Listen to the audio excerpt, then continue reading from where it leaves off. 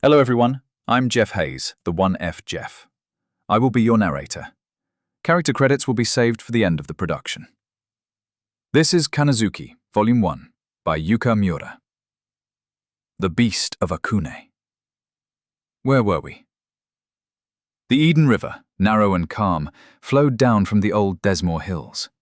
Split by a watermill, it spilled past ancient stone to a wooded valley, and on to a place where the river bent along Akune's crumbling fortifications.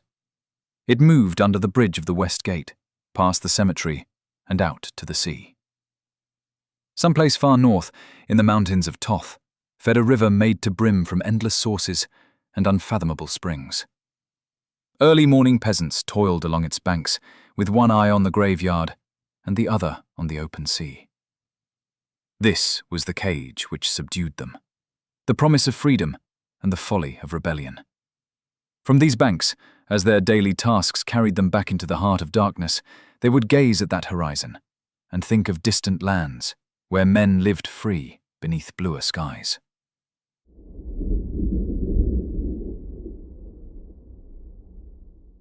Possibly for this reason, no one noticed a sharp flash of lightning on that summertide morning.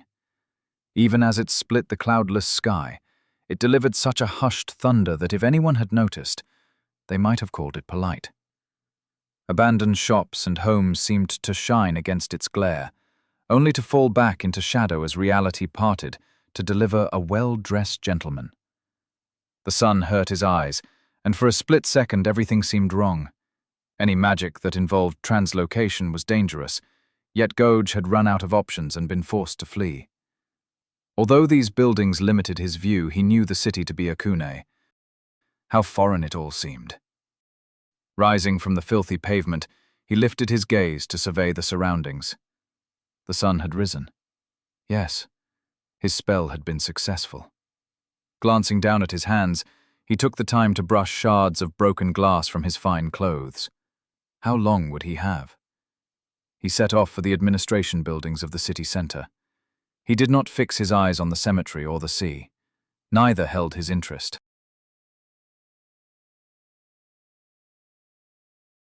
Flour, sugar, salt, butter, and milk. Put all of these together and a man can enjoy a biscuit. For some, these ingredients were hard to find. For others, impossible.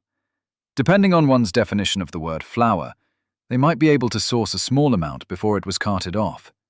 Sugar was an entirely different matter.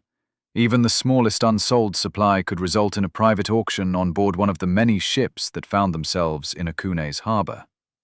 Salt came from the northernmost parts of the Toth kingdom, and often passed by a great number of wealthy cities before finding its way here.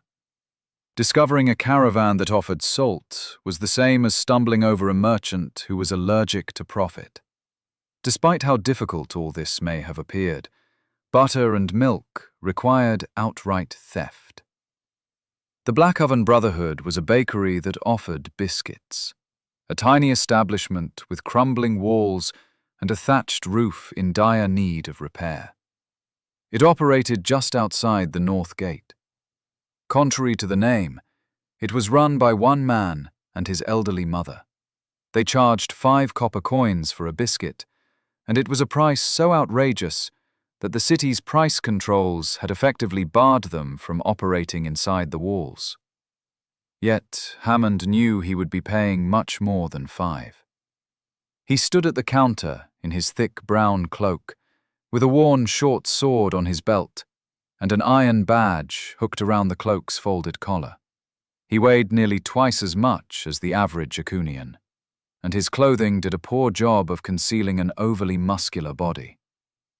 His soft eyes had already apologized. 1 biscuit, please. How dare you? Toma threw his rolling pin into a pile of other rolling pins. Hammond averted his eyes and felt his shoulders sag. I did not mean to. You pushed me to the ground. I did not mean to. Your friend laughed, yes? He laughed like you meant to. He is not. Hammond made an effort to stand up straight and look the baker in the eye. Despite being a skinny man, the baker was much older, and his glare was too intense. It made Hammond uncomfortable. The Baron favors your friend, so he can do what he pleases, yes? Only laws for the rest of us, yes? Bowden is not my friend. With a scoff, Toma turned back to the many trays stacked behind the counter and began sliding them out. I know that. He needs someone to do the throwing, or he would have done it himself. Types like that have no friends. If the Baron says that you owe taxes, then it would be you that gets tossed on the floor, yes? You should have paid. Go away! Hammond uncrossed his arms and slapped both meaty hands on the counter. These are not common bandits, Toma. They have the power of the king. If someone gets in their way... If you bring that noble back in here, I swear I will cut his eyes out! It was the kind of comment that might make your heart stutter. A special kind of fear that forces you to take inventory of your surroundings. The question of who might have heard those words and how far they might have travelled immediately entered Hammond's mind. The shop front had only recently opened, and it was still early. As long as it did not happen again, it could be forgotten. Bowden. Bowden is not a noble. He works for Baron Eckhart, yes? What does that make him? Please just pay next time. I won't always be around. Get out! Hammond took his hands off the counter and clenched them at his side. There was nothing more that could be done if the man was determined to kill himself. Before he could turn and move toward the entrance's rickety wooden door, he heard a more composed voice speaking from behind the counter. And take this with you. Toma placed a small cloth basket on the counter. What is it? Mother left it for you. He was left alone with the basket when Toma returned his focus to the trays and brought two of them into the back room. As if it were a gift, the basket's lining had been carefully folded over the top of each layer. He took a moment to quietly unwrap it, as the unmistakable smell drifted up from the two biscuits inside. Hammond placed 14 copper pennies on the counter, more than the price, but less than they deserved. The aroma of dust and horse dung took the place of freshly baked bread as he exited the establishment and trudged back through the north gate. Normally he would wave and smile at his fellow watchmen, but since this was the hour of shift change, everyone appeared to be quite busy. Hammond's tenure on the city watch had given him insight into the city's inhabitants. A merchant offering a gift was not uncommon. It was the biscuit equivalent of a promotional price cut, upgraded service, larger portion, or extra serving, and the implication was unmistakable. They appreciated his company. No vendor would ever refuse some added protection, and if a pleasant attitude and some nice words were all it cost, they would do their best to invite it. Hammond had made it a point to visit the Black Brotherhood oven almost every morning due to its location. Hardly anyone patrolled the North Road, and because the establishment was outside the city walls, they were not guaranteed protection. Hammond would not always make a purchase, and he would not always receive a gift, yet they had always been thankful for his diligence, until this morning. He thought that buying the most expensive thing he could afford would be the best way to say I am sorry, yet Toma and his mother shared a personality trait that occasionally made things difficult. They were too smart for their own good. They had not only expected his apology, they had also foreseen his choice and offered it as a gift. Providing him with two only served to break his heart. The way Bowden had acted was unspeakable, yet if Hammond had not been there, it could have gone much worse. Now he was forced to wonder whether this gift was intended to be forgiveness or a plea for mercy. Hammond took a bite as he walked. It was delicious. The most extravagant thing he had eaten all month. Could it be poisoned? Hammond stopped in his tracks. No, of course not. How could he imagine such honest people doing something like that? He pushed it from his mind and continued on, savoring each bite. Such amazing flavor. It was possible they had been baked with extra butter, though this could have just been his imagination. He promised himself that he would make his way back and give them another visit before the end of his shift. Perhaps Toma's temper would have subsided by then. Either way, it would give Hammond time to find the right words. A small crowd gathered outside City Hall's service entrance. They dressed like labourers and spoke with the taskman. Hammond watched them suspiciously before entering the great chamber where the day guard would take up positions. The walls were adorned with portraits of kings long dead. Ancient faces painted on canvas. Each bore different expressions, some angry, others proud. All wore simple crowns of the finest gold and silver. The centre portrait depicted King Sildan, and here, at least, he appeared stern and dignified. Not a hint of a smile revealed itself as he looked on without judgment or pity. The relief of the great hall's cool shade was much appreciated. The heat wave would only increase if today was anything like yesterday. Upon entering, he was greeted by a few recognizable faces, mostly clerks and watchmen, eager to start the day. That is when Hammond caught sight of the man. White hair, well-groomed, thin and kind of short. He wore a black suit with a vest underneath and held an ornate cane in his left hand. The man, however, seemed to have no trouble walking, and as he ascended the stairs to the entrance, he carried it halfway up the shaft. He was likely a foreigner, confused or looking for directions back to the dockyard, or perhaps this fellow was a merchant who had been sent to pester the clerks. This sort of thing happened from time to time. Fools would disembark their ships with the belief that they could simply march into the bureaucratic center of Akune and start demanding special dispensation. Hammond cleared his throat loudly. Hey! The man stopped at the double doors and turned to reveal the face of a much older gentleman. Deep lines creased around his eyes. The skin was pale, strangely a little too pale for this climate, but there was no mistaking the striking blue color of his irises, or the scars that distance had concealed. Some lines were jagged, some were thick. It was enough to make Hammond wonder if a scoundrel had once tried to slash the man's head off. Walk back out. You can't come in here. A few of the other guards watched as he confronted the trespasser. I'm sorry, sir. An officer by the door involved himself rather than listen to Hammond's shouting. He wore the same brown cloak as the other guards, though the badge clasping one of its corners was made of brass, not iron. We don't allow any visitors in this room without special permission from council members. I do not require permission. The accent was strange. And although the docks attracted a lot of accents this time of year, Hammond was certain he had heard it once before. Another watchman moved to stand beside his superior, offering agreement. Sir, we're not allowed to let anyone else in besides the clerks. Who governs this city? The foreigner did not sound annoyed. So far as Hammond could tell, his voice was smooth and even, almost playful. He stepped forward to stare the man down, a sneer melting into feigned pleasantry. It was time to demonstrate the proper method for ejecting foreigners. Hello there, my good fellow. I'll tell you what, since you obviously don't want to leave, how about I lock you in the rogue house? We can talk then. The man's tone had not changed. Is this city run by a mayor, a lord, a king? Aye, it is run by a lord. What is it to you? I want to see this lord. You got an audience? Yes. The officer glanced at Hammond nervously. No one would lie about that. No one but an ignorant foreigner who didn't know where he was. The officer leaned in again.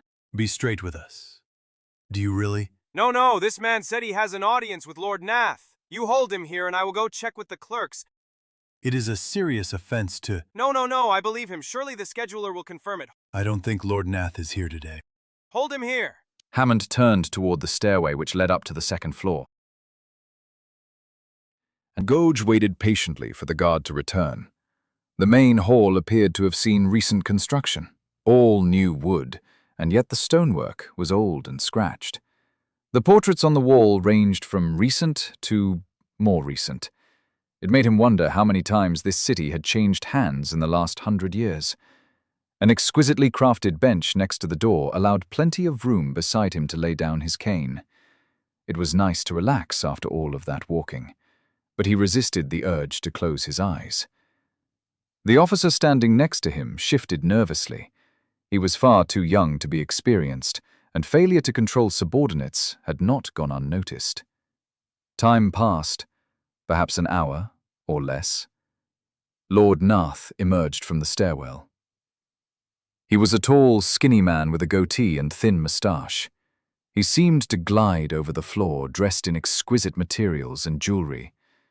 Hammond trailed behind him with a troubled frown. Throughout the hall, the guards came to attention. Gouge snatched up his cane and stood to greet the pair. He wondered for a moment what the greeting ritual of this world had become. Waving, bowing, shaking hands. Did they still greet? Lord Nath smiled and offered a small nod. Gouge stepped forward and returned it with a polite bow. Are you the gentleman sent by the guild? I am afraid they did not give me much of a description.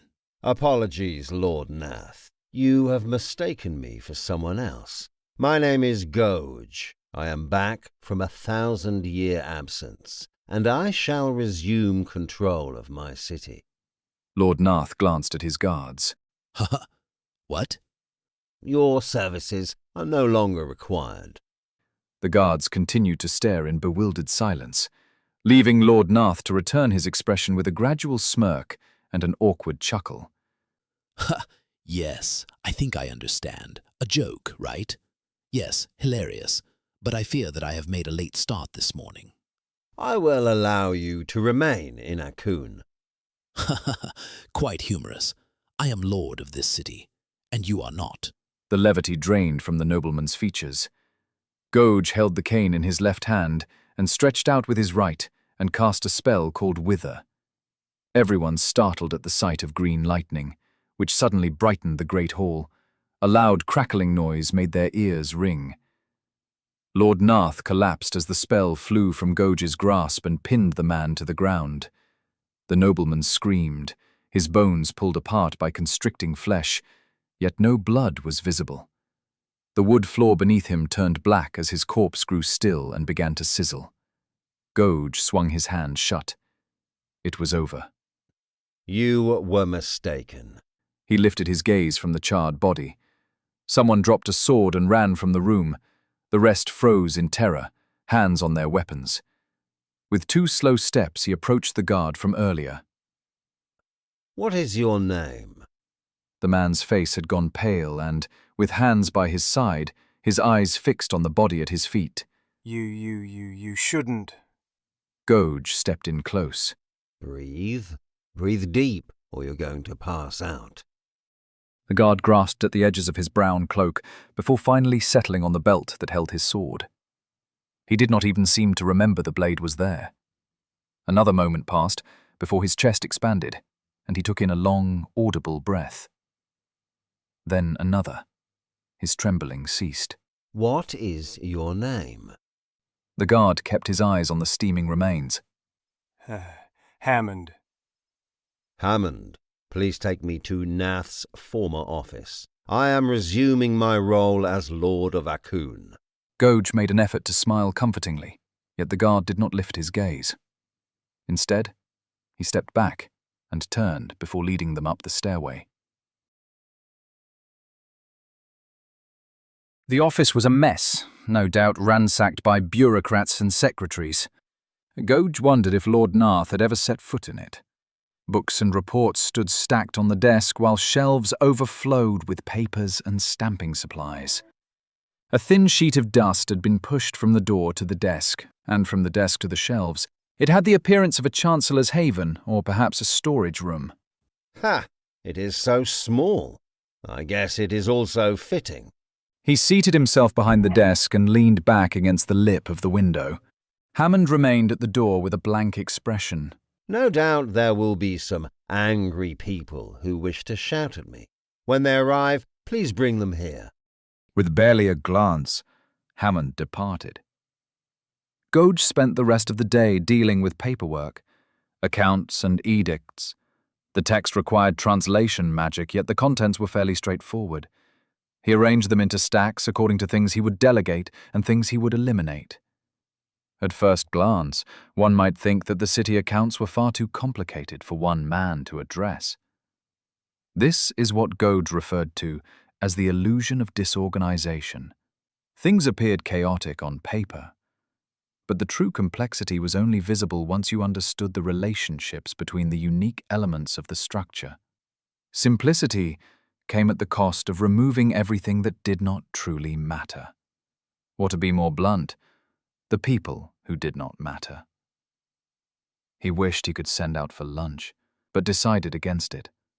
Poison would surely find its way into any food the good people of this city would deliver. Patience seemed the better option. A crowd formed on the street outside his window, and he would occasionally detect the murmur of whispered gossip filtering up through the open window. Yet he did not give in to curiosity. Instead, he continued to comb through the documents and ledgers well into the afternoon. Hammond returned just before sunset with 4 men. They wore heavy plate armor and carried maces, swords, daggers, crossbows, and other assorted weaponry. Goge removed his reading glasses and folded them neatly on the desk. If you have a civil mind, then let us speak. An eerie calm descended. Tense expressions painted the faces of the watchmen as they glanced at one another. One stepped forward. He was a large man with dark hair and a mature face. He appeared to have something important to say. As it was probably a threat, Goge interrupted him before he could speak. Please, introduce yourselves and have a seat. They did not sit. But they did not draw their weapons either. The man's eyes scanned him carefully. I am Tarek, commander of the Akunian City Watch. Welcome, Commander Tarek. I am Lord Goge. I understand that you were under the employ of the former landholder. What can you tell me about him? Tarek's right hand flexed closer to the sword at his belt. Lord Goge, is it true that you murdered Lord Lorca Nath this morning? Yes. The group scowled at such a straightforward response and carefully changed positions. Even if they had wanted to surround him, it would have been impossible to spread out in such a small office. May I ask how? Tarek's question was a simple one, yet not something Goge had considered. He knew well that there were magic casters in this world, however. There was no way of telling how rare they had become.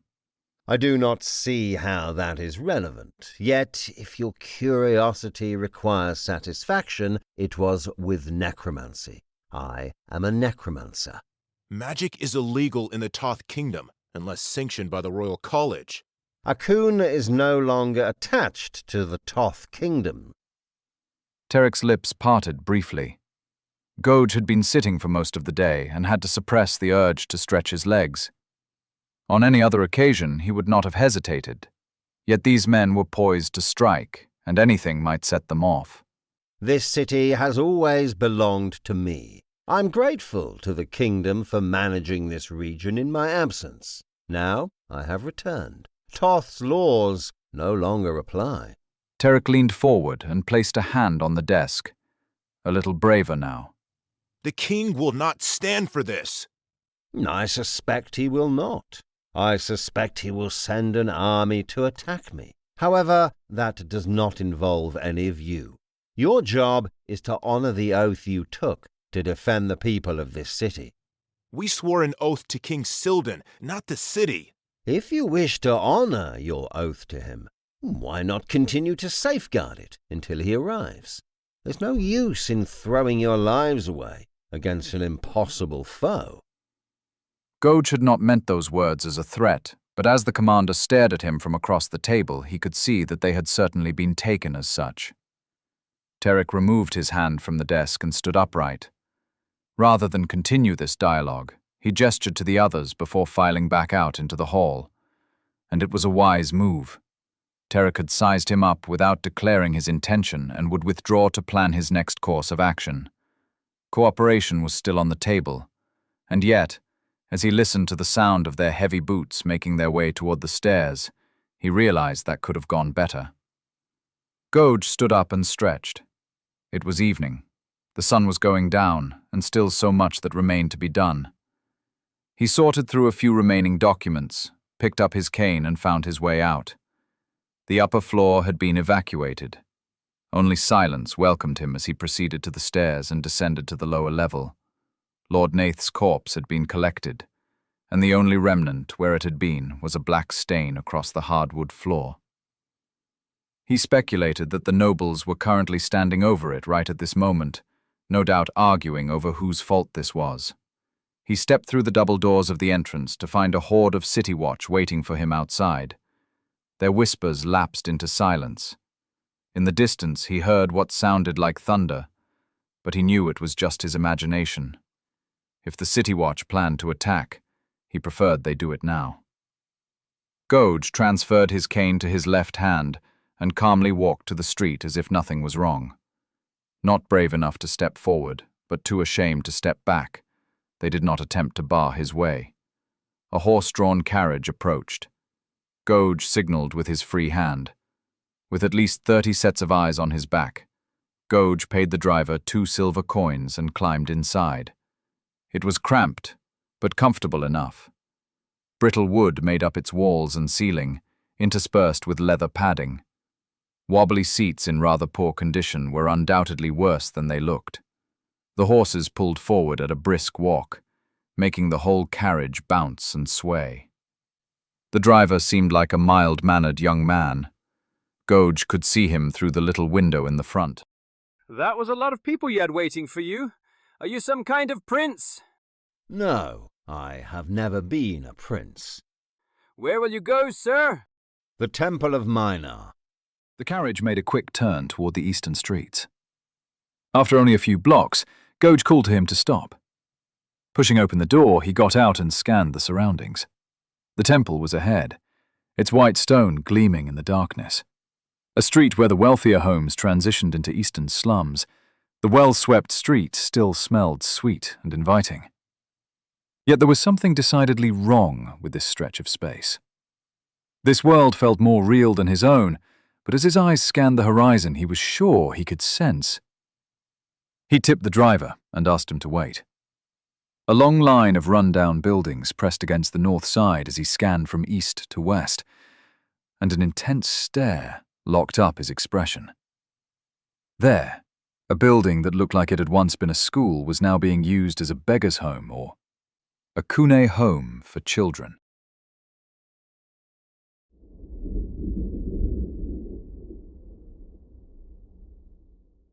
Lily shook as her eyes fell upon him.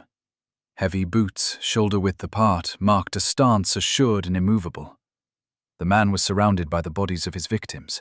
They littered the street in the thousands and stretched from one end of the city to the other. Lily pulled herself up from the ground. Her nightgown was sewn from expensive cloth, sized to fit a child of her age, yet it was not the sort of thing she would normally wear. Despite how filthy it had become, she recognized the fact that only a girl with wealthy parents would find herself sheathed in something this fine. A voice from the shadows made her blood run cold. What are you doing here? What is your name? Tears leaked from her eyes, even though she knew they were useless. Dark clouds covered the shattered moon and poured over the city as if from a hole in the sky. A spark and a thunderous sound unleashed a torrent of rain. Lily lifted her hands as they began to turn red. It was blood. Do you understand? I am a beast. Absolute evil. The wind picked up, and lightning cracked behind the shadow man. The liquid red separated like glass around his form as his voice echoed through the streets. It rang out like laughter, but Lily could hear no joy in it. An intense pain pressed her chest, and she struggled to draw breath. The shadow man's hand reached down and grabbed her by the hair. You've completely wrecked my plans. Lily woke up with a start. It was less than an hour since she had lain down, and Kenta was still awake. The boy reached across the tiny room to pat her shoulder. It's a bad dream. She swung her legs over the side of the bed to plant her feet against the tile, but found them unresponsive. A falling sensation washed her to the ground. What's the matter? Ritsu rolled over in her bed next to the door and opened her eyes. Shadow Man is coming. Lily wrapped her arms across her chest despite being tangled in a ratty blanket. Kenta shook his head at Ritsu and carefully climbed out of bed. Although still a young man, he was considerably older than Lily. He slid himself down next to her and put an arm over her shoulder. You're safe. You're safe here, Lily. I can feel it. I can feel it this time. Kenta pulled her closer. Shh, don't wake everyone up. It'll be fine. You'll see. She looked across to Ritsu, and the young girl smiled back. 'Twas a bad dream, Lily. The darkness of the room closed in on her. Only moonlight shone through the windows. She leaned her head against Kenta's shoulder and felt the call of sleep fast returning. After a moment, she was nearly ready to climb back into her bed. The feeling of dread returned with a vengeance. No. Shh, it's all right. Kenta pulled her closer once again, that not even his warm embrace could soothe her this time. She felt her breath catch as it had in the dream. Shadow Man is coming. Nobody's coming, Ritsu whispered with eyes half closed. Someone walked across the hall just outside the room, bending the ancient tiles upon each footfall. A sharp knocking sound erupted somewhere in the distance. Kenta looked up. The knocking came again, this time louder. Ritsu opened her eyes a bit wider. Who's that? Kenta waved her words away. Nobody. A visitor for the headmaster. Lily shook with fear. I can feel him. No longer knocking, a repeated banging vibrated through the building, only interrupted by the groan of the locks being thrown on the main entrance. Everyone was awake now, and one by one the heads of children lifted from their beds. Kenta put both hands on the floor. I'm gonna stick my head out and see. Lily latched onto him. No, it's Shadow Man. I can feel him. Stop it, Lily. There's no shadow man. Don't get the young ones upset. Kenta tried again to push himself up, but the girl refused to let go. With gentle hands, he took a moment to pull free from her grip and slipped away. A few lumbering steps brought him to the door. Lily closed her eyes, but the feeling was still there. A dark and sinister presence sat just stone's throw away. It moved quickly, crossing through the building and settling somewhere in the north. Kenta opened the door and peered down the hall. What do you see? Someone for the headmaster. Why are they here so late? Don't know. Maybe someone from the palace. Maybe they have news. Or food. Ritsu smiled and looked back to Lily, yet Lily's expression had not changed. Kenta closed the door and shot her a silly expression. After a few steps, he stood next to her, but did not bother to sit again. Come on, Lily. Get back in your bed. It's just someone for the headmaster. I'm sure he will tell us in the morning. Lily thought about standing again and decided against it. She wanted to climb under her bed, but she feared what Kenta would think of her if she did. She breathed in deeply and brought her legs in under her. Before she could stand, the staccato of running caught everyone's attention. It was followed by shouting and doors scraping open. Crying, screaming, adults yelling orders and children yelping in confusion. The door to their room flung open, and one of the few caretakers stuck her head in. Everyone in the hall, right now. The headmaster was a bald man, dazzled by coin. He moved up and down the corridor, pushing open doors and barking orders. A few voiced their terror, but no attention was paid as the children were dragged from their slumber one by one. It was further down the hall. Goj could feel it.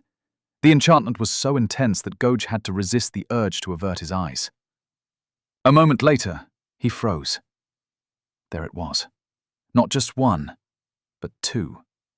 An unconventional power source concealed by a deceptively simple illusion. Goj's glare fell upon the girl. She could not have been older than 10 or 11. The glamour was so thick, he could see it ripple against the lamplight. He looked directly into her eyes and reached for one of the many pins hidden under his vest. It silently began its work, and the illusion dissolved. Gradually, the color of her eyes changed from green to dark brown, and her hair from blonde to black. Two bony points appeared just above her brow. Horns. Or at least they would one day be. She was a domainer, an abyssal, a demon. Three things that were extremely rare on this obscure world. Yet that was not all she was. Goj's eyebrows bent in confusion. What is a red Sork Nakiri doing here? The girl looked away. She was truly a child. The spell had not disguised her age, but this only served to further confound him. Who had cast it? How many demons were in Akune, and why would they hide their young? These questions bubbled to the surface, yet time allotted to this detour had run short. He gestured to the bald man. This young lady is coming with me. As for you, we shall be merging the orphanage with the temple, and it will richly compensate you. He glanced at the other children, dressed in rags and staring back. All of you. As he took the girl's arm, she turned to her friends to see looks of horror painted across their faces. A few whispered pleas for help went unanswered as they watched her led away by this stranger. Outside, they found the carriage still parked on the empty street, and the driver pretending not to be curious. Gouge waited for the child to climb into the carriage before following. The interior seemed just a little more cramped now that there was someone sitting across from him. The demon child stared down at the scuffed wooden floor. If you value your life, you will tell me where the others are. Do not mistake the truth, or I shall become quite merciless. How many abyssals are in my city? Where are they? How long have you been here? The girl did not answer, instead closing her eyes. Gouge leaned forward, intent on raising his voice. What is your name? If you seek to test my patience, then you shall find it short. This climate annoys me, and I can think of no worse time of year to visit. Although this humidity was once tolerated, the memory escapes me and has left me miserable. I am absolute evil, a monster, a villain, a cold, heartless man who does bad things to good people, and I've not slept in 2 days. Another hour, and I may lose myself to madness. Speak! Her voice came as a whisper. Lily. I am Lily. They sat for a moment as the carriage bumped along the cobblestone streets. His eyes scanned up and down her terrible appearance, and it was only now that her odor was beginning to advertise itself. One might assume the girl was tired, given her sagging shoulders and hands in her lap, but as Gouge stared at her trembling form, he realized that she was not difficult to read. This was the behavior of someone who had been dragged from their slumber to be screamed at by strangers, so it was safe to wager that she had very little idea of what was happening. He glanced away and allowed himself to ease back into his seat. Ignore my passion. You have wrecked my plans. And although I am pressed for time, I must keep my mind sharp. Not far from here there is a small temple that I had wished to visit. Under normal circumstances, it would not have been an issue. However, the hour has grown late. A quick close of his eyes only reminded him that he must remain awake. Daylight would come again, but not for the unprepared. Oh, honestly, it's my fault. Making an earlier start would have been better. Yet I resigned to wait for the city watch to approach me. A mistake, perhaps. It was a conversation that needed to be had, and yet it did not go as well as I had hoped. So here we are, out of time and out of place. It would not be wise to bring you to the temple in such a state, and I ought not leave you in the carriage because you are not trusted to remain inside. Casting his eyes from the open window to the demon child, he caught her looking at him for a moment. Was her expression accusing him of something? Or was his mind being lost to exhaustion? Yes, I know. Why did I take you out of the orphanage if you were such an inconvenience? Well, I shall not have a red Sork Nakiri running around my city either. Gouge slapped his cane against the window. Change of plans. Bring us to the best tailor in the city. The best tailor in the city turned out to be the only one still open at this hour, Mosasaur Barnon's Clothworks. It was a sprawling establishment, seated on the second floor of a dry goods shop. More of a workshop than a place for customers, it was packed with barrels and looms, all clustered around empty chairs. A well-dressed man met them at the door. Sir, we sell in bulk. However, we do not provide delivery. I am Lord Gouge of Akune. This is my slave Lily. She requires new clothes. I am a man of means, and I need this done as quickly as possible.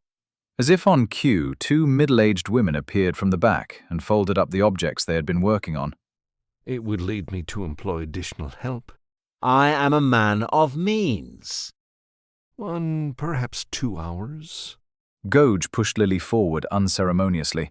She requires a bath. That can be.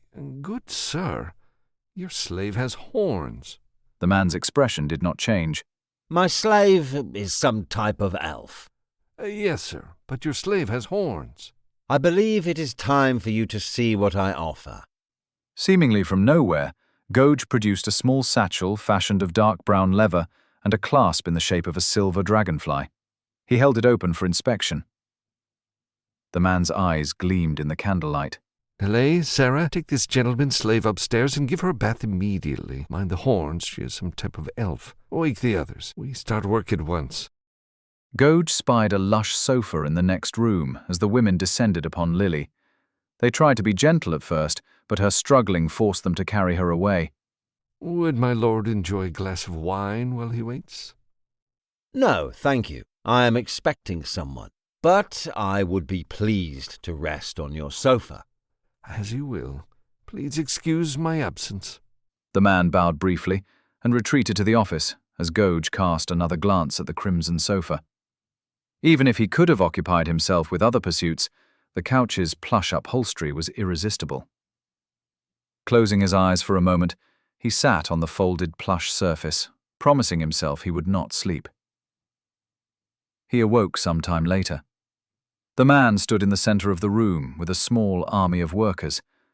Hands wide, he presented a furious little girl. Gouge allowed a few moments to appreciate what they had done. Her hair was shoulder-length and neatly cut, her skin freshly washed. She wore a black and white dress with tiny black shoes and a large, silky black bow on top of her head. Or was that a hat? A hat shaped like a bow. Lily slouched. Her transformation had proved amazing, but the child was clearly annoyed by all the attention. I hate it. Their lingering expressions faded. I commend your work. I trust that this style is the edge of Akunian fashion, but Lily is the property of your governing lord. She requires something which befits the honor of her station. Good sir. We will take this, yet I require something appropriate. I shall raise your fee to 200 tani and give you another hour. The man swiftly wrapped his hands around Lily's shoulders and led her back to the fitting room. Gouge reclined on the sofa, unsure whether he had purchased a second attempt at a suitable appearance or another hour of bliss with such a comfortable piece of furniture. For a brief moment he wondered how much it would cost to keep the man at bay for the rest of the night. Too soon, and Gouge pulled himself back to the waking world. With an assortment of fine black cloth, they had sewn an elegant suit, feminine yet professional, beautiful yet respectful. It was as if they had attempted to create attire in the style of his world. Although the fabrics were different, it was easy to determine that she was connected to him, based solely on how she looked. Shoes and pants that were not overly complicated, a respectful neckline, and a thin black coat wrapped it all together. It seemed as though the edges of the coat had been purposefully designed to cover a thin cloth vest just like his. Bones ached as he forced himself to stand. You have outdone yourselves. Please consider using your fee to hire more staff, as I shall be recommending your services to my court. Lily and Gouge left the shopkeeper to count his coin and crossed the darkened streets to a nearby inn. The first floor was a large dining area with wooden tables and benches. A servant rushed over to them and offered a thick leather menu with tiny symbols printed on the back. Gouge retrieved his reading glasses to examine the selection. Lily, what shall you order? Gouge was starving and still sleepy. He reckoned that if he did not get a hot meal and a proper bed, it might send him into a murderous rage. Lily was tired, yet her eyes sprung open at the smell of food.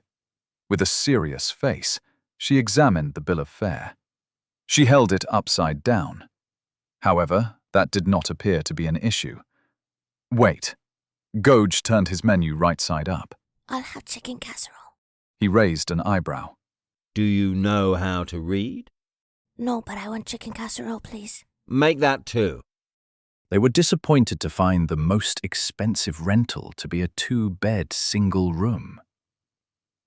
Now fattened by a heavy meal, Gouge dreaded the idea of staggering around the city in search of better lodgings. He swung the door wide and set the lamp holder on a dented table. Lily secured the bed by the far wall while Gouge examined the bed in the center. It was soft and stuffed with cotton, compelling him with a siren's song. He deactivated a limited invisibility spell that hid the equipment he wore. His clothing changed with a soft shudder to reveal a satchel, a bandolier of wands, a cape with a golden symbol embroidered on the back, and a container for his cane. Lily stared with unblinking eyes as the decorative pins on his vest brightened into view. Tiny jeweled figures lined the fabric in rows. Symbols, insects, drakes, and various animals appeared to be crafted from simple base metals, yet most were adorned with gold and precious gems. Gouge removed it all and stacked it next to his bed. He held his fist in the air until it glowed with a sickly green light. Black smoke rose from the floorboards and moved to the door of the room, licking up the sides and consuming it in shadow. Lily stared in awe as she crawled onto her mattress. What is that? Gouge fell face first onto the bed nearest the door, momentarily muffling his words. A shade. It will watch over us for the night. Stay away from it. Lily watched a few moments more as thin, red eyes appeared beneath the writhing smoke. She climbed under the covers and hid her face, hoping that if she could not see it, then perhaps it could not see her. Shadows washed across the floor and filled in the cracks of cheap furniture until finally finding its way to the lamp holder, the flame sputtered and died. The body was finally cold. At the Northgate garrison, Terrick's men had covered it with a sheet and placed it on a table in the back room. A tall man with a neat beard, a long nose and piercing blue eyes, was the first to approach. He was Baron Eckhard, and the only faces he knew how to express were serious ones. How could this happen? Where was City Watch? Why did they not defend him? Terrick glared. This happened at the administration building. At least 5 watch in the main hall, and another 10 around the offices. He had plenty of protection. Magic is what killed him. My men are not— Your men just stood there and did nothing? My men saw him use magic. What would you have them do? Something. Anything. Surely they could have stopped this. Terrick scowled and straightened his posture. How? The only mages I know are either foreign dignitaries or appointed by Toth. This Gouge person is dangerous. We do not know what he is capable of. A younger man named Park took up a position alongside Eckhard and leaned in to examine the shrouded body through spotless spectacles. A myth. Gouge is a myth from the age of the Second Empire. He was never real. Bodin entered, leaving his entourage in the hall outside and raising his voice. Real or myth, everyone's in a panic right now. They would point a finger at any storybook villain. However, I think you might agree that this Lord Gouge is a strange choice. Then who is he really? It is said that this man speaks with an accent. Could he have come from the docks? Arrived from the island kingdoms or some faraway land? Eckhard glanced back at the bold gaze of this newcomer. Bodin considered the question. Well, it would explain why he is unrecognised, but not why he hated Lord Nath. Foreigners with local interests are too rare to be suspected. Terrick stared at the corpse, unable to lift his eyes. I was face to face with him. He may not be who he claims, but he calls himself the Lord Gouge, says he owns the city. That makes little sense. Why impersonate someone so obscure? How old is this myth? Park leaned in to repeat himself.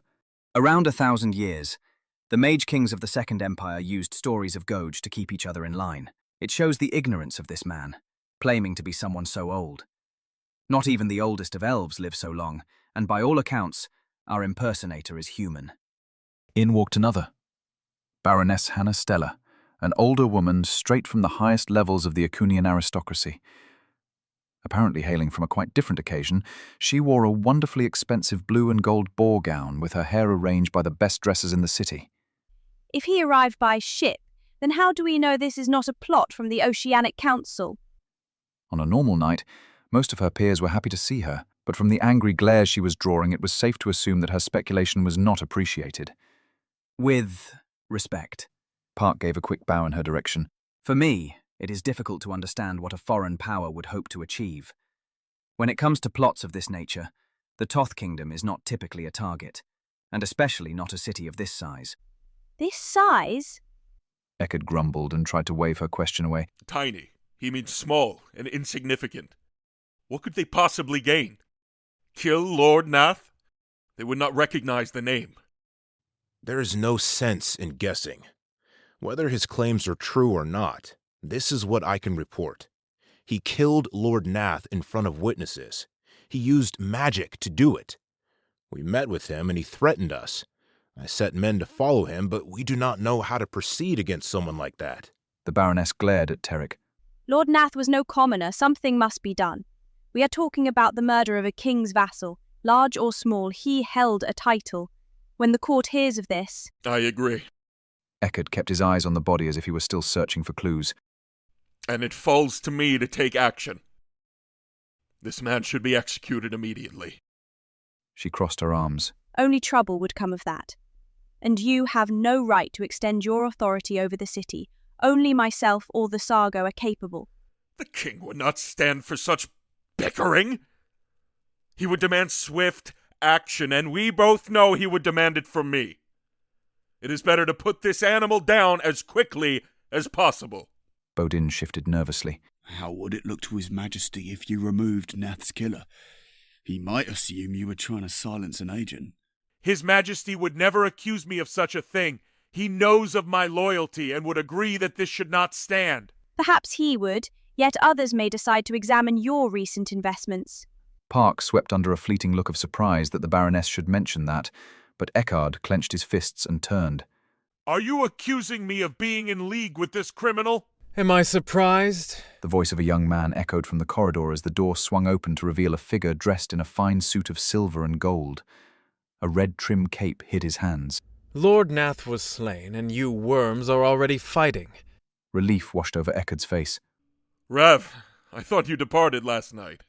The mage known as Rav approached and raised his hands up for dramatic effect. I had. I made it as far as Wolfpine before turning around. Seems my carriage was slower than the news. Does the king know? By now? Undoubtedly. Rav stepped up to the table, seized the edges of the sheet in both hands, and pulled it from the corpse. Everyone recoiled at the sight of the charred body. Stella and Park covered their mouths. Eckard shook his head. Rav, what do you make of this? Was this magic? The spell was overcast and ran too hot for a single target. He was cooked solid before he hit the ground. Eckard tried to keep his composure as he stared at the blackened remains. Can you slay this man? Not without a precept. Am I stupid? I require that Commander Terrick declare this Goge impersonator a rebel. Rav's eyes darted to the commander, followed by everyone else's. Stella shook her head. This is ridiculous. If we are incapable of performing a capture, then we should leave him for now. Are you suggesting we ignore a threat to the crown? I am suggesting that no one knows what is going on, and there is no reason we should not set the city watch upon him. If he is taken alive, then we can find out who set him to this task. Why do you oppose this? Rav draped the sheet back over the dead man. He opposes it because only Lord Nath could have given that order. Wielding the king's power without a right would see you summoned for examination. Yet, with a precept from Commander Terrick, I can kill this man as a mage of the Royal College. We put aside his crime of murder and engage him for his illegal use of magic. And what if you fail? What if he wounds you and turns his attention on... Do you think me a novice? It would require more than some delusional peasant to defeat me. To prevail against a true college mage, he would have to be the genuine Goge. Terrick cleared his throat, and the group turned to face him. If we fail to capture him, you will have it. Nina was a beautiful young woman, with long blonde hair, blue eyes, pale complexion, and a mischievous grin. She was slender, and yet rarely graceful, a person who would glide across the floor, only to stumble over her own 2 feet. Not a standard city squatter, none would find her choice of clothes on a rack in the market district. She wore a soft leather skirt that did not reach her knees. a wrinkled blouse, and a man's belt. In the last 5 years, a cobbler had fixed her worn boots several times, and her hair was tied with a thin cord of cowhide rather than a ribbon. The only thing she owned to which anyone would pay the name fancy was a small gold locket that encircled her neck. Yet upon inspection, one might question its value as well. The fountain in front of the library served as an adequate bench, and this late in the evening it made for a quiet place to sit. Ink from her latest journaling session stained her fingers. Nina often wrote for hours at a time. Thoughts, feelings, dreams, everything from what she saw to philosophical meanderings and poetry. When she ran out of words, she would sketch.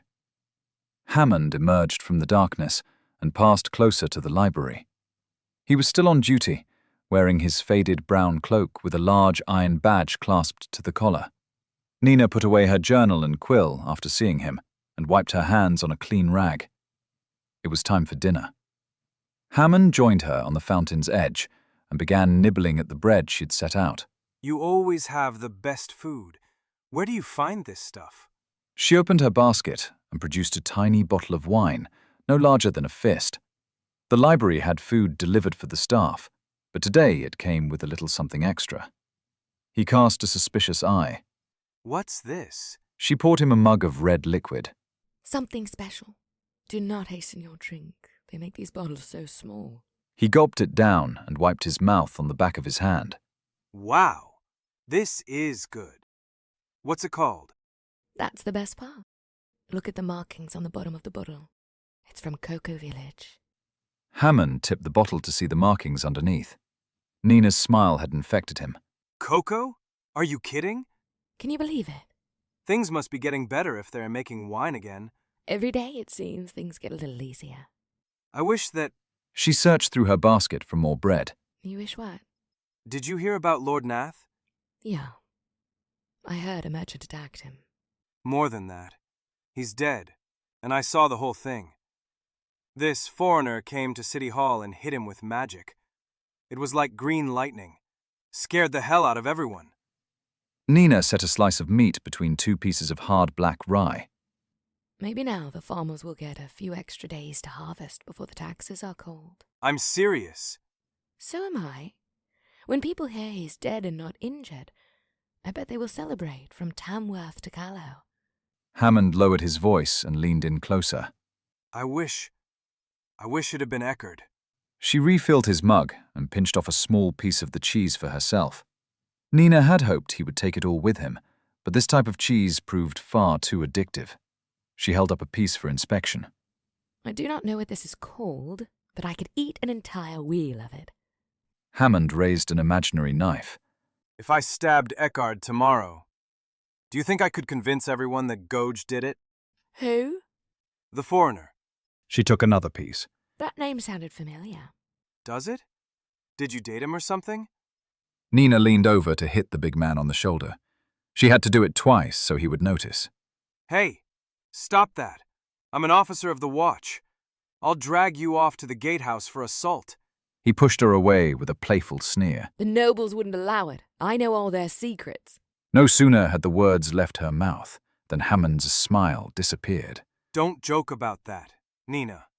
I am being serious right now. Don't joke about that. His eyes darted up and down the street reflexively, but no one was around. I was only teasing. She turned and placed her boots on the ground for a moment. With her hands by her sides, she gave him her best puppy dog look. If you said that to the people you work with... Would it be so bad? Then you'd have to run away with me. Hammond rolled his eyes. Ah, this again. Well, would it? Would it be so terrible to just leave and forget this debt? He took another draw of the wine and let out a moan of appreciation. Eckerd would hunt us down for sure. 44 silver. That is all I owe. We are so close now. I know. Nina, a year. Or maybe 2. Then we are working for ourselves. We can go to the docks and sail away. I know. We can work the trade lanes for some of the larger ships and get passage to Terrace or Bryn.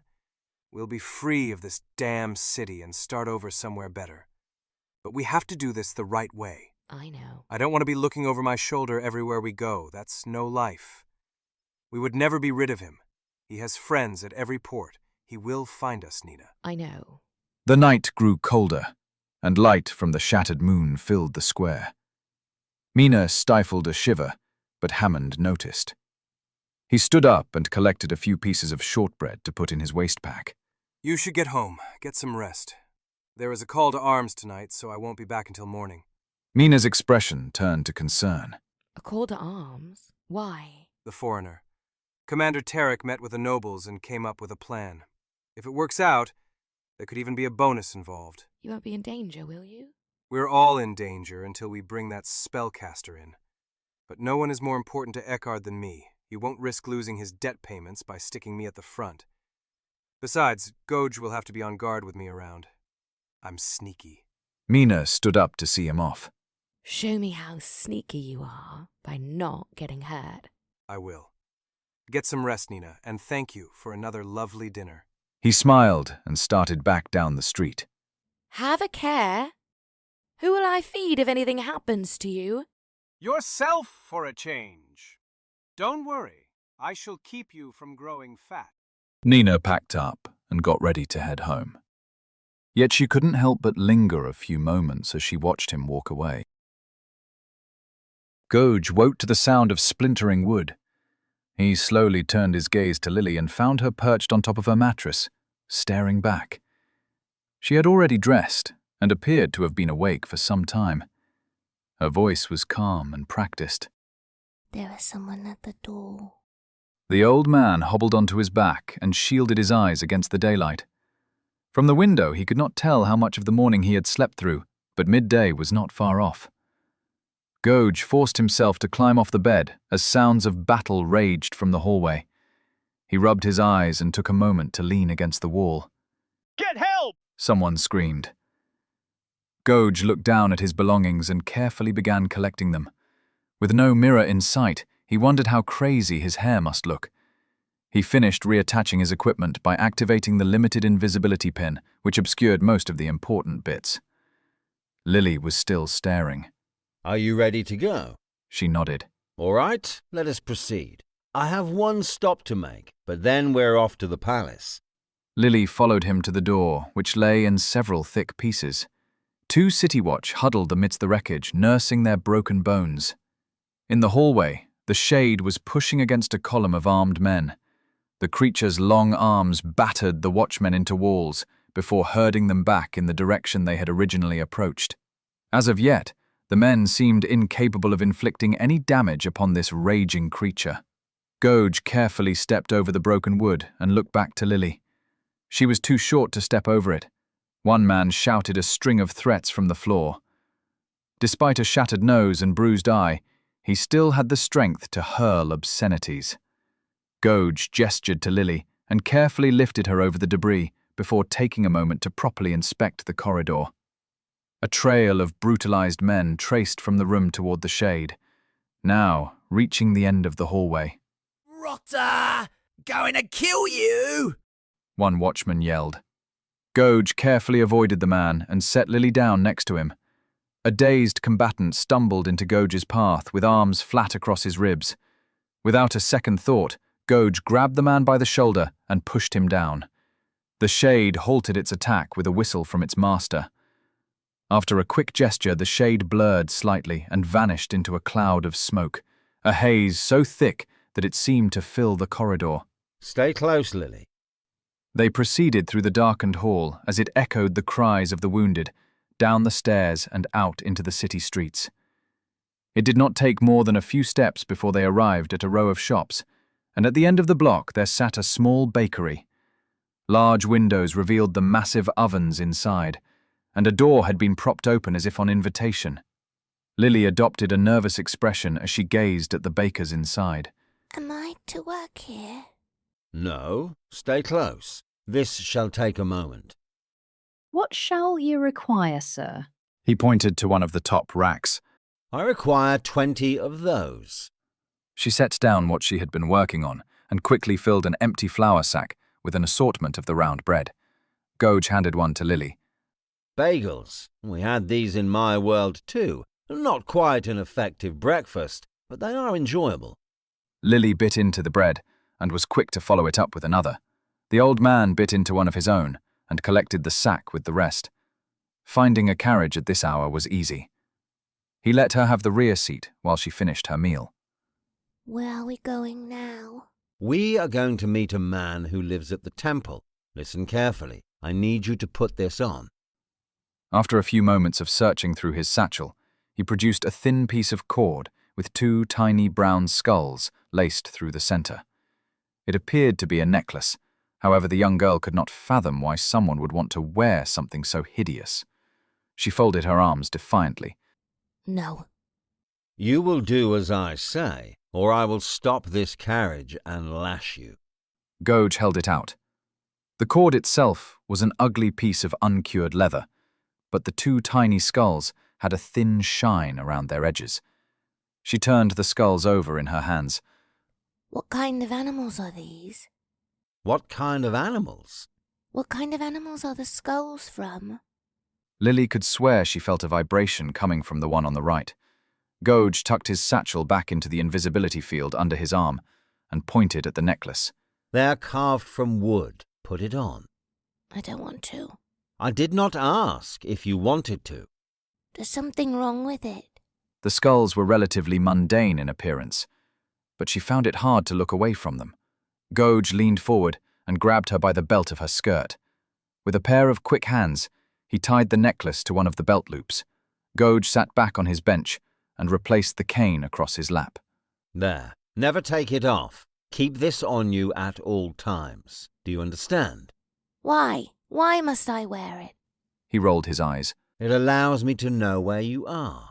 Do not for a moment believe you can evade me by simply removing it. If, even for an instant, I do not know where you are, I shall summon a ghast and task it with dragging you back. Regardless of how cruel you think of me, be assured that no mercy exists in such a creature. She glared as if she would soon strike. What are you? I already told you. You said you were a monster. Yes. What kind of monster? The very bad kind. Are you the Shadow Man? Goge's eyes darted as he attempted to recognize the term. No idea what that is. What is a Shadow Man? Are you a demon? No. He paused again. It had been a fair question, but it made him unsure of whether or not Lily understood what she was. I am human. No doubt the cruelest you have ever had the misfortune to meet. The carriage finally arrived at the temple. The white stone building seemed radiant from a distance. Up close, it would take a blind man not to see the dirt and neglect. Half-crumbled statues flanked the main entrance. All but one of the steps were in dire need of a mason, or perhaps a wrecker. They disembarked the carriage and made themselves presentable. Lily took a little longer to brush down the folds of her new clothes. Do you eat people? Goge pondered this as he scanned the yard. No more questions. Do you drink blood? Certainly not. He started toward the entrance. Lily staggered before she could follow, the new shoes making her unsteady. No talking when we go inside. I need to find this David fellow. Just inside the door, 2 acolytes swept the stone tiles of a large mosaic. Goge looked over the images, but could not recognize any of them. Ships, the ocean, the sky, people and sunbeams, truly a work of limited skill. Although the entrance had been left in a state of invitation, none of the priests showed an interest in visitors. A young man with stringy hair stood beyond the door. He was tall and thin, dressed simply in a brown robe, and led 3 others in sweeping out the presentation hall. Excuse me, I seek the archpriest known as David. The man paused and held his broom at the ready. Father David does not receive visitors. I am June. May I be of service? I need to speak with him. My name is Goge, Lord of Akune. June's eyebrow rose after the mention of a title. Father David is unavailable. Please, do not take offense, but the archpriest is too busy. I am not offended. Yet, I suspect you underestimate my talent for bribery. The man suppressed a thin smile. Sir, I have no doubt that you are talented. However, Father David remains unavailable. Gouge set the tip of his cane against the floor and held out the thin white sack with the symbols for flower written on the side. The priest made a puzzled expression and patiently watched as the bag's contents were revealed.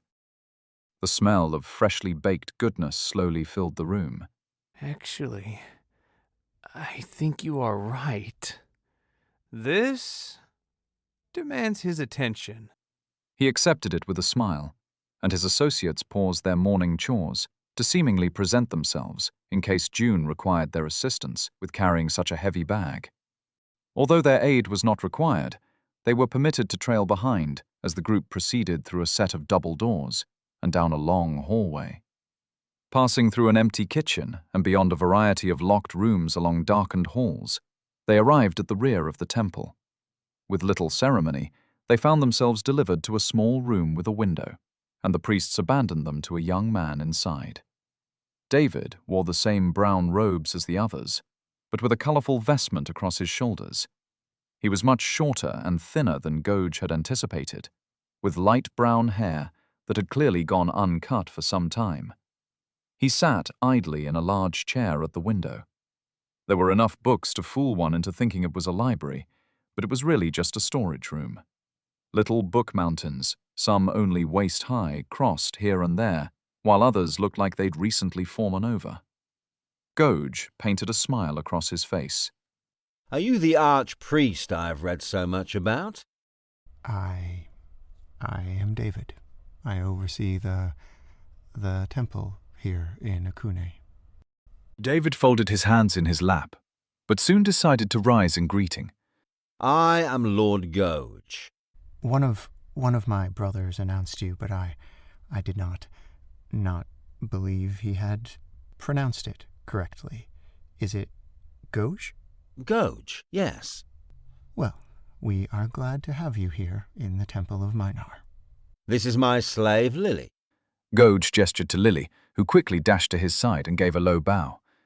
David quickly returned it with a nod, yet his eyes locked on her forehead. Your slave has horns? Yes. She is a rare breed of horned elf. Lily let out a disappointed moan. Gouge glared in response. Really? The priest gestured to a larger seat next to his window and cleaned off some books, of which many piled it full to brimming. His smile shifted nervously as Gouge sat down across from him. Please, pardon the mess. David, what god do you worship? It was not mentioned in any of the documents I inspected. Documents? Yes, I worship Minar. This is the Temple of Minar. Gouge tried to keep his attention, but David was staring at Lily's horns again. Please forgive my ignorance of local customs. Archpriest? Sage? Guide? How would you prefer I address you? Father David is fine. We do not use titles as much as some sects do. Very well, Father David. Are you aware that I have replaced Lord Nath? What?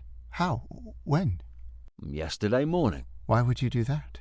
I require Akune, and I feel it is my right to retake it. Do you really claim to be Gouge? Gouge of Kar? Gouge the Mage King? I was never a king. That is impossible. It would seem that it is not as impossible as one might initially believe. How can you be alive? I do not age. Not anymore, at least. David blinked. Sorry, forgive me, I do not wish to offend. Proceed. Well, it is not my intention to upset you. However, I feel I must ask. Yes? Please do not be offended by my question. Gouge glanced at Lily and back to David before fixing his posture. A playful smile appeared. I suspect I may soon be insulted. I hope not, because it is not my intention. The priest increased his breathing as a frantic expression began to descend. Gouge leaned forward and grabbed the man's wrist. It was a friendly gesture, a display of concern which seemed to take David by surprise. Calm yourself. There is no way to know how it will be taken. Ask, and I will endeavour to be patient. Is there a way in which you can prove that you are this person? Gouge pressed his lips together and leaned back into his chair once again. His eyes wandered for a moment. I had not considered it until just now. Do you know of anyone who might recognize me? Anyone who might recognize you would have to be over 1,000 years old. Even among the elves, there are very few who live, and elves rarely travel to our corner of the world.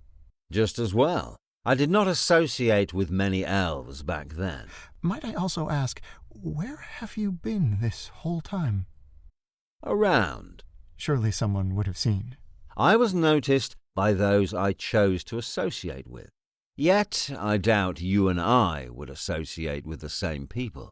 Father David, would it truly matter if I was or was not this person? As a matter of trust, I can understand why you would seek the answer. Yet it should be undisputed that I claim to be him. Also, I have assumed governance of Akune. For our purposes at least, should that not be enough? David stared for an uncomfortable length of time. Well, what do you intend? I would like to invest in your temple. You want me to give you the temple? No, it's nothing like that. I simply want to support your efforts, your cause. My cause? To spread the worship of Minor. You asked me who I worshipped. You asked me who this temple is dedicated to, because you did not know. Why would you support us if you do not know our cause? Gouge found himself considering his next words with great care. He took a long, slow breath. I spent most of yesterday scouring city reports for mentions of your name. I want to restore this city to its former glory. Yet this is not possible with corrupt nobles who sell farmers into slavery and lords who report shipping manifests to pirates. Every single merchant in this city pays half their income to a wasteful institution and ends up in the gutter if they have a bad month. I will be straight with you, David. I do not need Minor. I need someone that would rather starve than abuse a man's trust. I need someone who the people can put their faith in, someone who can represent them, someone who can speak for them. That man is you. I am flattered, but I think... Then allow me to proposition you. If the temple took in every orphan and vagrant in the city, how much coin would you need to operate for a year? David drifted. A lot. 100 gold tani every week. Gouge stood up and gave a nod. Then it is done. As of tomorrow, City Hall will open an account for your temple with a sum of 10,000 tani. 10,000? The priest nearly fell from his chair. 10,000. When people learn of your services, they will flood into the city. I suspect you are underestimating just how ambitious a venture I intend. I cannot promise anything. If you can provide such coin, then I will see what we can accomplish with that. Excellent. With the meeting concluded, Gouge turned to the door and gestured to Lily. She seemed intent on giving a departing bow of her own, yet there was little room to maneuver in such a confined space. Indulge me, just one question, Lord Gouge. They paused and slinked around to face him once again. Father David was staring at Lily. Is she... What I mean to say is, you say she is an elf. By elf, do you mean demon? Demon? An abyssal. It appeared many of these books had been read. As David stood up from his chair, Gouge pressed his lips together and once again repositioned himself opposite the man. He grinned warmly as he placed his hands on the priest's frail shoulders. We only find ourselves in Akune because we are running from something. Me, you, and her. We all escaped our past, and we are looking for a better future, a fresh start. David smiled. A fresh start. The sun was high in the sky. The heavy carriage door slammed shut, and Gouge exhaled. At the sound of the driver's voice, the horses jolted forward. Lily leaned back on the leather bench and fidgeted with the 2 wooden skulls attached to her belt. Why are you lying to people? Shut up, slave girl. You bring me nothing but bad luck. Everywhere we go, I can feel your eyes burning into my back. And what is that sound you make when I speak to others? It is like a scoff. Can I not converse with the people of my city without you judging my every word? Well, why don't you tell people the truth? Gouge clenched his teeth. That is what I have been doing. You are a liar. I bet you don't even have powers. You saw me summon a shade. Last night, I summoned a shade right in front of you. That didn't look like a shade. Very well. If it was not a shade, then what was it? Smoke monster. Shades are smoke monsters. That is what they are. I bet you are not really Gouge. Who else would I be? Who would claim to be me that was not actually me? Lily bit her lip and looked away. A moment passed as she stared out the window. Holmes ambled into market stalls and finally turned back to Holmes. Gouge rubbed the back of his neck. No one is interested in the truth. The truth is as foreign to this world as you and I. They prefer lies. When someone speaks the truth, they simply dismiss it as a new type of falsehood. She peeled her eyes from the window to glare at him. So you lie? Yes.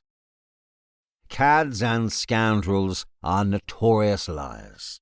As my slave, you may as well know. They sat quietly for a moment. She returned her attention to the window. I am not your slave.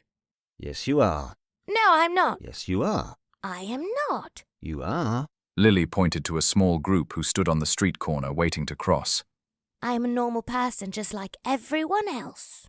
Do not deceive yourself, whether they have chains on their feet or not. Those people out there are slaves, each and every one. They arrived at the palace and a locked iron gate. The building was huge, multiple structures all strung together over a massive lawn. From one end to the next, the estate occupied a district all of its own. Gouge disembarked and was instantly assaulted by shouting, "That's him! That's him!" Two guards lowered their halberds and closed the distance. They did not appear to be the typical Akunian city watch. Instead, they looked like mercenaries or private security. Both were muscular and wore the standard chainmail that had become so popular in this region. Gouge helped Lily down from the carriage before addressing them. Move from my path or I shall kill you. He navigated between the startled guards as they attempted to position themselves on either side.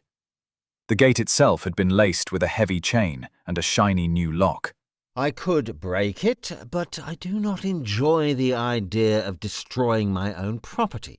Are there any suggestions from the audience? He looked back to see Lily shake her head. The carriage driver had decided not to get involved and gave a short wave of his hand before departing. The guards had finally circled around to opposite sides, with weapons at the ready. Gouge placed a hand on the thick iron lock and closed his eyes. There is a spell for this, but a great deal of time has passed since I last used it. You forgot the spell? He opened his eyes and turned to glare at Lily. You know, you also have powers. Why am I always the one who must perform? I have not witnessed you cast a single spell. When shall you decide to be useful? I have powers? Gouge went back to focusing on the lock. One of the guards drew closer and aimed the point of a halberd at his midsection. Get away from the gate!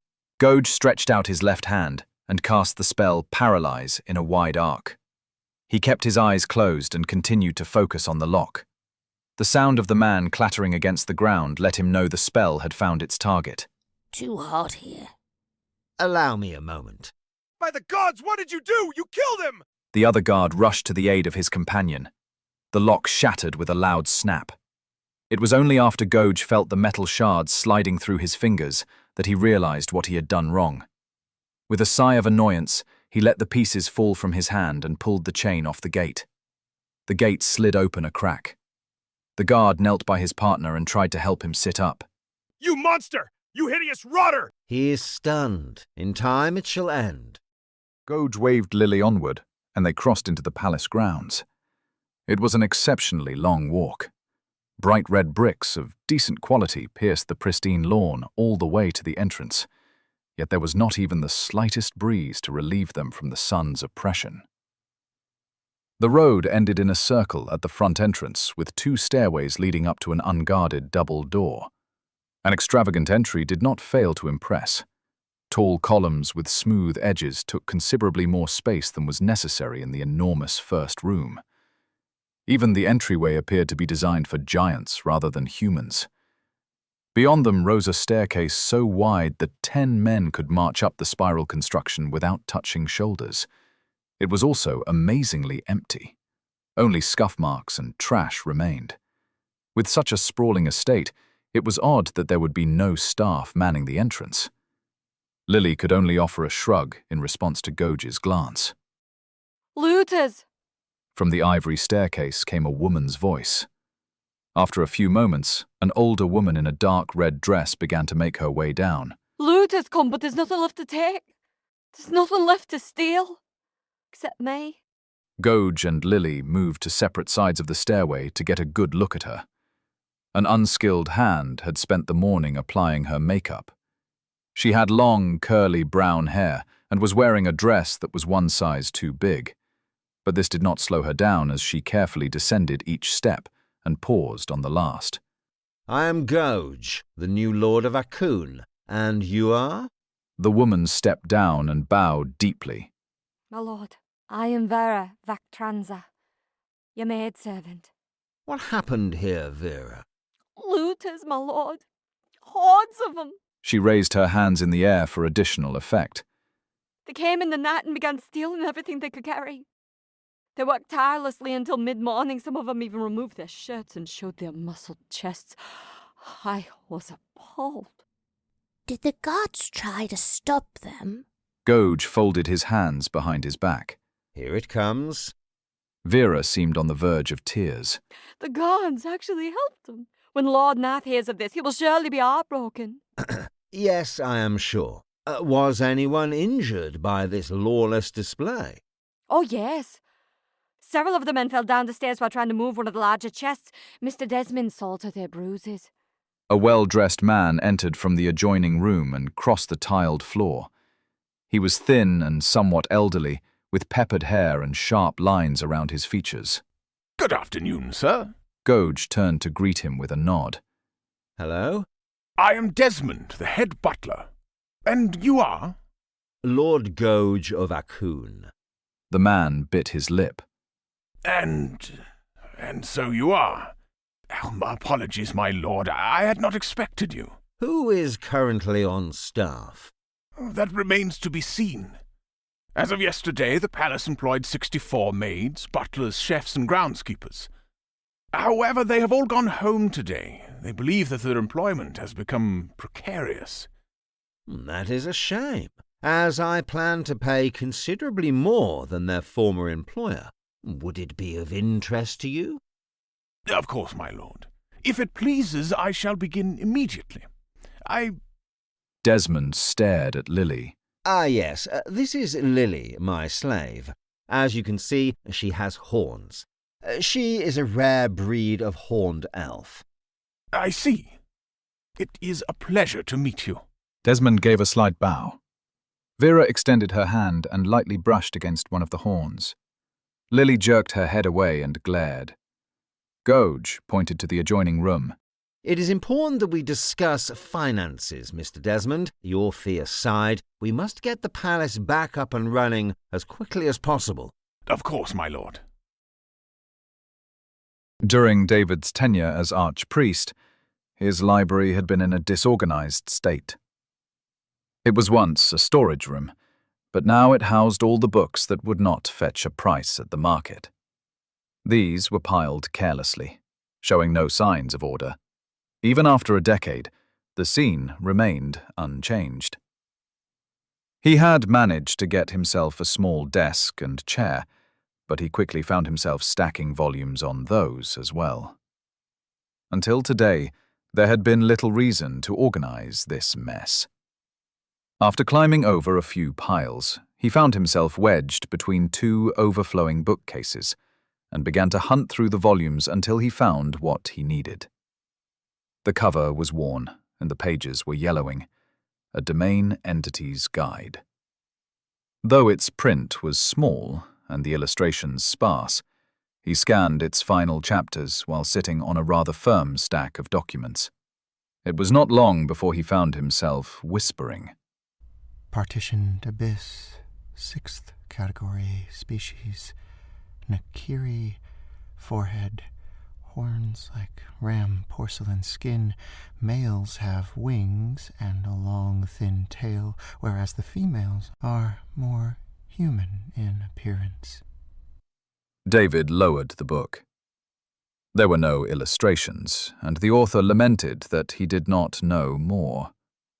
A few letters to the Academy in Grant-Suttie could provide more answers, but for right now, he would just have to keep digging. He closed the book and gave his back a long stretch. What is going on in this city? Abyssals were extremely uncommon, and usually the result of a botched summoning ritual. Once in a great while, one might hear of such a mishap. Although rare, events such as these would conclude with a creature taking form and visiting untold destruction on those present. Typically nobles, these were foolish souls that were too blinded by hubris to understand the danger. Historically, allied kingdoms would send special teams of spellcasters to banish such a creature, but David had never been party to such a thing. Such work was for heroes and legends, not an impoverished monk. Never in his life did he think one such creature would stroll into the temple and offer a polite greeting. David climbed back over the books to the door and stepped out into the darkened corridor. It was a short walk to the kitchen, and although there was no food to be found, Sato had arrived with a small basket. The beast emerges from his cave. The tall man drew back the lid of his basket to reveal a small collection of fruit inside. David managed a smile and leaned closer. You spoil me. I recommend the bananas. They were shipped in and will not last long. Yes, I suppose you are right. How are you doing? Better with some food. Take all you want. This is for everyone. David smiled again and suppressed his guilt for just a moment, long enough to pluck a banana out of the basket and begin peeling it. We would be lost without you, Sato. I wish I could have grabbed more. A dull pain began to fill David's head, and he did his best to ignore it. Do not speak that way. It is dangerous enough that you take this much. If someone were to see... I heard there were bagels earlier. I heard that too. Why didn't you come out and have one? There was something that needed to be researched. It was very important. David leaned against the counter as he ate. He was trying not to speak with his mouth full, but hunger had taken over. You can't keep doing that. Some might call it virtuous to starve while others feast, but only to a point. I was really researching. Sure you were. Sato began unloading some of the fruit into the pantry as he talked. But sometimes I wonder if you're punishing yourself unjustly. Unjustly? The pain in his head had grown and was threatening to become debilitating. It was not something he would let bother him. He knew from experience that these headaches would come and go without warning. There was also a chance that they were hunger-related. Have you heard about what happened to Lord Nath? No. What happened? I heard it from one of my clerk friends. Lord Nath was assaulted by a vagrant from the dockyard. When? Today? Yesterday morning. They let him walk away. Everyone is going crazy, and City Watch has no idea what to do. They did not seize the man? The peace shattered when an acolyte burst into the kitchen and noticed them by the pantry door. It was June. Sato! Go out the back! David hid the rest of his banana in a pocket of his robes. What is it? A lot of City Watch are at the entrance. A carriage as well. Sato raced to the back rooms while David walked out into the corridor with June, leaving the basket on the kitchen counter. He intended to find a room with a window so he could see what was happening, but as soon as he crossed the corridor, a voice echoed from the entrance. Where is the chief beggar? David parted from June with a nervous glance. Send them to the library. After hurrying back to the library, he quickly seized a seat by the window and hauled open a few books to make it appear he had been reading. More distant shouting, followed by a clatter so unexpectedly loud that it nearly caused David to stand back up and investigate. A voice echoed from down the hall. Bring him out, or bring me to him! The approaching footsteps of several armored men resumed after a brief pause. The air was thick with dread, but he resigned himself to playing the part with a deep breath. David recognized a familiar face when the door opened. Hammond, a watchman who usually haunted City Hall as well as the market district. Although not a follower of Minar, he was sometimes accused of being a nice guy if one met him outside of his patrol. He stood in the doorway and regarded the archpriest as David slowly rose to greet visitors. Bowden stepped forward and put a hand on Hammond's shoulder. Bowden had a large build with broad shoulders and a thick neck. His face was gaunt with deep scars under his red cheeks. The man was visibly irritated, but still managed an arrogant look in his eye. David gave a polite bow. His head felt like it was going to explode. Mr. Bowden, I do not think we have met. What can the temple do for you? Bowden's eyes narrowed slightly as he stepped closer with clenched hands at his side. It is about that man you met today. Oh? David returned to his seat, motioning to the chair across from him. As Hammond shut the door, the priest could not help but fold his arms across his stomach. Bowden approached, ignoring the invitation. He pretends to be someone from the history books. He murdered Lord Nath and has taken up residence at the palace. David shut his eyes as he tried to ignore the pain in his head. This was not the time for it. Murdered? Why would he do that? Thought you could tell me. What did he say to you? David glanced from Bowden to Hammond and back. He claimed to replace Lord Nath as governor when he was here. I mean, that is what he said. He said nothing of murder. I did not even know if this man was telling the... Bowden's expression twitched as he towered above the priest. A slow breath followed up the onset of a sneer. What else did he say? Not much, really. Bowden leaned forward with a glare. I don't know what we talked about. History, the city, Minar, the temple. What did he look like? Short, strange clothes. His face is scarred. He has a big scar across his nose. Old, white hair, short, white hair. He tried to remember. He could envision the man sitting in that chair across from him once again, that this time there was a kind of glow around him as he smiled back, like a halo. Had that happened?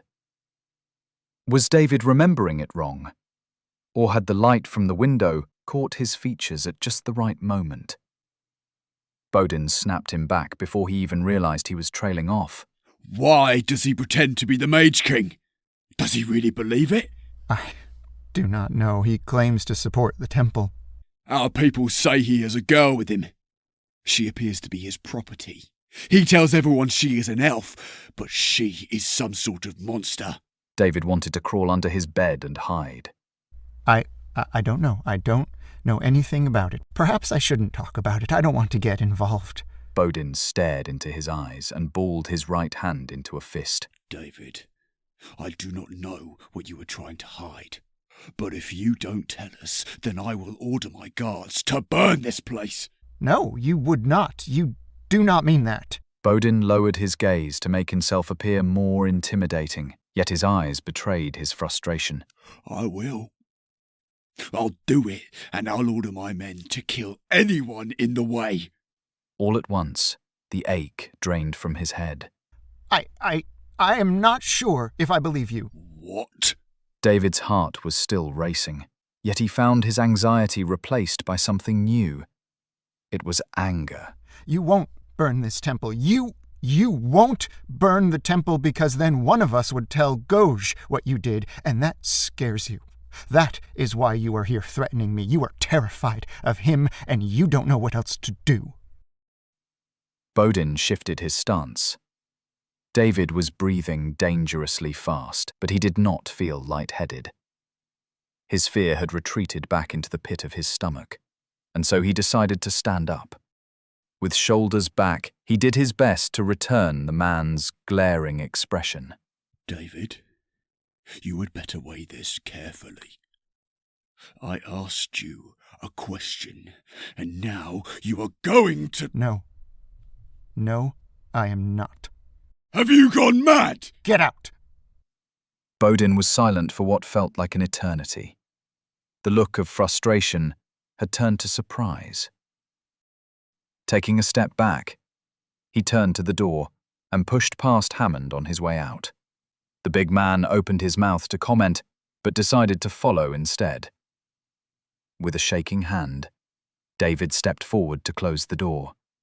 Instead of screaming, he inhaled deeply and tried to steady himself. On any other day, he would have berated himself for such a reckless act of defiance, yet today, he was unable to muster even a moment's worth of regret.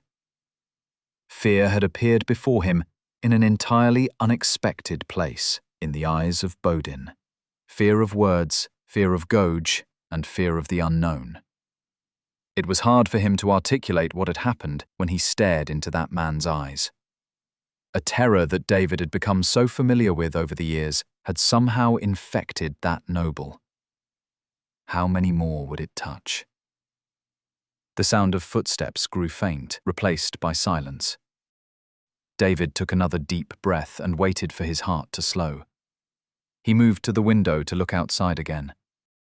The overcast sky above the empty streets made him think for a moment that no one had visited at all. A faint knock at the door hardly stopped before June let himself in. They are gone. Thank Minar. It is difficult to believe that just happened. June looked as if he had aged 10 years. I tried to hear through the door.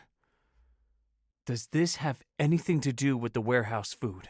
No, they are after that man from this morning. The one with the elf child? Why? I think something has changed.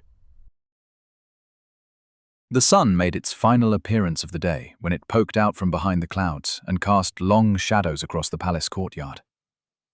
On short notice, Desmond had done an excellent job of restaffing the palace, and it did not take long for a few barrels to be arranged for them to dine upon. 2 chefs prepared a delicious meal, but unfortunately, the stew turned out to be poisoned. This was despite the fact that it had been prepared with such great care. Lily was especially disappointed. They did the best they could with bread and an assortment of fruit before retiring for the evening. Vera found 2 cotton mattresses to lay upon the floor, and even prepared a room for Lily across the hall. It was a pitiful display for the Lord of Akune and his slave. But no one said this would be easy. Shortly after nightfall, he fell onto the lumpy mattress and summoned a shade to keep watch. Despite the difficulties of today's activities, tomorrow's looked to be even more strenuous. However, with a good night's sleep, he was sure. Goge woke to his minions stirring. Shades were incapable of speech, yet a necromantic connection bound it to him. Movement, somewhat more of a feeling than a word. If it could be called an emotion, then the sensation might certainly have come across as one of annoyance. Goge opened his eyes and looked into the darkness. He doubted that it could have been midnight quite yet, when tapping came from the door. Goge rolled over and begrudgingly sat up. The tapping came again. As the voice from the hallway was too muffled to hear, he stood and crossed the empty bedroom to the door. Outside, a well-dressed man stood with a rather expensive-looking lamp. What is it, Desmond? Lord Goge, or whoever you claim to be, it would seem your executioner has arrived. He rubbed his eyes. My executioner? Yes, indeed. It would seem the king's men have gathered outside and await your arrival. I assured them they would not be kept waiting. Could you not insist they return in the morning? Desmond offered the lamp. Well, the truth is that I believe everyone has grown quite tired of this farce. It is time you are punished for your many crimes. Do you require assistance collecting your things? No, thank you. Please inform them that I am on my way. He took a step back and tardily closed the bedroom door. Goge rubbed his eyes again. Exhaustion urged a return to his slumber, yet he doubted they had a mind to wait. He required a moment to re-equip his gear, and stifled a yawn as he passed into the corridors. The courtyard was exceptionally well lit. 100 guards lined up against the outer fence, all with lanterns. Goge recognized Commander Terrick and Hammond, but a few men without uniforms filtered among the horde as well. Desmond smirked from his position by the door. The smug butler held out his hands as if presenting him. Lily and Vera stood nearby. Lily appeared tired, but Vera was as fresh as ever. She wore her maid uniform and stuck close to Desmond. I liked the Gorge fellow. I don't know why everyone is so cross. He is a murderer and a fiend. The king's men keep us safe from people like him. Desmond did not bother to lower his voice. Goge stepped past them and turned to Lily. It seems they would not allow either of us to sleep. She nervously glanced at the city watch and back to him. They said I did not have to be your slave anymore. The commander is going to send me to the capital. Always wanted to see the capital. It is overrated. Goge turned to the city watch and began to take measured paces to the spot they had gathered. After a few steps, Terrick silenced his lieutenants and hurriedly crossed the distance in order to meet him halfway across the lawn. I thank you for coming out. We were concerned that the palace would be damaged. Goge gave a nod. I think it is I who should be thanking you. I share the same concern. The commander gestured to the west lawn as another man approached from the far side of the courtyard. Who is this? Commander Terrick scrutinized his expression. I will let him introduce himself. You and I were unable to speak this morning, and I wanted to extend an invitation to surrender before he arrived. Goge took a moment to stretch his aching back. Thank you for the offer. It is appreciated. Terrick stared with a nervous intensity. Please, take it seriously. It is outside my power to offer you a trial, but at least it would spare you from what they intend. No, thank you. Goge waved him away. An attempt was made. Terrick turned and signaled his watchmen as he marched back to their lines. The column backed up a bit and secured their crossbows. Goge was sure they would not disobey in a fit of panic, but the commander did not seem keen on taking chances tonight. The new arrival paused at a distance of 4 or 5 wagons. His silver and red cape swayed gently in the breeze. A hood pulled low over the bridge of his nose obscured his face. In his left hand he held a white staff. A heavy gauntlet, nearly twice the size of the hand it covered, clung to his right. The mage grinned as he looked upon Goge's disheveled appearance and matted white hair. Do I look disappointed? Goge raised an eyebrow. What? I am Rav Imani, Vice Counsel to the King's Royal College of Magic. Do I look disappointed? No? Rav took a few cautious steps closer. Well, I am. I would have liked to have dueled the real Goge. Why? The mage chuckled and held his weapons out to both sides. Why? You ask why? This is all I have ever wanted. All the Mage Kings, Hyon, Malkor, Vitrin, Chuan, Razik, Kyoko, Sikorax. I studied them all my life, and do you know what I have learned? Surely you will tell me. The mage smiled again, but slowly lowered his arms. I think I'm wasting this speech on you. Who are you, really? Some merchant from Tariff Islands? Who do you believe I am? I believe you are a farmer. Rav's expression sagged at the revelation. I suspect you grew tired of paying taxes. I suspect you set out to assassinate the king's subject out of jealousy. You used a lesser shock spell on that unarmed man because it is the only spell you know. Overcast the hell out of it, too, like a novice. How do you know I'm not a blacksmith? Laughter erupted. The mage pulled back his hood and planted his staff in the dirt. Simple. None of the locals are missing a blacksmith. It appears that the absence of a blacksmith is something people would take notice of. Are you ready? Certainly. A bright blue flash, and Rav's gauntlet crackled to life as he drew it back. He twisted his arm and ejected a river of lightning at Gouge. No sooner had the power poured from him than he thrust his staff into the air and conjured a lesser version of the spell, Fire Storm. Flames sprang from the dirt and seared the very air around them. The sky opened up and hot death fell from the clouds. All along the south side of the palace, each window shattered in rapid succession. The lightning intensified as each of the watchmen covered their ears against the sound of thunderous explosions. But the most spectacular destruction came with the first strike of azure fire. It lanced out of the heavens and struck the patch of lawn where Gouge was standing, leaving him no time to react. The grass around them burned too quickly and failed to carry the flames, instead turning the dirt underneath it into smooth glass. A wave of heat rolled through the courtyard. It was so intense that several onlookers were forced to drop to the ground and crawl away. Vera screamed, but the sound was lost amidst the deafening roar. The city watch backed against the fence, while Desmond and Lily led Vera through the doorway to take shelter. After what seemed to be the end of the world, the assault ended, and the watchmen rallied themselves together once more. Gouge stood motionless. Although flames and smoke rose around him, he remained unharmed. The storm clouds had dissipated, and the larger fragments of the shattered moon were shining brightly. After several moments, the wind returned to a soft breeze, and the necromancer took a single step forward. Impossible. An illusion? Rav used his staff to dispel all magic within a tight area, but Gouge was no illusion. His cane, satchel, and half-cape faded into view as the spell washed over him and removed the effects that hid them. You are unharmed. That is not possible. Rav removed the gauntlet and stretched out a shaking hand to cast Fireball. A sphere of burning energy burst from his palm in a blast of orange and white light. Yet it never reached its target. It hit the ground, bounced off the surface, and flew into the sky. He cast again and again.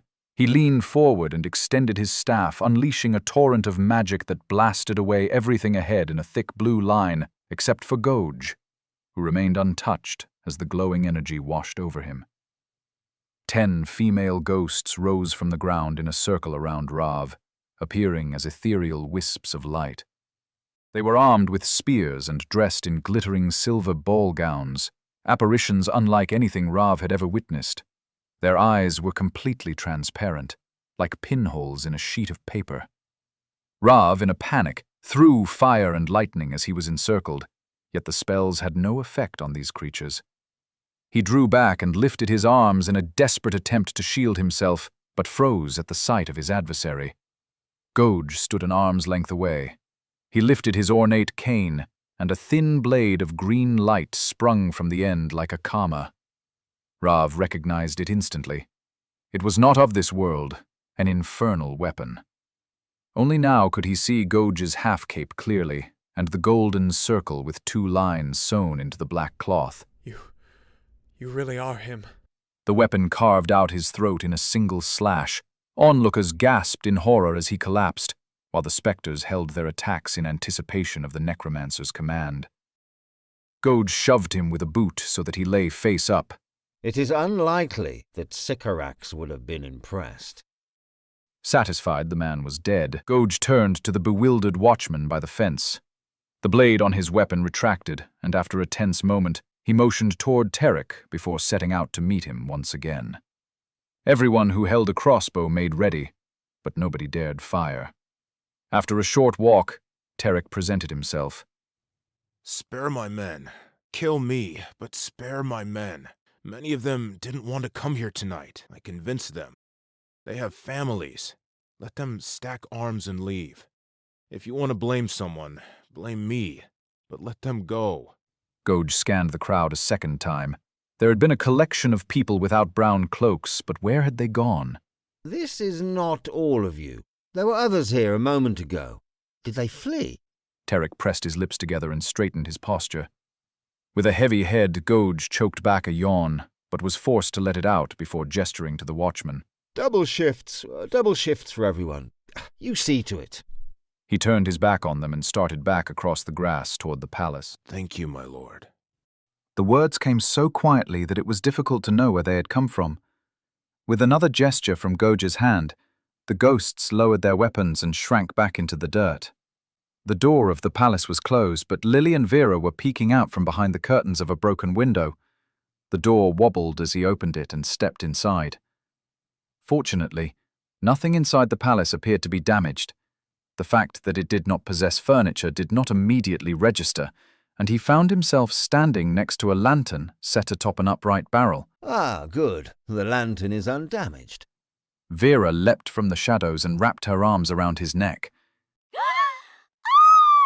Oh, my boy! My handsome boy! I was so scared you'd be hurt. Control yourself, Vera. Take your hands from me. Where is the slave girl? He gave a quick look around before spying Lily by the corridor. She began to approach but found herself halted by Goge's gesture to the stairway. Bed, right now, and stay there. No, I'm going to the capital. Madness! You are a demon child from the abyss. How do you know you are not already in the capital? You do not even know what that place is named. You keep referring to it as the capital. Vera tore herself away and stood in front of him, a smile still painted across her face. Lily folded her arms defiantly. I do not need to know the capital's name to know that it is very far from here. It shall seem a lot further when I trade you to nomad sailors. He pointed to the stairs again and she eventually complied. Desmond, on the other hand, remained motionless. The lamplight poked at his sulking expression. Mr. Desmond, what troubles you? Are you disappointed? The butler shook his head and dropped his gaze to the floor. There is a corpse on the lawn. Do not make it your concern. If the city watch does not carry it with them, then I shall order it to relocate itself in the morning. Goge proceeded to the staircase, but paused on the first step. I will expect a large and rather unpoisoned breakfast when I awake. If this requires you to replace the chef, then so be it. With a few quick steps, Vera danced to his side. Oh, my love, what of Lady Lily? Miss Vera, what is wrong with you? I don't know what you mean, my love.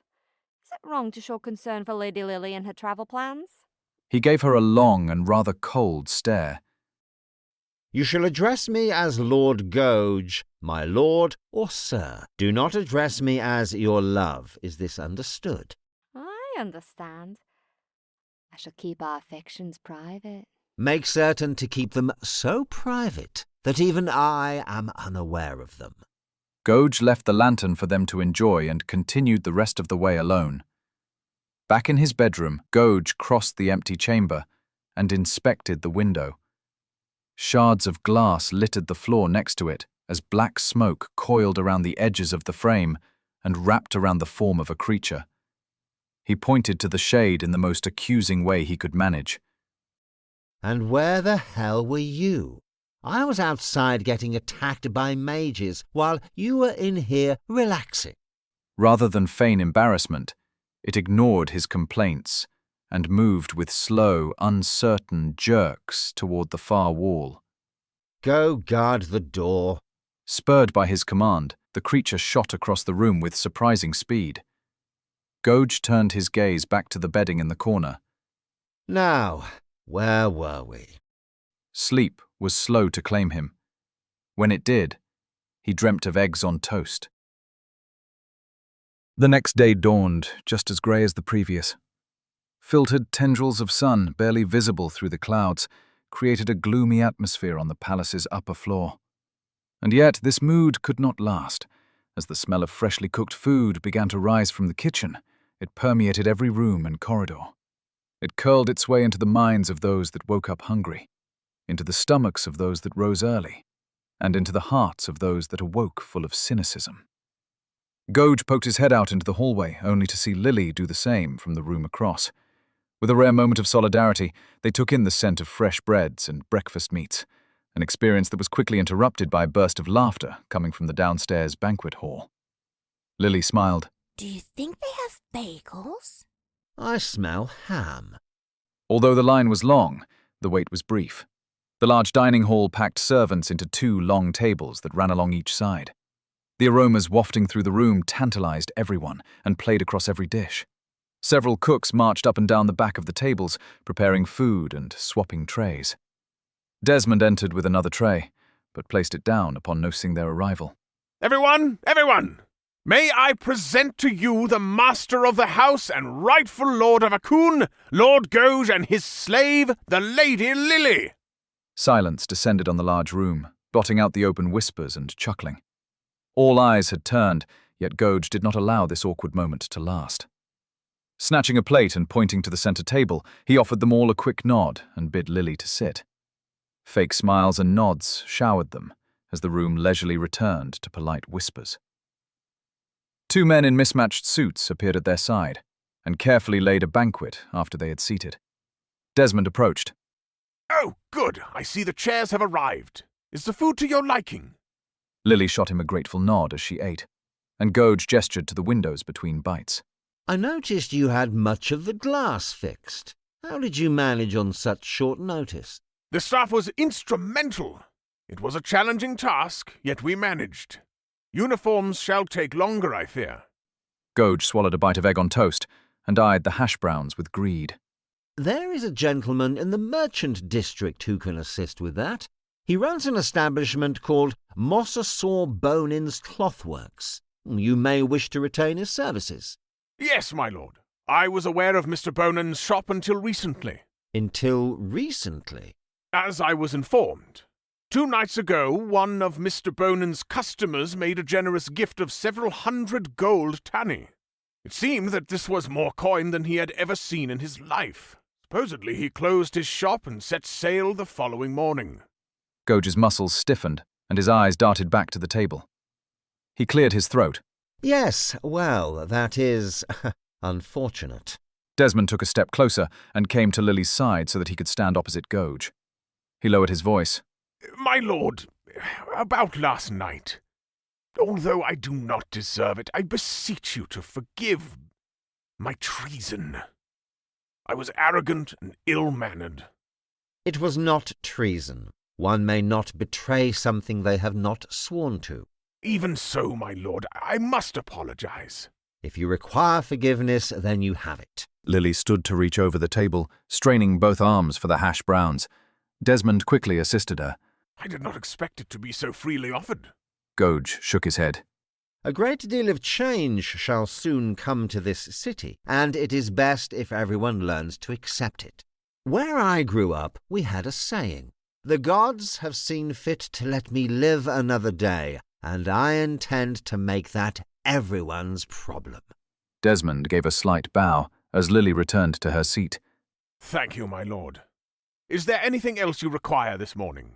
Prepare a bath for me, and then get yourself some rest.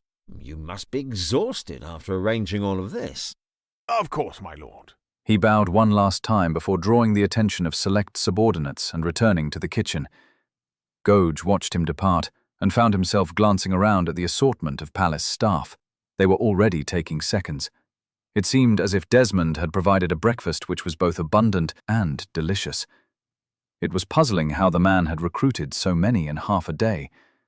Although the coin had been plentiful, it failed to explain why so many would make themselves available after last night's altercation.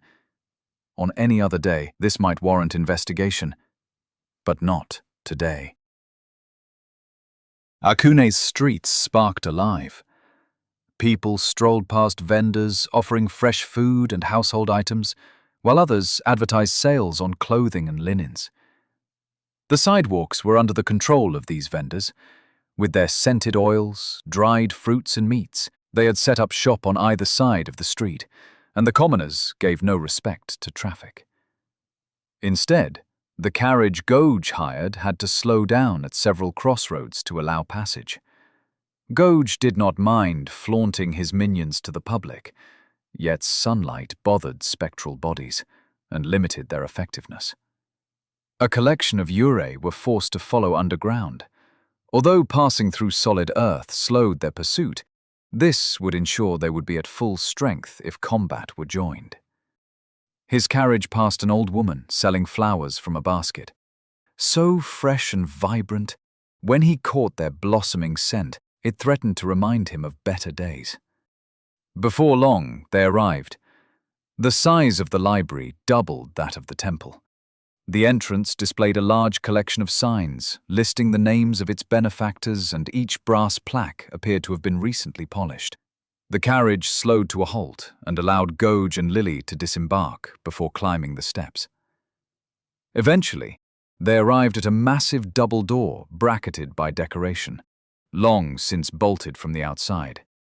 Another, smaller door had been installed next to it, and this now served as the new entrance. Gouge pushed against it but found it locked. He knocked politely. There was no answer. He looked at Lily. Her questioning stare seemed more of an accusation. Do you remember the spell? Gouge gripped his cane and thumped it against the door. Open up! No answer.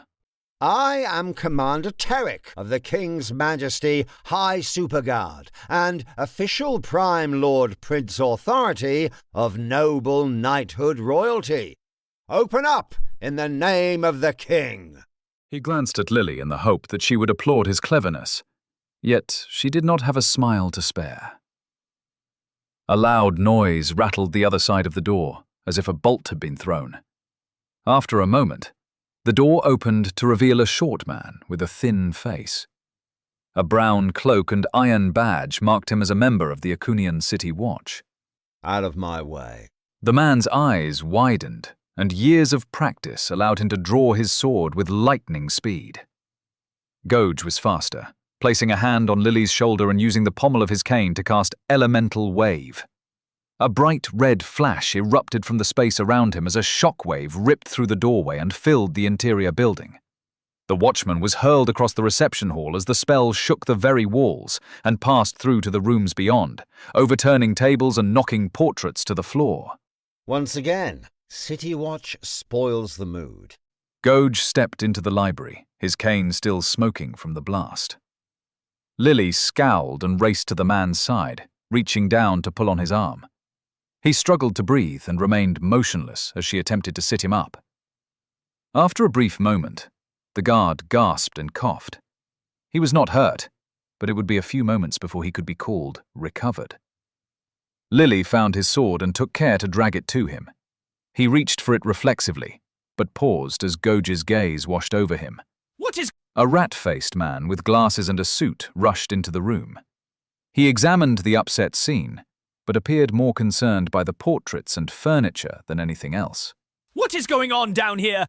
The guard clambered back up and accepted his weapon, sliding it back into its sheath. An intruder, sir. Good morning. I am Lord Gouge. I'm here to inquire— We are closed! And now you are open. We are a private institution and not open to the public. The man pushed his glasses further up his nose with a finger. I am not the public, and it would appear your method of operation is at an end. This building is now city property. The man blinked in surprise. But the council— You should speak to the council. Ask their advice. Afterward, you should dispose of all the contraband you are hiding in the basement. You have no— All of it. When you are finished, you may report to City Hall, and we can discuss funding. I doubt you will ask to resign, yet that is also an option you may enjoy. The watchman rubbed the arm upon which he had landed and carefully distanced himself from Lily. For a moment it seemed as if she might be offended by his display of cowardice, but Gouge stepped past them on his way to the inner door, and as he did, he gestured for her to follow. Reluctantly, she left both men behind and followed as Gouge pulled open the door to the main hall and entered a much larger world. The marble floors and vaulted ceilings of the enormous library gave the space an air of sophistication. Above them, a multitude of ornate chandeliers hung, while the delicate plaster walls featured intricate patterns that had been carved with a skilled hand. Gouge could not help but feel his skin crawl at seeing the artifacts on display. There were statues of men, women, animals, mythical creatures, gods, demons, fairies, angels, monsters. None of them were attractive. A hideous display of fantasy to those who were old enough to remember. Various other display cases lay scattered about the room between bookshelves stacked with volumes of varying sizes. Wow. Lily stepped up next to him to take it all in. I expected more books. Is this a library or a museum? His eyes were drawn to movement behind one of the bookshelves. You, come out! A young woman with long blonde hair emerged, though reluctantly.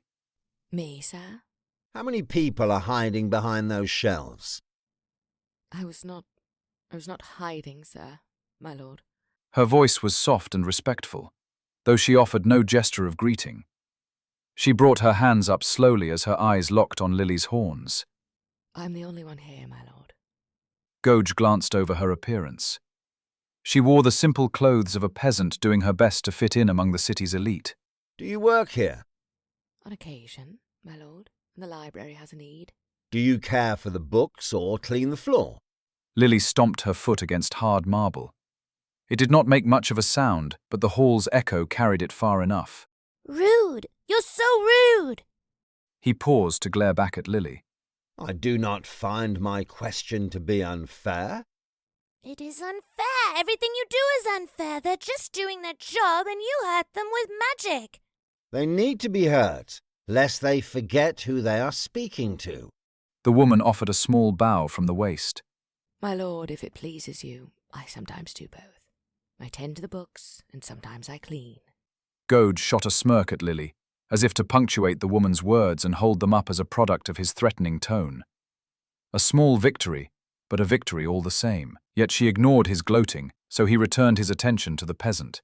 Locate a book for us. Verbum Noctis Domini, 1st century. Verbum Noctis Domini is a very rare work. All we have are translated copies. My request is unchanged. The woman inhaled deeply and began to sift through the maze of bookshelves. Gouge took a moment to examine the stone pillars that supported the great hall's ceiling. One stood out in particular. An older construction wrapped in glyphs, it featured a symbol depicting a circle with a line under it.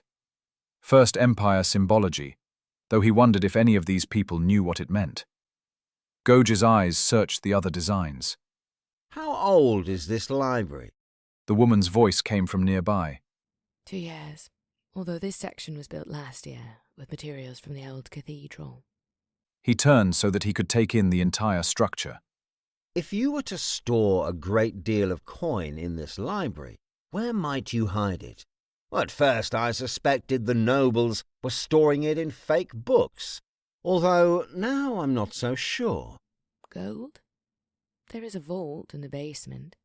It has some of our most valuable pieces. No, it would not be large enough. Gouge paused as a beautiful apparition phased through the far wall and approached.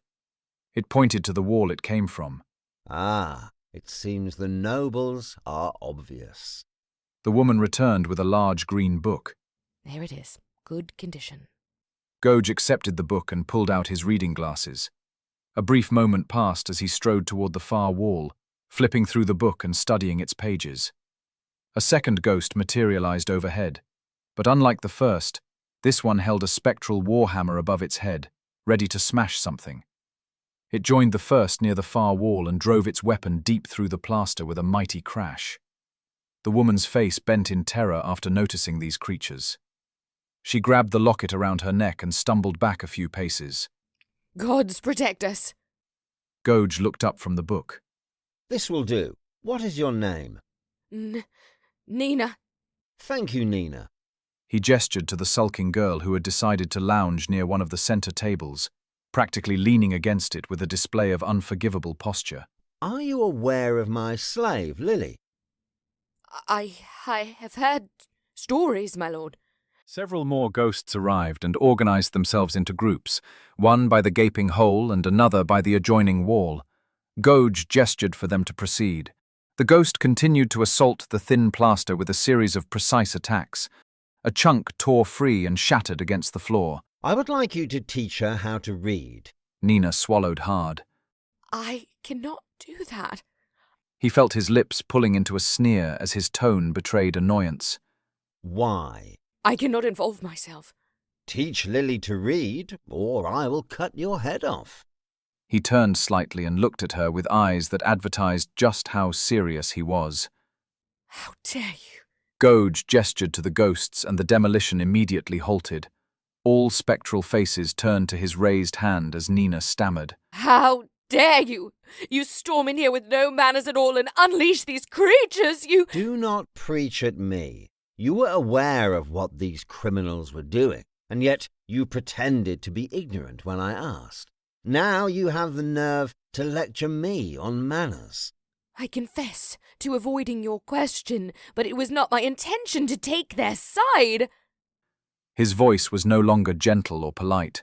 It took on an air of intolerance and disgust. Whether you were a participant or merely complacent, my lack of manners does not excuse your questionable allegiance. It is treason! It is treason! Defying the nobility is punishable by death. If they suspect me of aiding you, I would be executed. It is treason!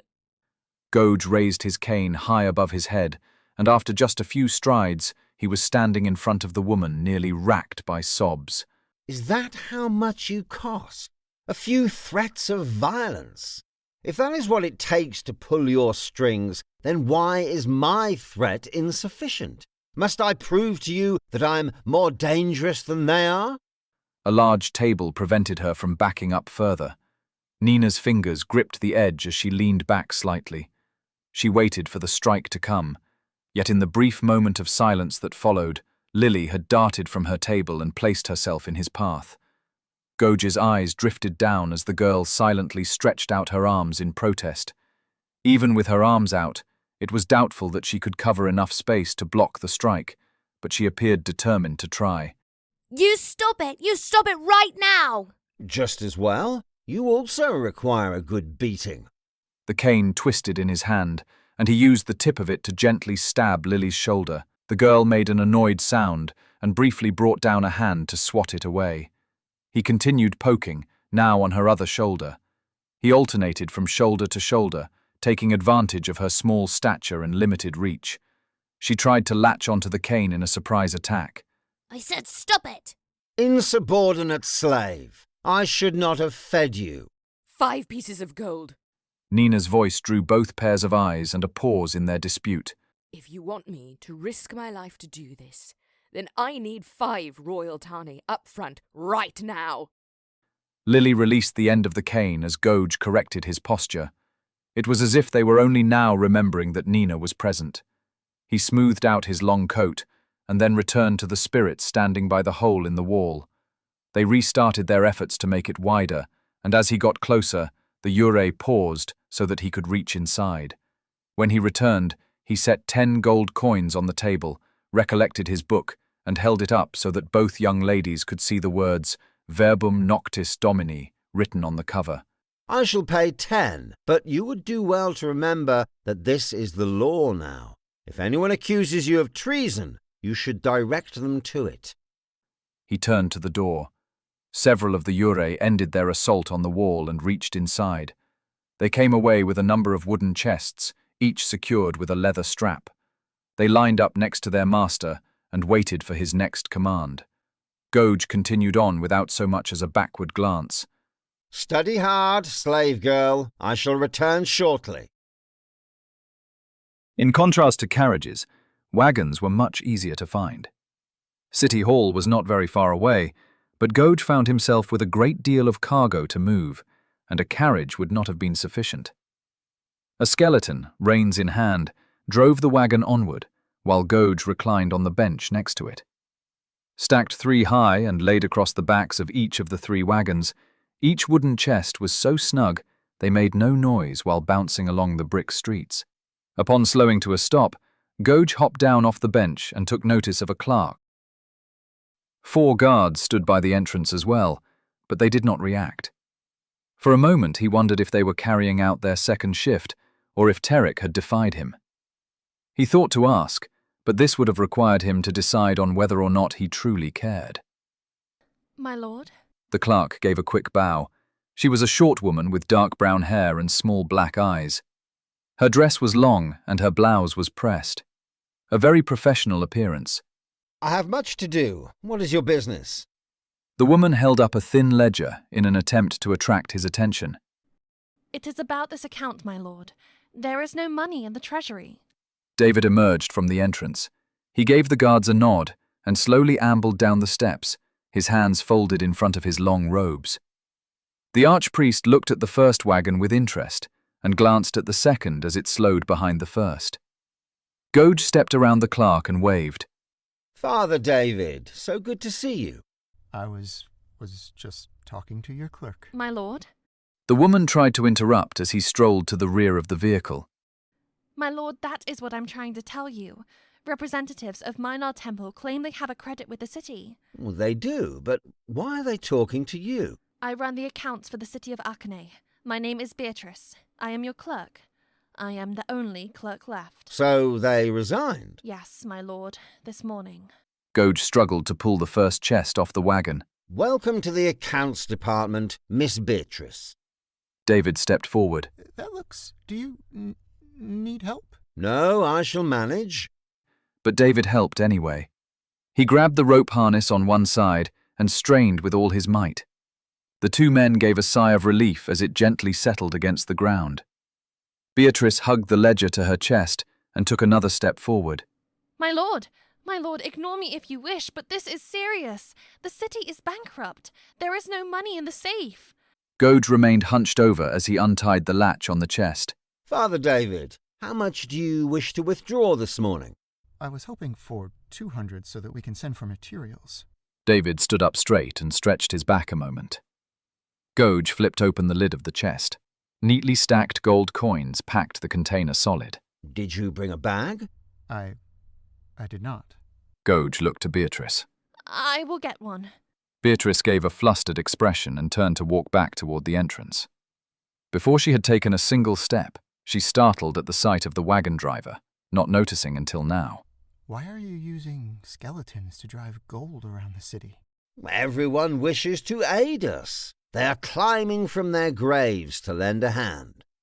You are not funny, Lord Goge. The dead should be allowed to rest. The priest's voice was softer now. In the short time since he had met the man, there appeared to be a change in him. Anyone might feign friendliness when you filled their pockets with gold, but this was something more. And one day they shall.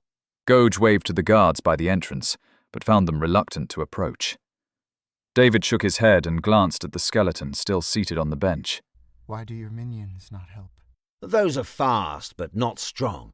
The horses do not enjoy their presence, so they are best left to the task they are suited for. Go with Beatrice and fetch your bag.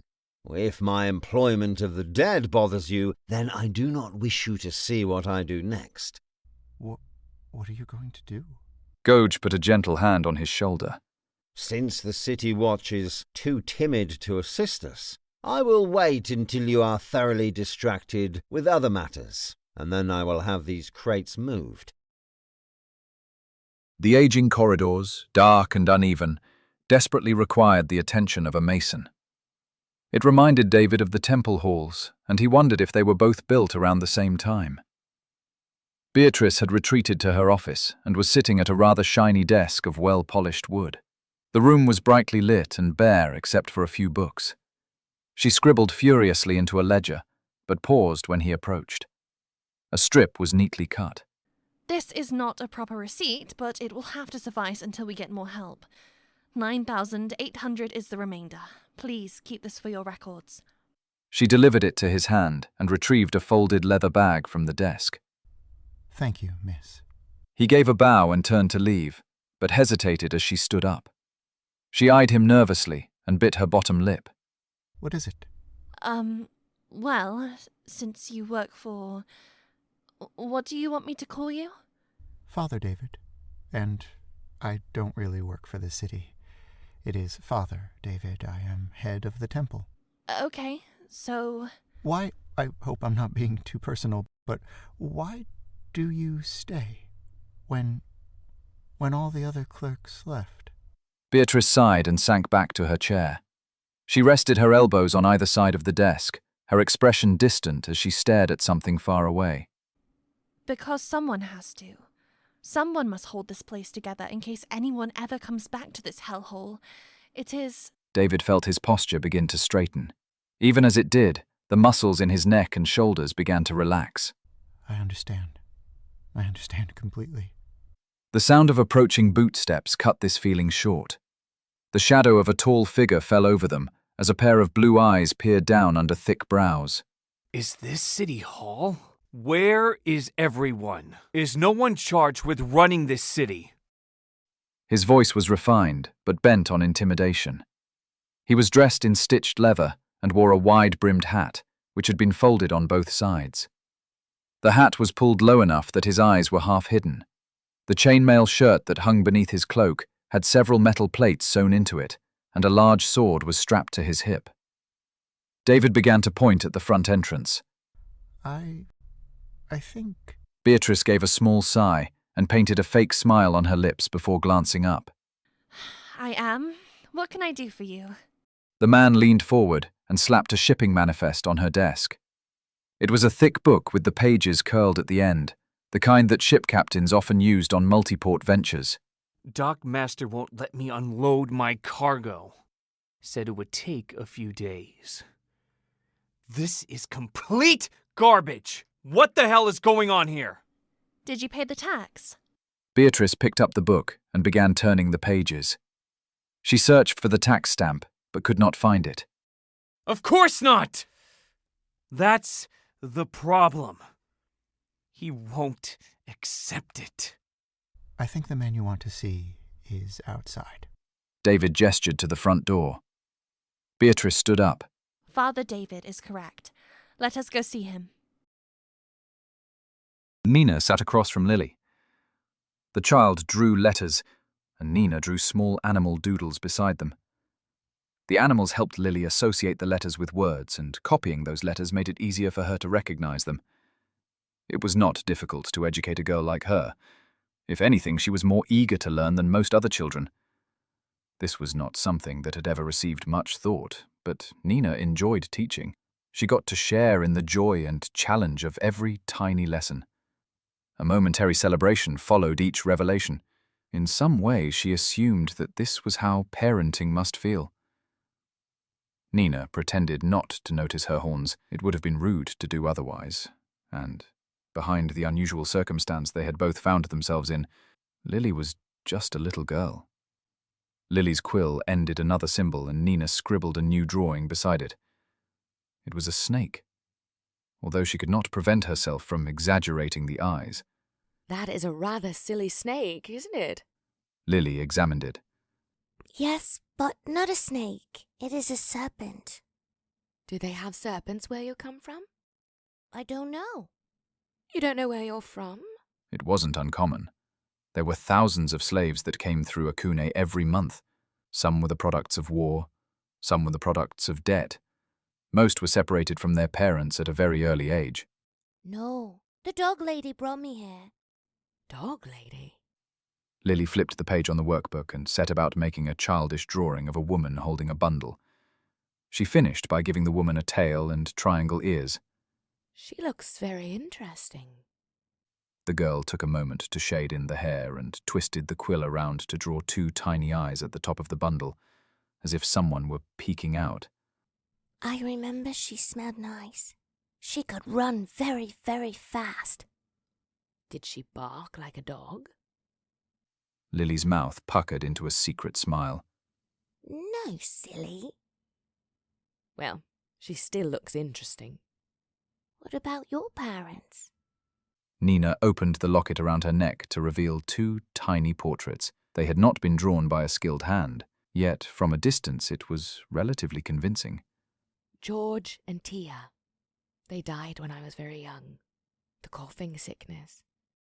They look happy. The girl stared at the smiling portraits. Nina gave them a glance as well before closing the locket. Things were very different back then. Nina! You whore! A deep voice boomed across the library, followed by a door slam. Nina nearly jumped out of her chair. From the other side of the great hall she could see a finely dressed man stalking toward them. It only took a moment to position herself between Lily and Baron Eckhard as he pointed to the massive hole in the far wall. Where is it? Where is my gold? Damn you, Nina! What did you do? Nina backed up against Lily's chair and brought back her arms to wall in the child. I didn't. How did he know? Did you tell him where it was? Damn you! Damn you, Nina! To her right, a stack of books toppled from one of the many bookcases, seemingly on its own. Nina sensed motion, and only had a moment to realize what was about to happen. She put up both hands in warning. Don't come any closer! Damn you!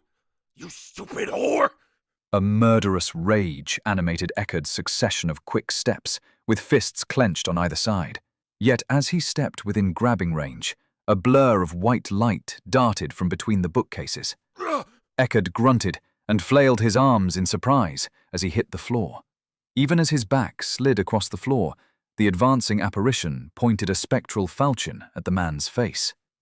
The Baron gasped, tried to scream, and only drew in a panicked breath. Eckerd scrambled his legs as if he were trying to stand, but the Ure promptly stepped on his chest and pushed the blade up to his cheek. Mina's blood was pumping buckets as she lowered her hands and tried to steady herself. It was not her wish to witness a murder, but for some reason she could not pull her eyes away from what was about to happen. The ghost waited for a long time, staring down at the man as its spectral clothing fluttered in a breeze that did not exist.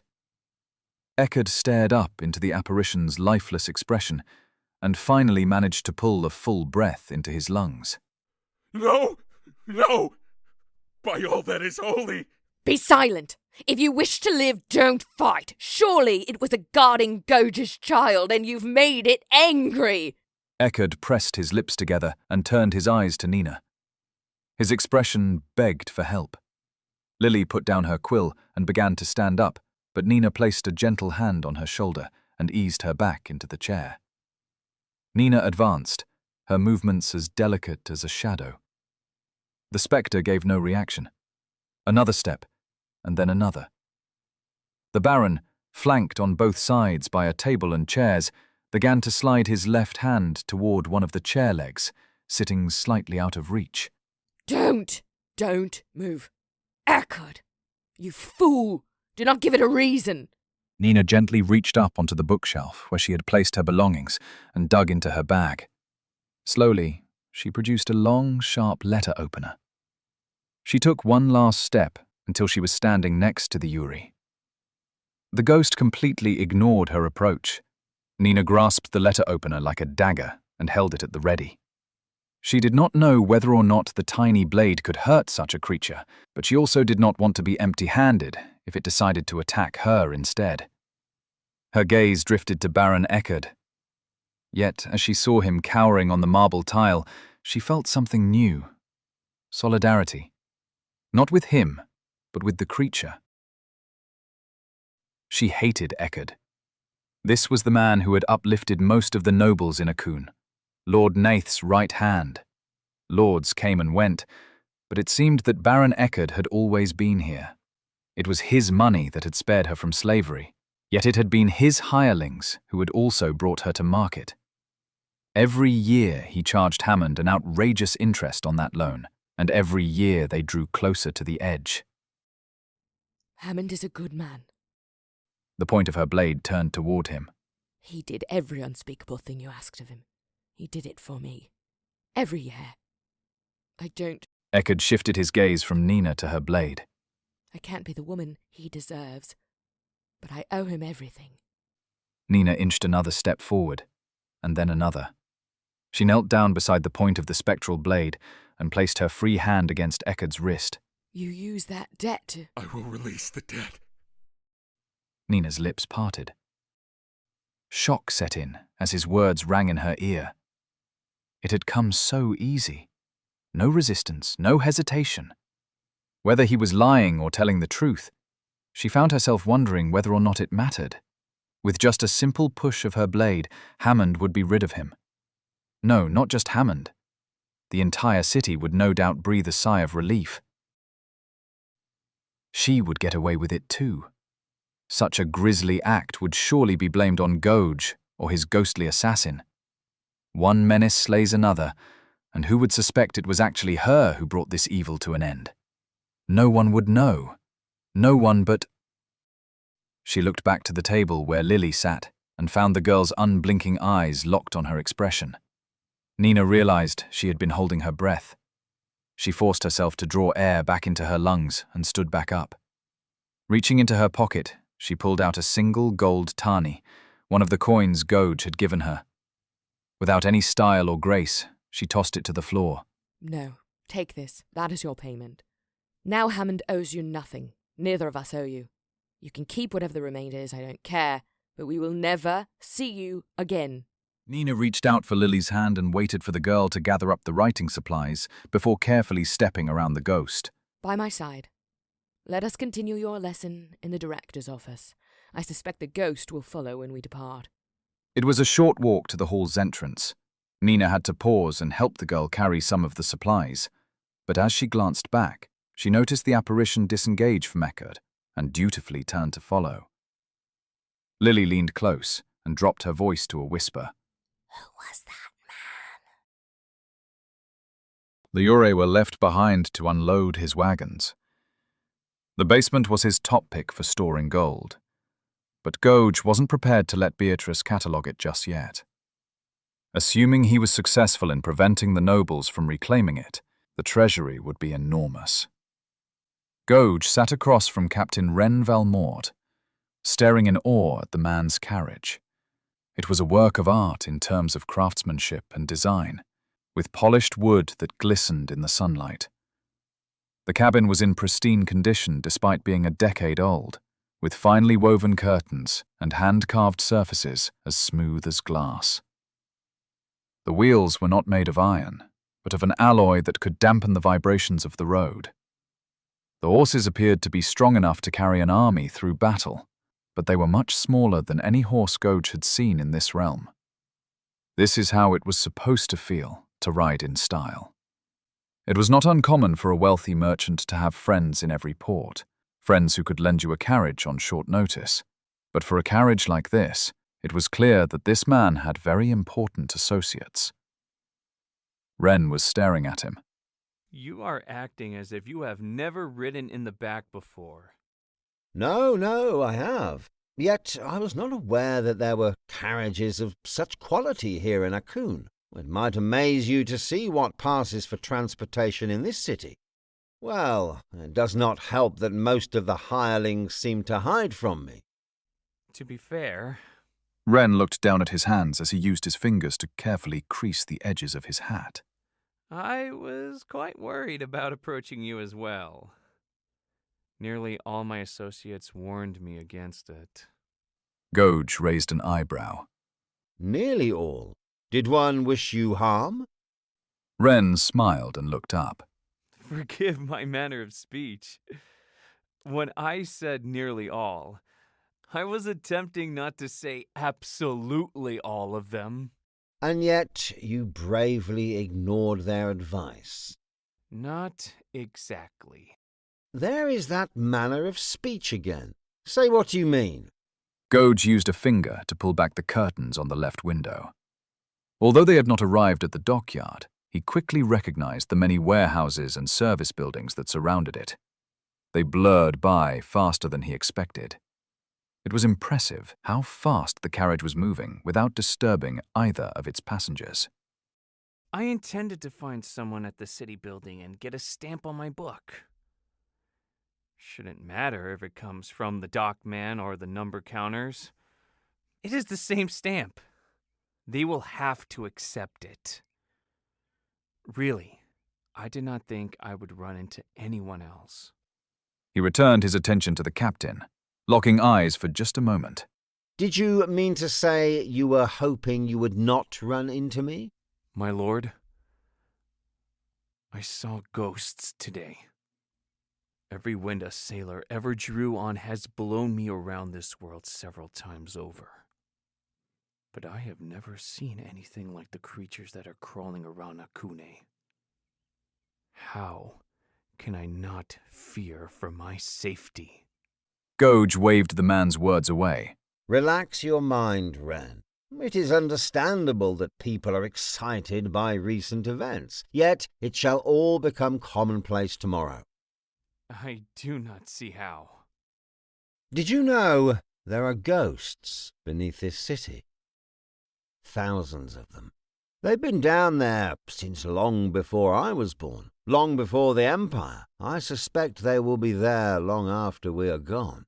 Although people might be alarmed by something they have never seen before, one should not assume that no one ever has.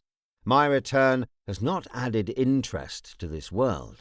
It was simply unexpected. Much like the ghosts you saw. Ren sat up straight and quit playing with his hat. Well, I would certainly agree that the last few days were unexpected. Typically, my ship is in and out of Akune in just a few hours. Do not mistake me, this is a fine city you have. But here I am, 2 days later, behind schedule. A fine city. A fine city, you say? Well, it is not Kyong, but as far as port cities are concerned, it seems well enough.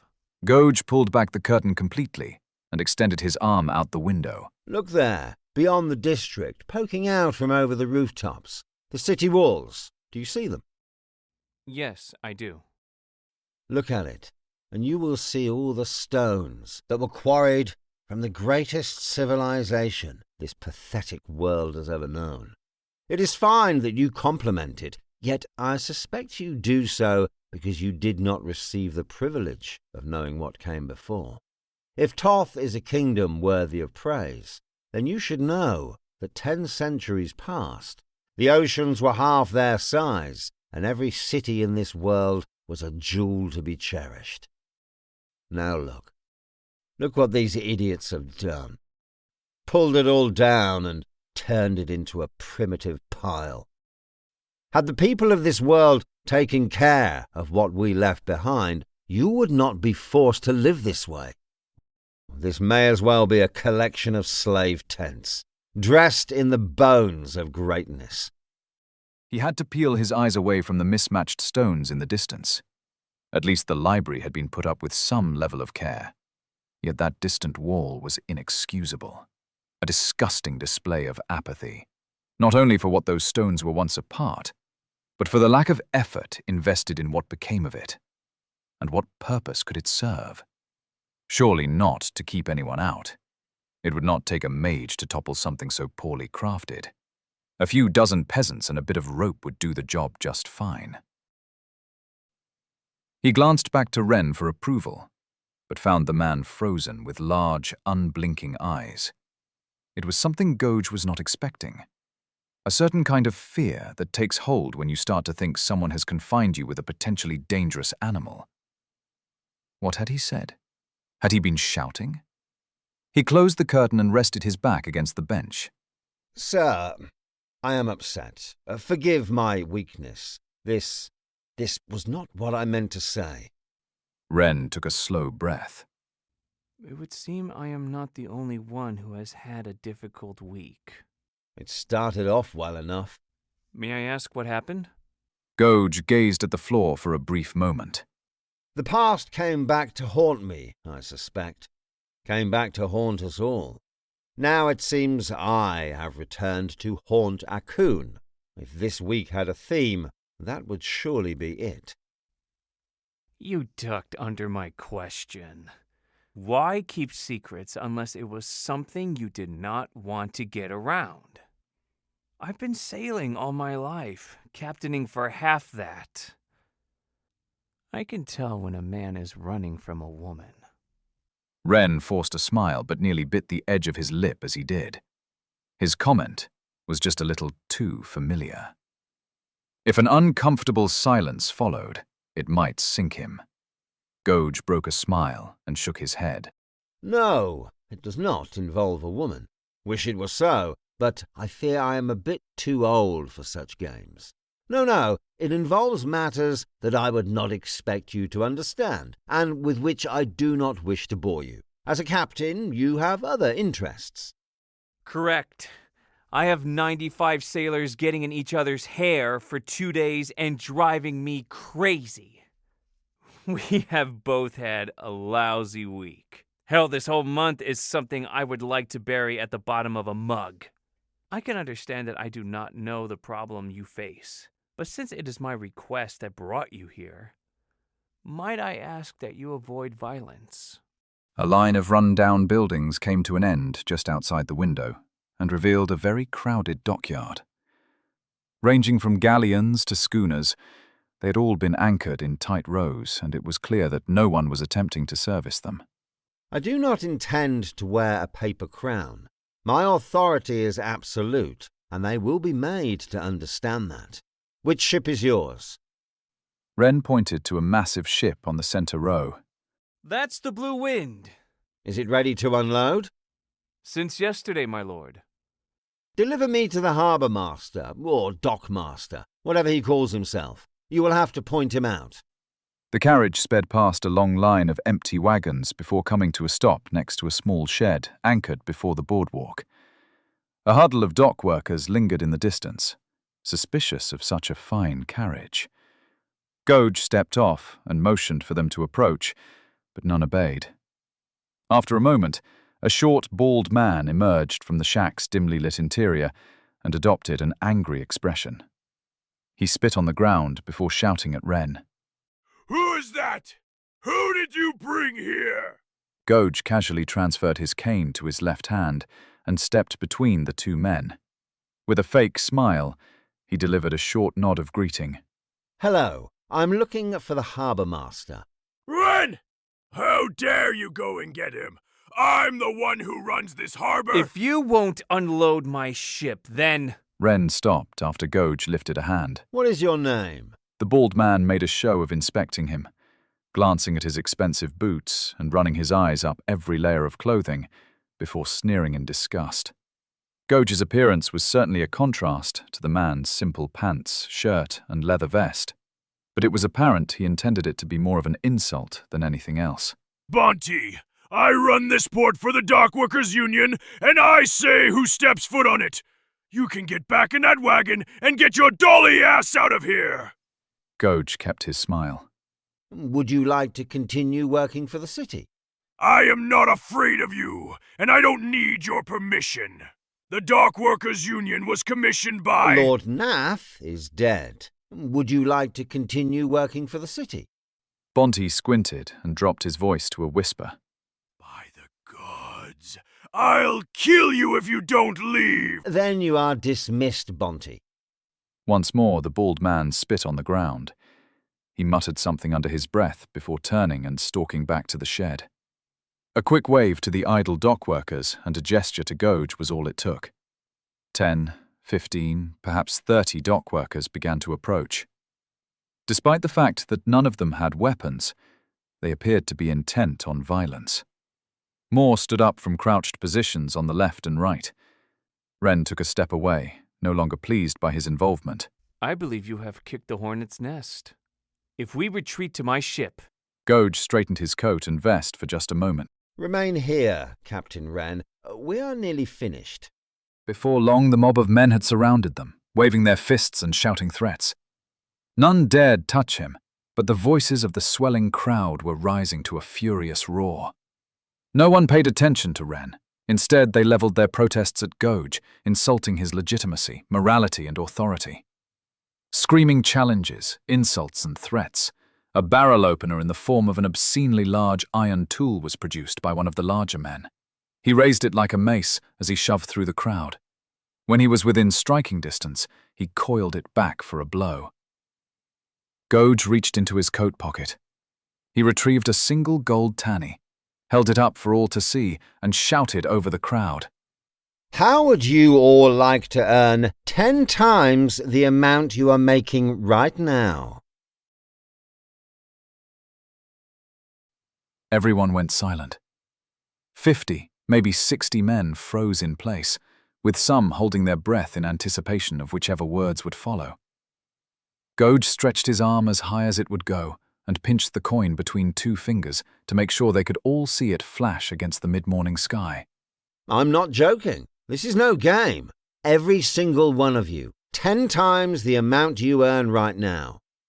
He paused to scan the crowd, expressing nothing, his eyes lingering on their ratty appearance and dusty faces. Even Bonte, who had previously stormed off, still hovered near the shed.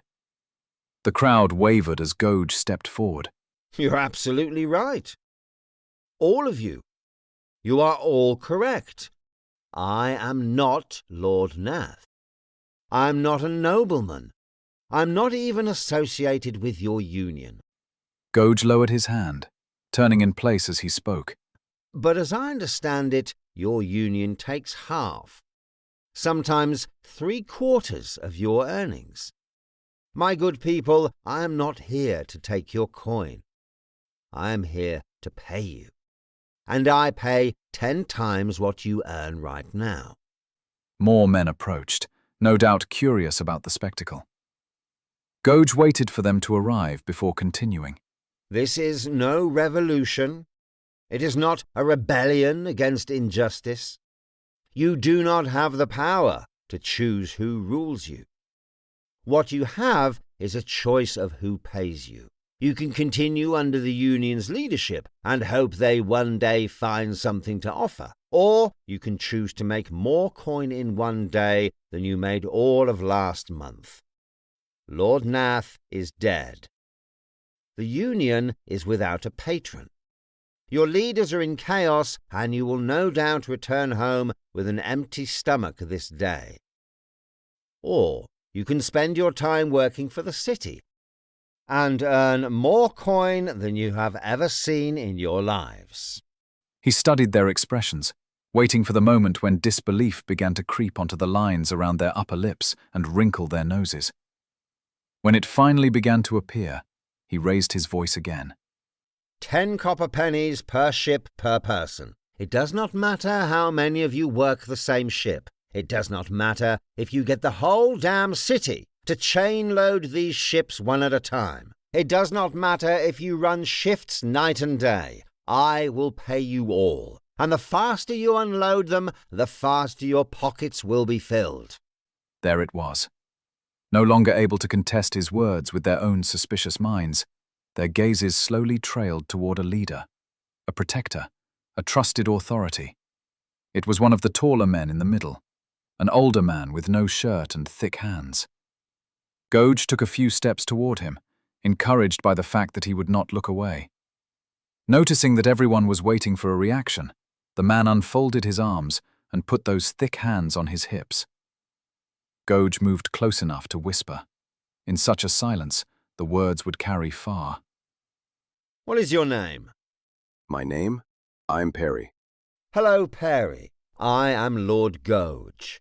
As of today, there will be no import taxes in Akune, no trade taxes, no fees, no duties. Anyone who wishes to sell goods in Akune can do so without charge or permission. What do you think is going to happen to these docks? Perry glanced to the sea and back. Everyone will come here. We'll be backed up for months. They'll go mad trying to get in. Gouge presented the gold coin to Perry. The man seemed intent on hesitating, but quickly failed. Those thick fingers caressed the edges of the coin, as if to convince himself it was real. You are the new harbour master. Your fee is 12 gold tanny per month, coins on the barrel. Everyone is paid, coins on the barrel, just so long as they put in the work. Hire 2 underbosses for half that, then hire as many dock workers as you can find. Only speed matters to me. Not numbers, not coins. Every wage invoice you write will be paid out at City Hall without question. But please write clearly so my clerk can read it. If you do not have a quill, buy one. If you never learned to write, hire someone to write for you. If you want to buy equipment, write an invoice and do so. If you have any questions, ask me. If you have a dispute with another dock worker, file it with City Hall. If you discover contraband, inform City Watch. These ships must be unloaded. Are we agreed? Perry stuffed the coin under his belt. The top of his pants concealed a small spice bag which had been tied to the threads of the fabric and had been empty until now. Never mind us, my lord. I need to find a quill, and we have ships to unload. Excellent. I must return to my slaughter of the previous administration. Please excuse me as well. The crowd parted as Gouge made his way back where he had come, Yet they did not disperse. A thin murmur began to rise as he passed beyond earshot to find Captain Wren, standing alone with hat in hand. Bonte swung in from the side and bowed low before either of them could speak. Sir, my lord, I must make amends. I spoke in haste. Wren shook his head with a smile. Lord Coach, it seems you are quite mad. How can you afford all of this? Sell me your carriage and I will tell you. They both erupted into laughter. It was a genuine laugh, the kind of laugh that came from two men that had nothing in common except a mutual distrust. Not a chance. Bonte bowed again before dancing around like a begging child. My lord, is there a position for me with the city? Goge rolled his eyes. Bonte, I will hire you for the same price as Peary. I want you to go to City Hall and find a woman named Beatrice. She is your master. Your job will be to audit Perry and the dockyard invoices. Keep Perry honest and make sure he does not become ambitious. Thank you, my lord. Thank you. Bonte dropped to his knees and began to kiss the hem of Goge's coat. Have a care, Bonte. Do not allow me to discover a conspiracy between you and Perry. Jobbery is no longer an Akunian tradition. From this day forward, it is treason. Goge glanced at Wren and noticed his interest in something in the distance. Perry was breaking up the crowd into teams and pointing at individual ships. Wren turned his hat and seated it on his head. It seems I must prepare my crew for visitors. My carriage will take you anywhere you wish for the rest of the day. Then I fear it must be returned. He gave a nod. I appreciate this, Captain. Before dark I shall return and make sure things are progressing smoothly. With a final glance back at the docks, he allowed himself a moment to inspect the many ships in port. Although they looked extremely different from the types he had seen in ages past, he still admired the squat designs this world seemed to be famous for. Whether human or elven, each was built for stability, like tiny homes at sea. It was as if each had been designed for a tempest they knew to be inevitable. Finally, he tore himself away and climbed into the back of his loaned carriage. The day had only just begun. Bowden arrived at the Eckerd mansion outside of town. It was a sight to behold. How well the grounds had been maintained over the years. The manor was large and impressive, but it did not compare to the enormous homes he saw in Odenkirk. Even though smaller estates were to be expected outside the capital, this plot seemed to waste a great deal of land due to its isolation and large size. Massive blocks of granite had been mortared together and painted white, creating a stark contrast with the lush greenery behind the tall stone walls. He dismounted his horse and walked the last 30 or 40 paces. A large carriage stood in the courtyard. Gilded trunks of the large sort had been tied to the back.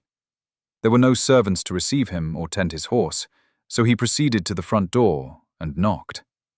After a moment, he knocked again. Finally, he called out to see if someone inside could hear him. Just as Bowden began to feel pangs of concern in his gut, the door snapped open to reveal Baron Eckerd. He was dressed in a long red coat with an ornate golden chain at the waist. He carried a large chest, half full, that flopped open and closed as he walked past without so much as a greeting. My lord? The Baron paused, but did not turn around. After several seconds, he set the trunk down, closed the carriage doors, and turned back toward the front door. What do you want? Where are you going, my lord? Eckerd snapped his fingers as if remembering something and made a brisk approach toward the entrance. I am leaving. There is no reason to stay here. You should as well. My lord, you were just going to give up? That is not like you at all. You can't let this upstart walk in and destroy everything we've built. Eckerd stopped in front of Bowden and turned to stare. The man's gaze pierced him like an arrow. Do you think that is what I am doing? This is different. Different how? Is there some other way to handle it? Because I need not remind you that Nath and Rav are dead. If you leave Akune, everyone will think you're running away. How would you suggest we fight him? We could hire mercenaries. Goge. Eckerd paused, put a hand against his forehead, and glanced at the ground. His expression changed from one of fury to one of despair. Goge found it. I don't know how. Sometime today, he stole it. All of it. All those years wasted. 40,000 tani gone. Gone! All of it? Every single coin. His creatures carted it all away before I could even... We can get it back. Are you mad? You saw what he did to Rav? Now he has creatures walking around the city, openly killing anyone that defies him. Then we kill Goge. That is madness! Without the King's men, death would be certain. We are not the Council of Red. We are not heroes from the pages of history. It would take an army, and we do not have the coin for a single sword. Not necessarily. Do not play games with me, Bawden. Have you forgotten Stella and Vassago? We can pool our resources, talk to the Guild and the Islanders. They want this just as much as we do. Well then, good luck to you. I hope your plan works. Eckerd stalked back into the house and retrieved his hat. A few seconds later, he returned and strode to the carriage. I am going to the capital to meet with the king. It may look like I am running away like a coward, but frankly, I do not care. Stay low and avoid stupid ideas until I return with aid. He will kill you, Bawden. That man is as much a monster as the creatures that follow him around. Eckerd climbed up into the driver's seat and snapped the reins. The coach accelerated, and Bowden watched his sponsor disappear in a cloud of dust. The sound of shoed horses faded into the distance as he turned back to regard his own mount. The ride back into the city seemed somehow longer. The Count of Kulros instructed his driver to take the most leisurely path possible. He was in no hurry. His carriage rivaled the size of a small apartment and stretched twice as long as those of lesser nobles, eschewing any benches or handrails. Instead, this roomy cabin equipped 3 couches, a fur rug, several chests, a vice cabinet complete with wine glasses and a vanity mirror. Not the apex of luxury by far, yet it was the best one could do on this side of the kingdom. No. This does not please me. Vassago glanced down at the woman who was paying special attention to his lap. She was young, attractive and half-dressed. Golden hair, slim eyebrows and small features, all of the things that should have excited him. She looked up with a concerned expression, her eyeballs already glistening with tears. It was not her fault, Vassago thought. On any other day she might have found this task to be quite easy. Today, it seemed, he had a lot on his mind. We can try another way, my lord. That will not please me either. Simply, just stop. Just stop touching me for a moment. He used his hands in an attempt to push her away, but she resisted. Latching onto his belt, she used her shoulders to shrug off the effort.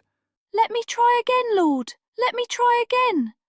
Finally, he managed to unbalance her small form and gave her a hard shove. Stupid whore! I said, get off of me! The woman fell back against an adjoining sofa and slid down to sit on her legs. Her cotton dress had covered most of the floor, but left her arms and chest bare. She did nothing to cover herself, only stared at his expression with those eyes that seemed on the verge of crying. Need the coin. My family. Vassago reached down and put himself away before fastening up his pants. That does not concern me. Why should it matter what a whore needs? It should be your place to concern yourself with what I need. You promised that. Just be silent. This is the worst day of my life, and you madden me with all of your demands. Why can I not have a moment to think? A swift knocking at the carriage door broke up further discussion of promises, and before either of them could protest, it swung open to reveal a handsomely dressed gentleman with short-cut brown hair and a neatly trimmed moustache. It was Park, and he appeared to be in a hurry. He climbed inside as the woman began to cover herself up. Bad to worse. Park sat on the sofa nearest the door and set a thick binder on the space next to him. He glanced at the woman on the floor, but soon returned his attention to the other sofa. Eckerd is dead. Vassago's blood ran cold. No, nothing like that. He still lives, I believe. Bowden met with him this morning. The Baron dismissed. Park glanced at the woman again. Do not concern yourself with her. She is a common harlot I invited to remove my burden. Not that she was able. Her lips parted in surprise, and she seemed ready to return to his lap. My lord. Close your mouth! We are speaking! The three of them lurched to one side as the carriage began to move again. Park pushed shiny spectacles further up his nose. It is possible that she is a spy. It is probably best if we watch how we speak. The Akunians lack sophistication and hold no loyalty to anyone. They only care about coin and drink. Please, my lord, I would be happy to go if you would give me the silver coin that was promised. Visago raised a hand to silence her once again. This is no spy, Park. It is a random beggar from the West Gate. She does not know anyone of significance. That may be so, but by virtue of hearing our words, she may no longer be as common as she once was. Will you take that chance? Oh, all right, fine. Visago turned to her with a stern expression and pointed to the door. The carriage was not yet moving so quickly as to prohibit a person from disembarking, and if she delayed, then she would have only herself to blame. She stared at his finger. My lord, you promised.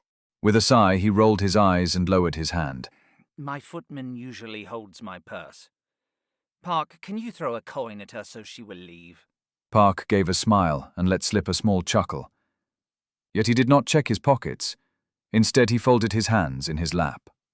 It is surprising to see you so frantic today. You are usually the calm one. I have grown angry. All morning I have been absolutely on fire. And the truth would have it that I had some medicine earlier.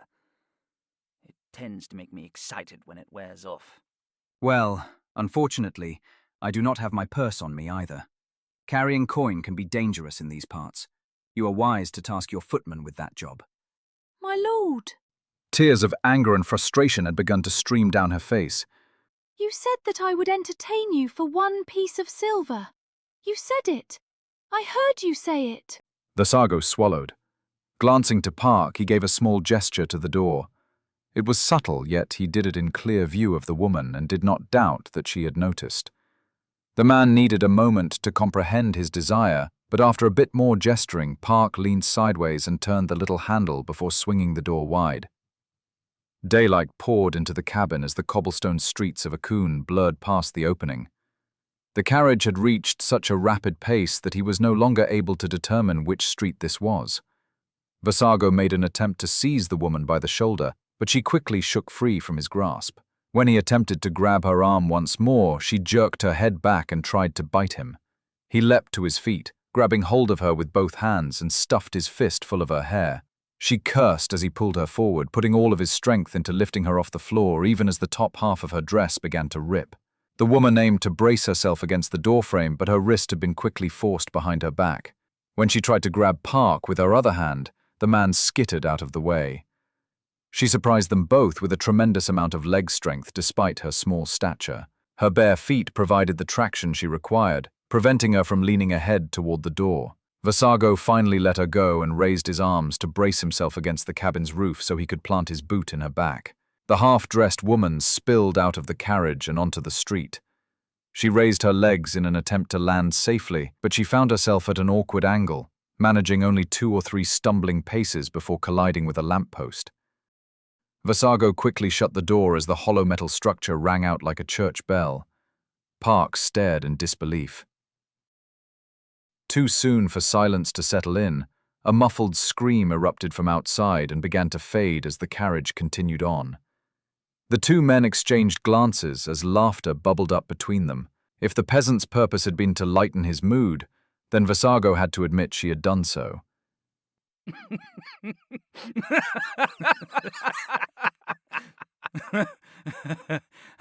Beyond a doubt, it was the funniest thing he had seen in months. Even Park could no longer contain himself. Driver, make haste. We may be pursued. The laughing continued for the next few minutes, and Park had to stick a finger underneath the frames of his glasses to wipe tears away. Finally, Visago retook his place on the rear sofa. Nothing but trash in these port cities. You would think a man could get something rare and exotic from all the ships that come and go. but Odenkirk reserves all the quality women. Even Callow is a step up. Callow is nothing more than a brothel, yet I agree. It is better than here. These people force me to despise them. Well, perhaps it is time to vacation in Odenkirk. Baron Eckard appeared to think so. Vassago's smile disappeared. What? What is this? Nearly said it out loud before your guest departed. He left for the capital. When? This morning? It is a trick. It has to be a trick. He dismissed his staff and packed up his house with his own 2 hands. Vassago squinted as he considered. He and Stella were not the most courageous of people, yet Eckard was the last one he would expect to give up and run. Where did you hear this from? Bowden. I hate Bowden, but he would know. We are not friends, but I get along with him. Vassago pulled out a sliding tray from above the sofa. It was crafted of thin wood and built into the wall of the cabin. With the dexterity of a man who had done it 1,000 times over, he pulled a shard of purple crystal from his pocket and placed it on the tray before crushing it up with a stone cylinder. His eyes slowly returned to Park's face as he mashed the crystal into a fine powder. Bonte works for Goge now. The harbour master? Eckard had most of the dockyards wrapped up in an organization with Vassago pulled a steel tube from the cylinder and used it to snort some of the purple powder before using 2 fingers to pinch his nose shut. Park gave a sigh and pretended not to watch. Yes, I know who Bonte is. Just very unexpected to hear him change sides. If anything, I figured most of that rabble would have looted the docks and fled when Nath died. Goge paid them a visit this morning and started flashing a few of the coins he stole. Now those thieving bastards refuse to meet with my people. Lost it. They've all lost all respect for the kingdom. It is as you said. They will do anything for coin. Are they not just slaves? Commoners? Why did they return to the dockyard when it was clear their work had ended? They belong to Goge now. It does not matter what they used to be. All that ended when they started sharing these coins. The moment they put their filthy hands on my gold, they became criminals. Every one of them will hang. Treason is something I do not forget. Vassago snorted another pile, yet this one was a great deal stronger than the first, and sent his head spinning. He tilted the nape of his neck until it met the sweat trickling from his shoulder blades, and reclined against the sofa for a moment. Park sounded very far away. He only stole it this morning. How much could he have spent? He lowered his head to lock eyes with the man. His heart rate increased, and his mind cleared. Bonte refuses to meet. I must assume Goge spent a great deal. This is why we need to move quickly. For the good of the kingdom, we must be swift. Goge will no doubt absorb Eckard's holdings and much of my land as well. If we are smart about this, then I think we can fix... What of Odenkirk? The king? What of Callow? That could take weeks, months! Do you know how long it takes to put an army together? Even 100 men would take at least 7 days. After King Silden sets the other lords to retake Akune, he would task one of his favourites to run it. It could take a year or more before things return to normal. Eckard wasted no time setting out for Odenkirk. He must expect to lead the king's men, and when he comes riding in with an army at his back, who do you think the city will be gifted to? Park pressed his lips together and glanced at the floor. Rubbing the palms of his hands against his knees, he seemed to consider those words. That clever bastard. Pain shot through Vassago's body. A copper taste pooled in his mouth, his chest tightened, and his eyes began to water. What some might consider a small heart attack had only just begun, and just before it became too much to handle, the blood in his veins began to sing. Vassago's eyes snapped wide with a newfound clarity. Nath's death is an opportunity, but I was too slow to see it. He pushed the tray aside and pulled out one of the larger chests from the side of the sofa. Flipping open the lid, he retrieved a folded white suit of exquisite design and set about removing his shirt. Park was still contemplating Eckard and had tasked himself with staring at the floor. I wonder if Stella knew. How is she? Any news? No, after Rav was murdered, Eckard's people brought her home. Nothing since then. Vasago examined the suit for spots or stains before hurriedly redressing himself. Although it might have seemed improper to disrobe in front of others, these were extraordinary times, and they required decisive action. Park did not seem to mind in any event. Well, she was close to Rav, I believe. I wondered if they hated each other. You certainly study us. Well, it was my job. He paused to gesture at the binder set next to Park, only noticing it just now. And I hope you have done your job well. Did you do as I asked? Park picked it up and untied the string at the top, reaching inside to reveal several dozen pages of handwritten notes. With such limited resources, there was very little to be learned of Gouge. He wished Park would talk faster. And yet... The things I learned beg you to reconsider this plan. Even the space between his words contained an eternity. Vasago had to repeat them in his mind to extract their meaning. No, Park! Now is the time to strike. If we do not stop this monster now, he could take over everything. Where is your sense of loyalty? Where is your sense of loyalty? Your courage? Your love for the kingdom? Vasago's hands started shaking, although he knew it would pass. It made him wonder if he would be able to finish dressing himself. I am still uncertain as to whether or not he is the real Gouge, but assuming he is, no army exists that can stop him. At least, no army we are capable of assembling. He took a deep breath and attempted to steady himself. If we can get close to him, we can help our brothers when the time comes. And if we can get very close, I am certain that a dagger in the ribs will stop the beast. Speak to me of his weaknesses. Tell me what you have learned. Park began to page through his notes. It is all elven history, all fantasy and riddles. Let me hear it. First Empire, Gouge served in something called an expeditionary force, which I suspect is some sort of soldier-army term. He was stationed in a city I have never heard of, charged with murder on several occasions, but never put on trial, promoted once and then vanished completely. Park looked up to check if he was listening. Vasago gestured for him to continue. The Empire became unstable and fell into chaos. Gouge shows up years later and founds the city of Akune, puts himself up as one of the Night Masters. What is that? I have heard that name before. What are these Night Masters? Park flipped through the pages until finding the correct sheet. That was the start of the Second Empire. They were rulers of small cities, often called mage kings. It was some kind of national assembly, but they either lost their minds or they were always that way.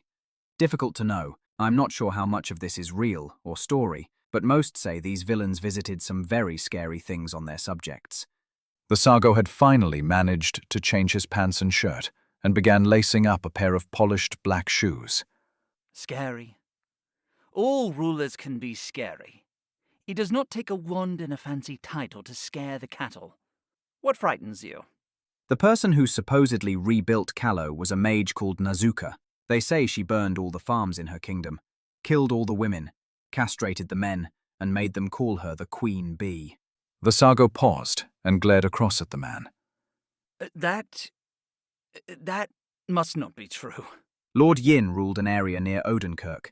It is said he had over 1 million subjects, and when they displeased him, he turned them all to stone. He shook his head and resumed dressing. Rubbish! Did you spend all night reading elven drummer books? Is any of this reliable? Tell me something from a reliable source, not these tavern storytellers. I can get that nonsense from anywhere. Park rummaged through his notes again and eventually sorted them back into a neat stack. That actually came from several good accounts, and you know as well, from time to time, farmers around Odenkirk will dig up statues of life-sized commoners, most shaped like they were set to work when it happened. And what does the Royal College of Magic command when one is found? Vasago considered it a moment. He had a point. History was never a subject he pursued, yet he knew enough about the period to believe that things had become chaotic after the decline of the First Empire. Was it possible that an entire generation had gone mad? Perhaps. I never wondered. There were a few found on my lands as well. We received a team to make sure they were destroyed. They warned us away from the area. Something about remnants of magic use. Park put the pages back into his binder and shook his head.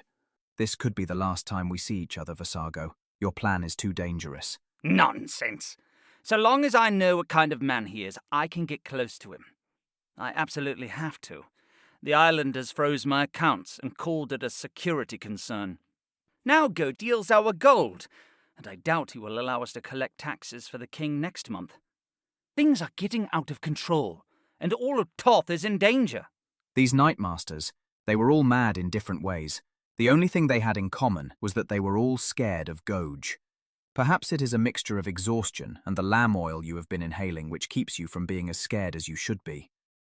Vasago shook his head again. He is just a man. Do not underestimate me, Park. 30 years ago, I commanded a resistance party during the Tragos invasion. We fought them for years. King Sildon himself put a hand on my shoulder and called me a true hero. I have heard this story before, my lord. Then it means I am still alive to tell it. He killed Nath and Rav, yes. But I saw him at the palace last night. What I saw was a tired old man who just wanted to go back to sleep. We can defeat him. But I need you. You must get word to the king and keep it secret. When Goge invites me to his side, you must make sure the king knows I am still his loyal servant. Park pushed against the curtain closest to him and glanced outside. Where are we? Is this the library? Yes. He left that monster child when he robbed us, and I suspect he will return for her. How do I look? The Sago stood up straight and used both hands to stroke the edges of his suit. His question was unneeded. He already knew that he had never looked so dignified in his life, so regal, so ready to fight. Park stood from his sofa and quickly corrected the knots on the black bolo tie around his neck. It was something he had missed, and he cursed himself for it. When the man was done, Vasago pulled a stiletto from the chest and inserted it beneath his belt at the small of his back. Park's eyes flashed with concern. Do not put yourself at risk when you see him. The Council of Red claims to have buried his corpse a little over 900 years ago. Stabbing him may just make him angry. Vasago thumbed his nose and gave a quick snort. That damned elven cult claims responsibility for everything. If you had told me this last year, I would have suspected they were lying. Now that I have witnessed him alive and well in Akune, I would make that accusation to their fat faces. I will have your remains shipped to Odenkirk if the man leaves anything for me to send. Park smiled. He was teasing, of course. This was the type of humor he normally enjoyed, but this was not the time for jokes. Not now, not on the edge of destiny. This was the time for memorable statements. Park, when King Sildon awards this port to me, I will remember your loyalty and your courage. He gave a nod, and Park returned as much of a bow as he could manage inside a carriage. Turning to the door, Vasago felt a surge of hubris and stepped out into the afternoon sun. A glance to the right, a glance to the left, and his blood ran cold. His carriage, it seemed, had parked behind another. Although this one was smaller and not as luxurious, it was clear that this was not the carriage of a commoner. Park, get out here. After a moment's hesitation, the man stuck out his head. Second thoughts so soon. Apologies, my lord. I fear there is no need for me to risk my life as well. Park. Vasago slowly pointed. To whom does that carriage belong? Park wormed out of the carriage and stood at his side. It has a driver. Why not ask? Why not you? I find myself incurious. It resembles one of the carriages the islanders use from the dockyard to the market district. Can you speak with him and confirm my suspicion? No, as we discussed, I am not going to involve myself in this part of the plan. I am only asking you to speak with the driver. And what if Goge is sitting inside? Was that not the purpose for visiting the library? Did you not say he would return to collect his monster? If I approach that carriage and find him... You worry yourself over nothing. There's no chance you will find him in the back of a carriage. The man does not use one. He does not use a carriage. Then how does he travel? Does he not fly? Fly or ride on one of the beasts he summons? Vasago was quite serious. However, Park took it as a joke and began to smile. Unwilling to admit he had been serious, the smile was returned. Park shook his head. You had me for a moment, my lord. He gave his hands a good clap. I had you, did I not? Are you sure you do not wish to come inside? No, I will walk on from here, but I wish you great success. Park gave another bow and turned away. Carefully navigating across the street, he glanced back at Vasago every so often. Park seemed to question whether he possessed the bravery to proceed. Several long strides to the staircase and a series of swift taps found him at the top, where Vasago nearly looked back to see if Park continued to watch. But the Count rejected that urge. The smaller door creaked open, and he stepped inside. Something had transpired in the reception hall. Portraits had been struck down, and there were pieces of splintered wood in the places where the floor met the wall. He took a deep breath. The library's director entered the chamber with a broom and glanced at him. Although he had rarely visited this building, it was strange to find it so empty. When Lord Nath had been alive, the place was crawling with guards. Lasting silence made him uneasy. Vasago gestured to the director. Is he here? Where is he? The man clenched his teeth and did not approach. Instead, he attempted to whisper from a distance. You should not be here. Do not speak to me. I should not be seen with Little you. man, if you do not wish to be seen with me, then tell me what I wish to know. You may not be speaking to Nath or Eckert, but I will flog you just as well. The director pressed his lips together and gave a nod to the stairs. Vasago pointed questioningly, prompting the man to nod again. He left at a quick pace and danced up the stairs with the vigor of a young man. When he got to the top, he felt a sharp pain in his chest and forced himself to relax before continuing. The proceeding hall ran the length of the building. Although it was flanked by windows, it seemed all of them had been shuttered, which presented a rather gloomy atmosphere. On the far end lay an office. With the door half opened, the soft glow of sunlight washed the shadows of people onto the walls. Vasago started toward it, but found his footsteps slowing. No, silly. It was the voice of a young girl.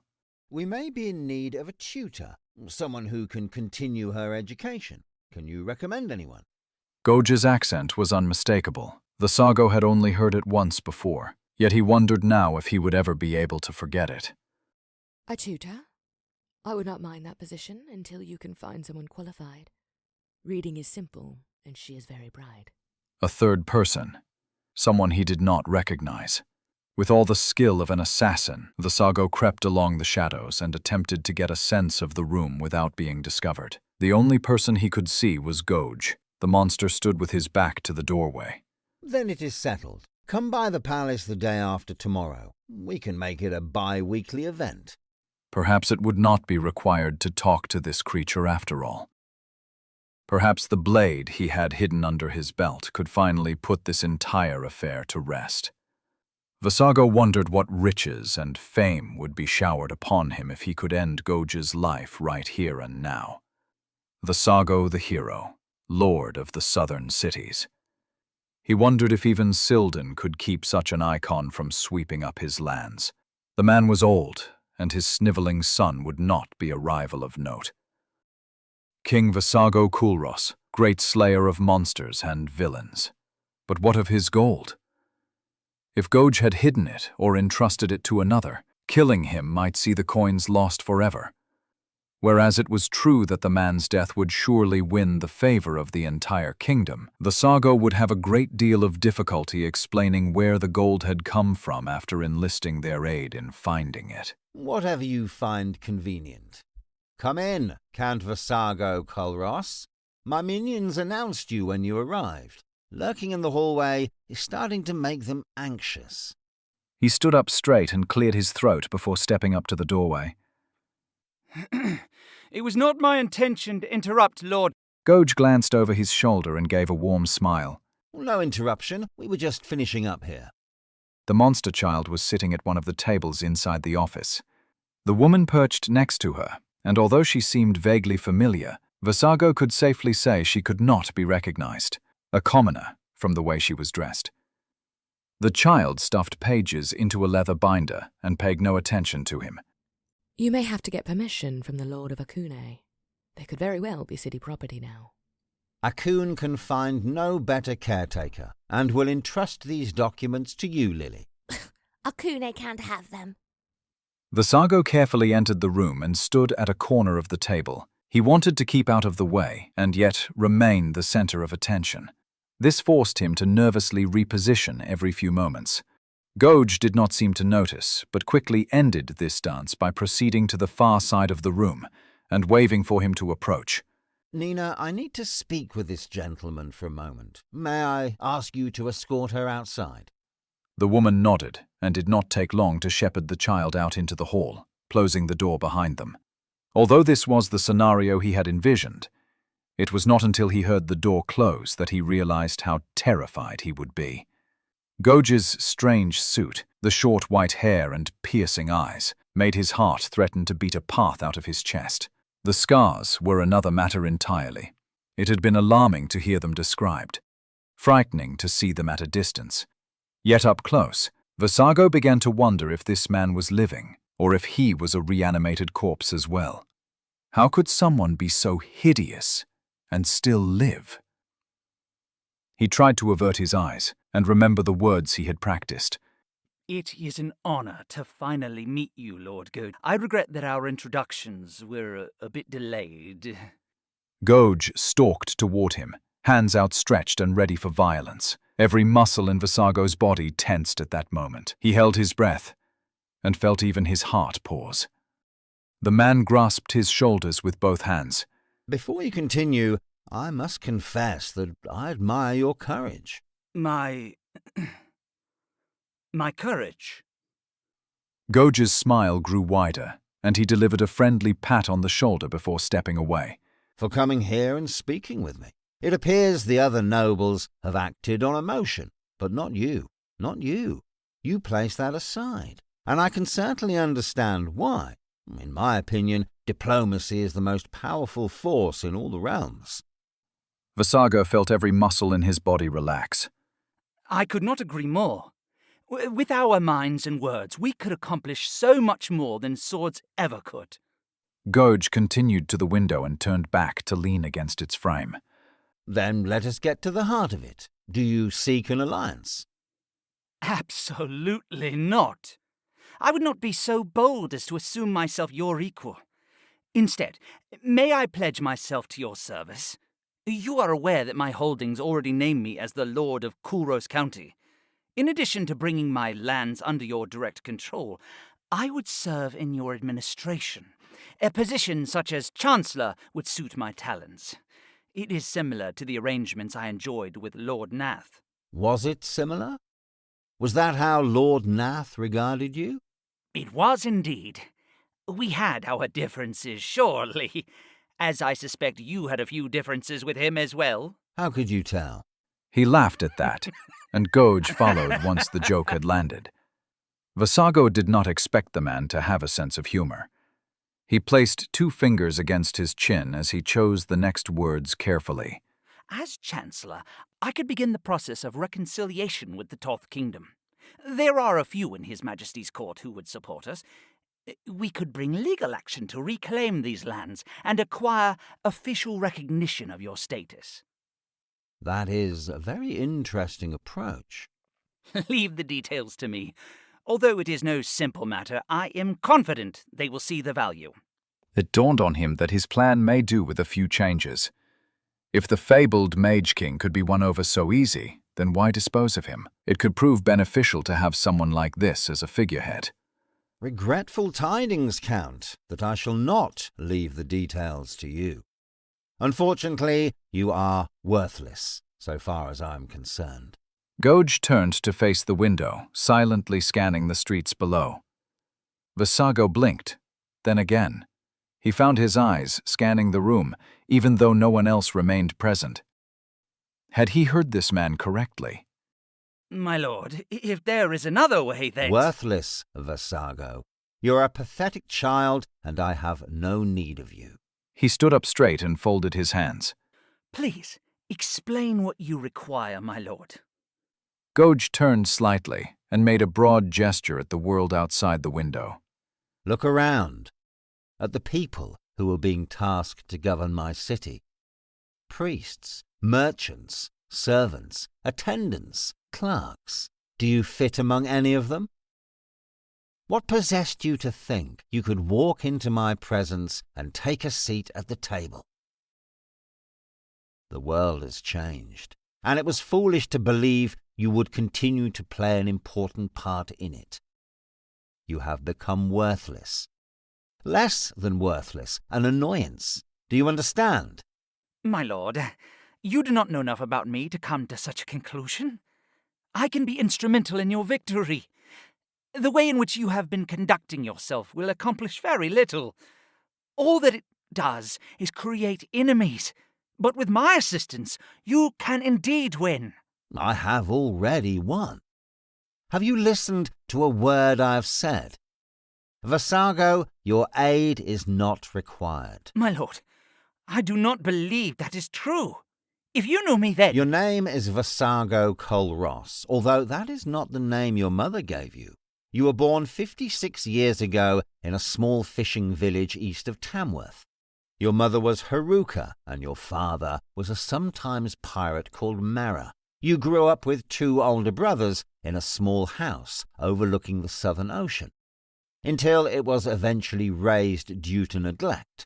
One brother took his own life, the other died of illness. 30 years ago, the Tragos invaded. They claimed Akune and pushed out. They attempted to take Callow and failed, as they had seriously underestimated the city's defences, and sent most of their force north to Odenkirk.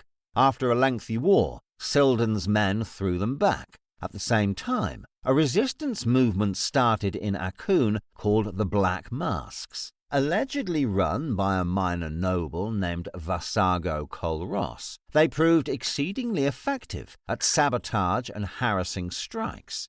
When the Toth nobles finally arrived to retake the city, they claimed that Vassago himself was the one to open the North Gate. It had not been his intention to lean against the table, but at this point, it was all Vassago could do to stop himself from falling over. Gouge continued. Yet that is not what happened. Most of the Black Masks, including Vassago Colross, were captured and killed 3 days prior. When Sildon retook the city and famously burned the Tragos ships, he asked to meet with the renowned leader of the Black Masks. You were the only one to come forward. You, a lowly traitor, a man who knew Vassago was dead, because you had aided the Tragos in capturing him. Vassago stared in amazement, placing his left hand flat against the table for balance. How could you... How could I know? Lord Nath knew, or at least he would have if he had read the reports littering his office. I never told anyone. Not anyone. How naive. You were fed a river of wine by the person assigned to interrogate you. In his words, you became so drunk that you mistook your own servant for a trespasser and stabbed him in the eye with a bread knife, not realizing your error until the following day. Gouge glanced back at him and grimaced at the sorry sight he had become. Vassago's mind raced as he attempted to recall what and to whom he had confided. He had recounted these early days to so many people throughout his life that he struggled to recall if he had ever told a different account. The accurate version. Eventually, that night came flooding back. Park. Ah, the sting of betrayal. He pulled his hand from the surface of the table and balled it, giving the table a swift thump. All those years of bickering with Eckhard, fruitless, while Nath's spies played them against each other. To make matters worse, Park had been Eckhard's man. Yet, if Gouge was to be believed, then he was in Nath's pocket the entire time. That lice-covered prick. That gutter-blooded, spying, snotty little rat. He betrayed my trust. Can one such as you truly be betrayed? You are a wretch. Everyone who betrays your trust could only be accused of defending themselves. The Sargo's lips pressed into a frown, and he found himself glaring at the man's back. With his right foot, he took a practiced step forward and noted that he had not made a sound. Another step, and another. He silently slid his right hand into the small of his back and wrapped 5 fingers around the blade that would put Goge back in his grave. The many vices he had employed to pick him up this morning seemed a waste. Anger, it seemed, would give him more than enough courage to do what had to be done. As he pulled against the handle, something cold clamped onto his wrist. Vassago jerked his arm and attempted to turn his head to see what had crept up behind him, as a horrible realization filled his thoughts. It was a ghost. However, the grip of iron and freezing air on the back of his neck did not immediately convince him. It was not until a series of spectral ringlets began to coil around his shoulders and legs, squeezing tightly and forbidding him from looking back. The anger drained away as he stood motionless, his hands still locked on the blade handle behind his back. Goge finally turned away from the window to face him. Vassago wanted to look away, but found himself unable. Have you heard nothing of my words? Those who are not to be trusted should never trust another. If anything I have mentioned could be called wise, it would have to be that. Goge stared at his expression. Breathe. Breathe or you're going to pass out. Vassago's incessant heartbeat had obscured the fact that he was not breathing properly. It was not that he was holding his breath. Rather, he was breathing so quickly that no air was getting in or out. He tried to force himself to exhale, but his chest remained unresponsive. Gradually, the tendrils that wrapped his arms and shoulders began to loosen, allowing him to lean forward. He recognized the expression on Goge's face as concern, or perhaps pity. As pain crept up his chest, Vassago leaned forward even further than he had intended and exhaled the contents of his lungs. The air was ripped from him so violently that it emitted a long, somewhat monotonous moan until it was completely expelled. The remainder of his fall to the hardwood floor was accompanied by the release of his arms, allowing him to catch himself. Vassago waited there, on his hands and knees, like a dog, and taking such deep breaths that anyone below might have believed he was yelling for his life. The stiletto slid from where it had been concealed and clattered to the ground, but he made no effort to locate it. His vision was obscured by tears, and all he desired was to bury his head in his hands. My lord, these are desperate times for me. Well, yes. Yes, they are. In fact, I would wager that you have no idea just how desperate they have become. Everything was tied up in Nath's scheme. And now, I must have this, Lord Goge. It is... Listen. Goge moved closer and lowered himself to place a hand on Vassago's shoulder.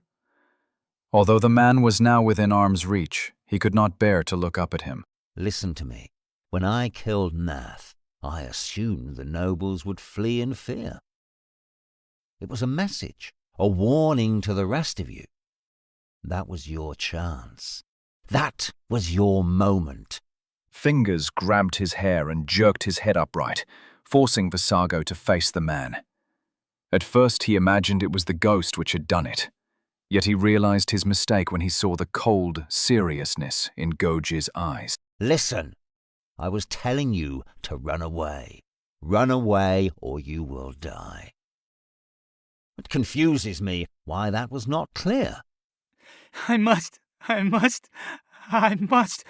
All of that coin. My Lord Goge, please do not turn me away. I am destitute. Just a little bit. If you could return even just a little bit. Have mercy, my lord. Have mercy. Goge released his grip and stood. You are worthless to me. Do you understand? Coming here was foolish. Understand? Half my life. It took half my life to raise all that gold. It is gone now. Most was donated to the temple. They will surely spend it all, if they have not already done so. The sobbing stopped. His eyes refocused as the tears began to drain. Vassago lifted his chin to get a better look at him. You gave it away? Yes, it is of little use to me. The point was to cripple those who meant to keep control. People such as you. You are truly the cruelest of men. Run away, Vassago. Run far away. This game has ended. You will either start a new life somewhere else, or you will die. I leave the choice to you. Please just return a little of it. Gouge gave a sigh and stepped over the discarded blade on his way to the door. His minion, now disinterested, floated sideways into the wallpapered surface nearest the door, before Vassago could get a good look at it. I have 2 ladies waiting for me outside. It is at this time that I will take my leave. If it is your wish to go on living, then I suggest you avoid me in the future. Gouge departed without so much as a backward glance. Lily found the quality of Wren's carriage to be outright mesmerizing. Specifically the horses, magnificent animals with glossy coats and silver harnesses. During the winter months, observing their every trot past the orphanage windows had been her principal enjoyment. She loved them all, yet these proved to be exceptional. A rich bronze color washed into their manes, not simply brown or yellow, but a golden chestnut. Their long faces and small noses added to that elegant appearance and featured large, dark brown eyes, which held a deep sense of wisdom and affection. She wished she could sit in the front with the driver rather than play squire for a beast like Gouge. He was watching her. Lily hugged the binder to her chest and pretended to look from her window. Despite the attention, she knew he was only concerned with one thing: whether or not she was still wearing the pendant that had been tied to her belt. Although it was never removed, she did not wish to give him the satisfaction of pulling up her topcoat to prove it. It might be better to ignore him. This morning alone he had nearly killed 2 people. 3, if you counted the one that Miss Nina had saved. For nearly 2 days, Lily had been in his company, and at first it was thrilling enough just to get out and see the city. And yet, his actions had made it clear that he was a monster, not a person. Witnessing his interactions with others filled her with anxiety, as she knew that these helpless people were just moments away from danger. He was a shark with an insatiable desire to kill, and so far as first impressions went, the scars on his face proved to be an adequate indication of who he was. Deep creases carved themselves in all directions across his skin, mottled in the way only burns can be. It was clear he might once have been an attractive young man, but had seen so much violence that now it was impossible to tell where the scars stopped and the wrinkles began.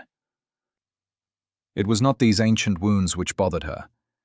What bothered her was the fact that his eyes did not blink when he inflicted harm. There was no expression, no clenching of teeth, no sneering, no grimace. He simply stretched out his hand and ruined lives. It was as if the entire world had been populated by people who were not real to him, nothing but shadows in a dream, undeserving of sympathy and incapable of feeling pain.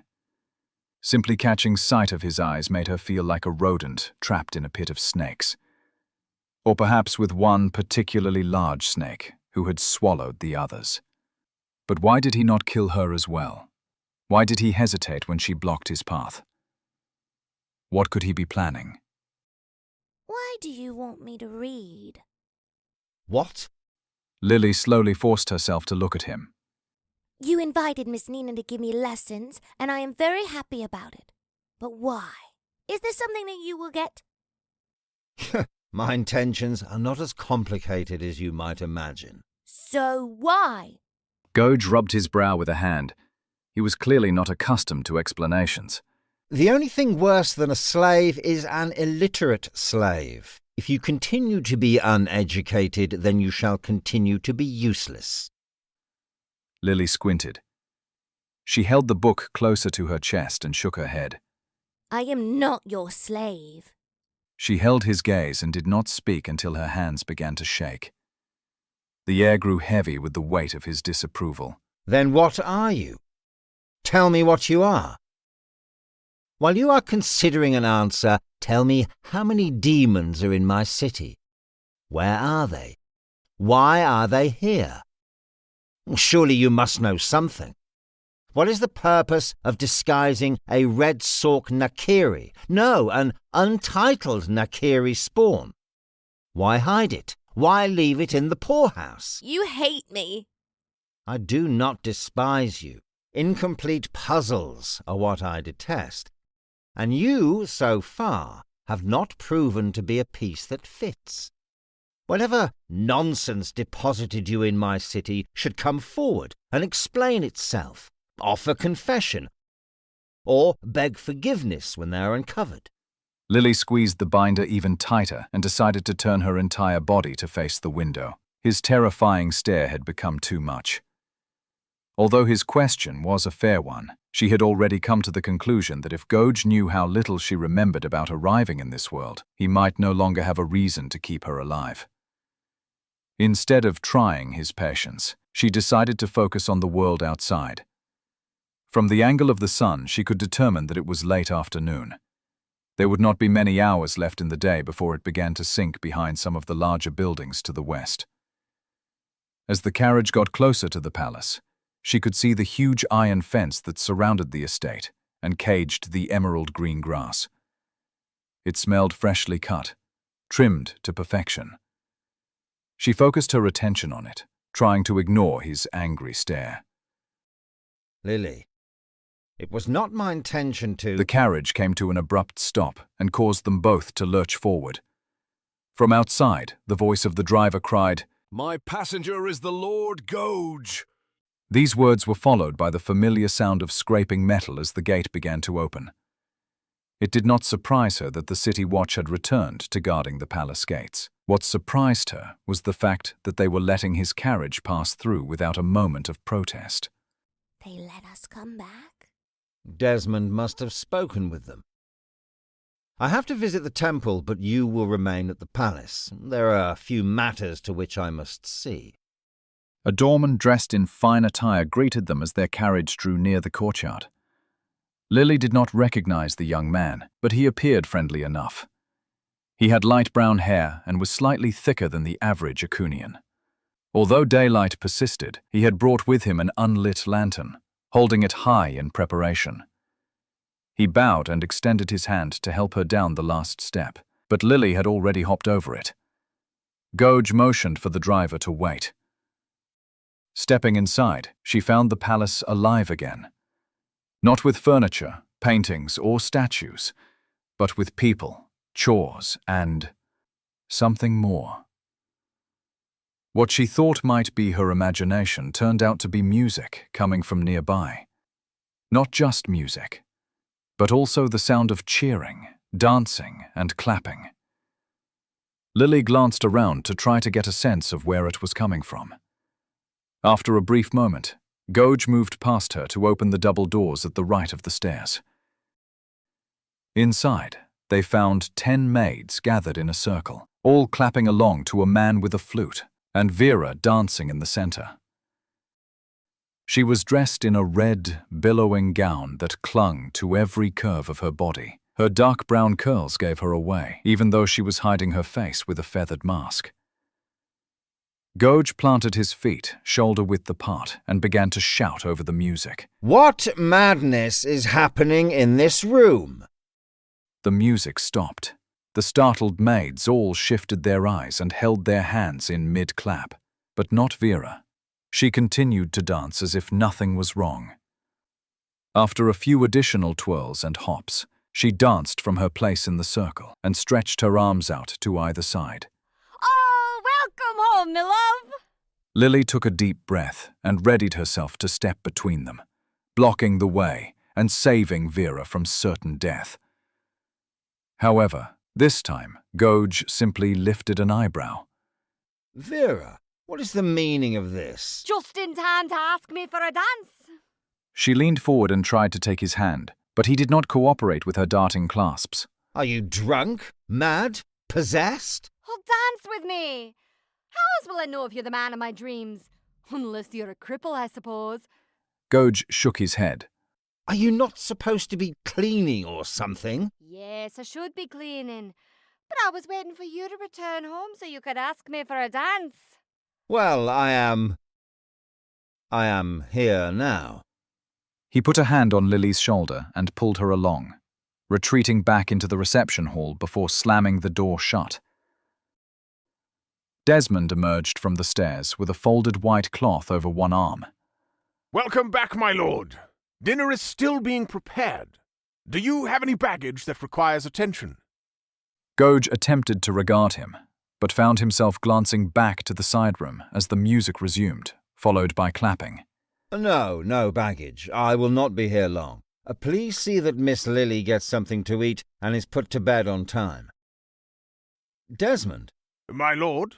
Has Vera been acting strange lately? Desmond glanced to the closed door and back, a confused expression washing over him. Not that I have seen. Is she keeping up with her duties? Yes, my lord. She manages the staff quite well. Fine. See to Miss Lily and I shall return before morning. My lord, before you depart, you have a visitor in the lounge. He insisted on seeing you, and I have not yet been educated on what sorts you prefer to be turned away. Yes. Summon the visitor to the courtyard and I shall see him off. From now on, send everyone to City Hall, except those who can prove an invitation. As you wish, my lord. Desmond offered a hand to Lily. Atrix was a dashing young man who wore glasses and styled his hair short. He dressed comfortably for travel and wore his silver and red-trimmed cape to show he was a member of the Royal College of Magic. He sat in one of the few chairs littering a sinfully empty lounge in the east wing, right across from a stack of small oil paintings, which he had taken it upon himself to inspect. His curiosity was hard to satiate, and he was on his third landscape depiction when the door opened. The well-dressed man from earlier stepped in and made a sweeping gesture toward the corridor. Sir, Lord Gouge will receive you in the courtyard. Atrix gently returned the small painting to the top of the stack and stood up. He gave a polite smile and crossed the length of the room before noticing a young lady by the man's side. His breath caught. He expertly attempted to conceal his surprise by transitioning to a polite bow. It might have worked if he had been able to peel his eyes off her. You must be Lily. Hi. I am Atrix Kestrel. She dropped her eyes to the floor. Hello.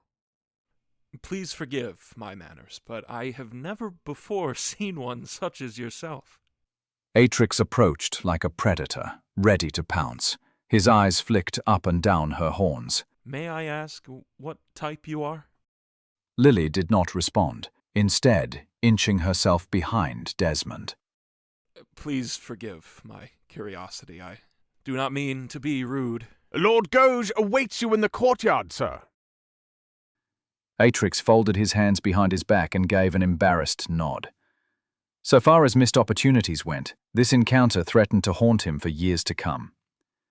A genuine abyssal, Category 6, and of unknown origin, yet by the rules of common courtesy, he was forced to bury his questions and depart.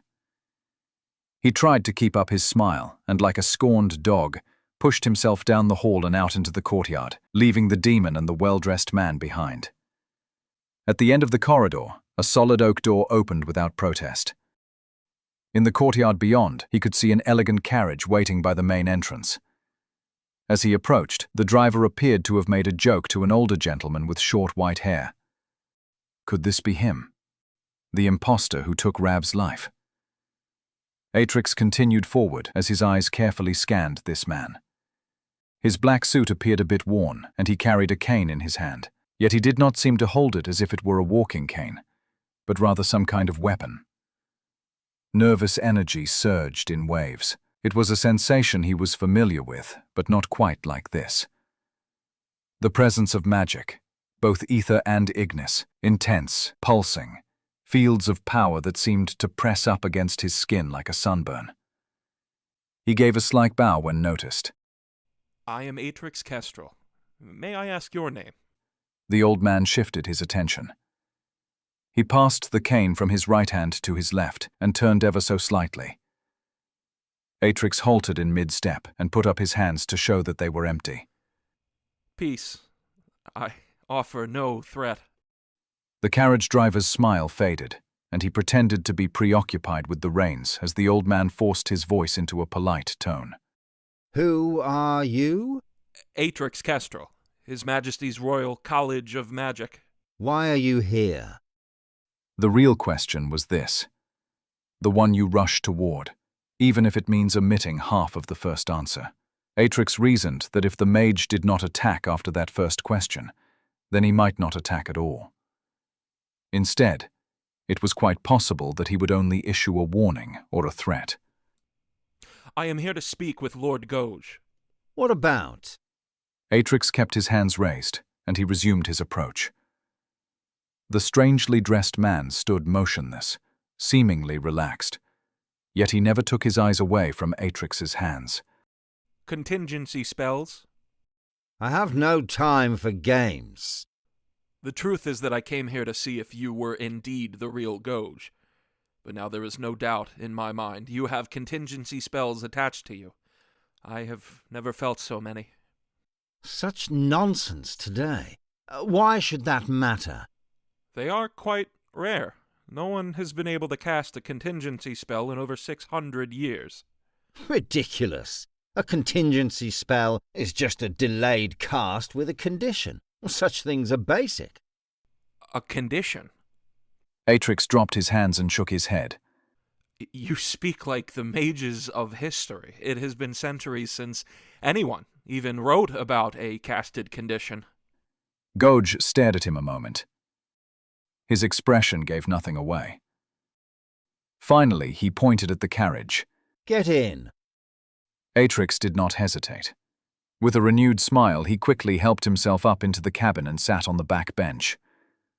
After whispering something to the driver, the old man climbed in and sat across from him. Gouge cleared his throat and laid the cane on his lap for a moment so he could rub his eyes.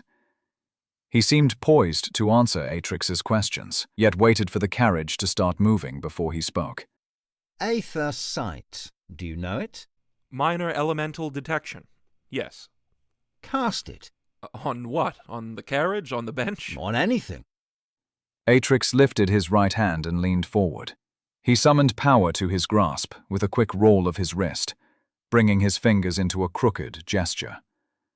A small blue light erupted just beyond his reach, releasing a spark that engulfed the carriage itself. The interior of the cabin glowed softly and shined around the edges. The wood became more vibrant, and the texture of the leather darkened until it was almost invisible. The glow faded after a brief moment. Atrix had expected some shout of alarm from the carriage driver, but heard nothing. Gouge stared at him rather uncomfortably. That is completely wrong. That is not Aether sight. I do not understand. The spell activated as it was intended. Did your people just memorize gestures? Atrix lowered his hand. Yes, of course. I mean, there is a bit more to it than gestures, but gestures are the cornerstone. Gestures are meaningless. He said it so easily, with such confidence. It was as if the implication annoyed him. Are they really? When did this start? When did humans start using magic? When did this style of teaching begin? His eyes wandered as they considered the question. Primarily after the Purge. What purge? Explain. 600 years ago, well, there was no Toth Kingdom. This whole area was portioned into a lot of smaller countries in the Zin Alliance. War broke out with the Getch tribes in the far north. A truce was declared, but fighting did not cease entirely. Throughout the years, mage groups persisted and even recruited outsiders to act as proxies. Eventually, both the Getch and the Zin began to collaborate against these mage groups. Things became very, how shall I say, dramatic. I will assume that is why you referred to it as the Purge. Yes. Well, there are a great number of books written on that topic. I do not want to bore you with details. Following this affair, most of the nations involved brought their laws in line with the Oceanic Council. To put it simply, they banned spellcraft. Banned? How does one ban spellcraft? With swords, I believe. I find that difficult to understand. The mages of my day would not have been fazed by such a threat. Perhaps that was a contributing factor. These nations were ruled by mage groups at the time. These groups were not so much prohibiting the practice of magic, but rather its teaching and instruction. We endured a lengthy period of intolerance. Of course, there were people who resisted. Small groups and cults carried on, well, 200 years ago. You all dusted off the books that had not been burned and decided to start over. In a manner of speaking. Your method is garbage. Gouge stretched out both hands, palms facing each other. Without warning, a torrent of electricity spanned the distance between them. The light was so intense that it chased away every shadow in the small cabin and nearly forced him to avert his eyes. It might have been startling for most, but not Atrix. There was no heat, no sound. It was an example of energy in its purest form. Magic is not a ritual or gesture. This practice we call elemental spellcraft is the very fabric of nature. Ignis and aether exist everywhere. We are bathed in it. Your soul is capable of creating a negative space, and when you reach out, you are pulling at the threads of reality itself. This is not something you can do through memorization. You must understand what it is you are touching and how existence will react if you alter it. I swear, you college mages are a bunch of blind children, fumbling around on the floor. Darkness reclaimed the cabin as the display ended. Gouge rubbed 2 fingers of his right hand together. Atrix jerked upright as a soft blue light swallowed his eyes and glowed with the same energy which had encompassed the carriage. In an instant, the curtain drew back from his gaze, and he could see everything. Currents of red and blue, energy moving in and out of the cabin like a tornado. Soundless, yet ever present, it poured through the world at unimaginable speeds. He could see through the floor, through the street beneath, and the buildings on either side. It was enough to make him hold his breath. Intangible existence, matter and energy dividing into infinity. The flesh that clung to Gouge's bones was nothing more than a pulsating echo of improbable madness. Was everything magic, or was magic everything? Gouge's movements came unhurriedly as he waited to make sure Atrix was paying attention. His fingers pulled at a small strand of silvery red and twisted it into a knot before he dragged his thumb across the thick end. Delay. He twisted his wrist to wrap the base around the loop of the knot. Conditional. His hand repeated the process. The same spell was crafted all over again and layered on top of the first. Finally, he enclosed them both in his grip and pressed them against the handle of the carriage door. Atrix stared at the brass fixture with a lover's intensity. Condensed reality, too volatile to be contained in a simple metal, and too delicate to be seen with the naked eye. It held the shape it was given and waited patiently.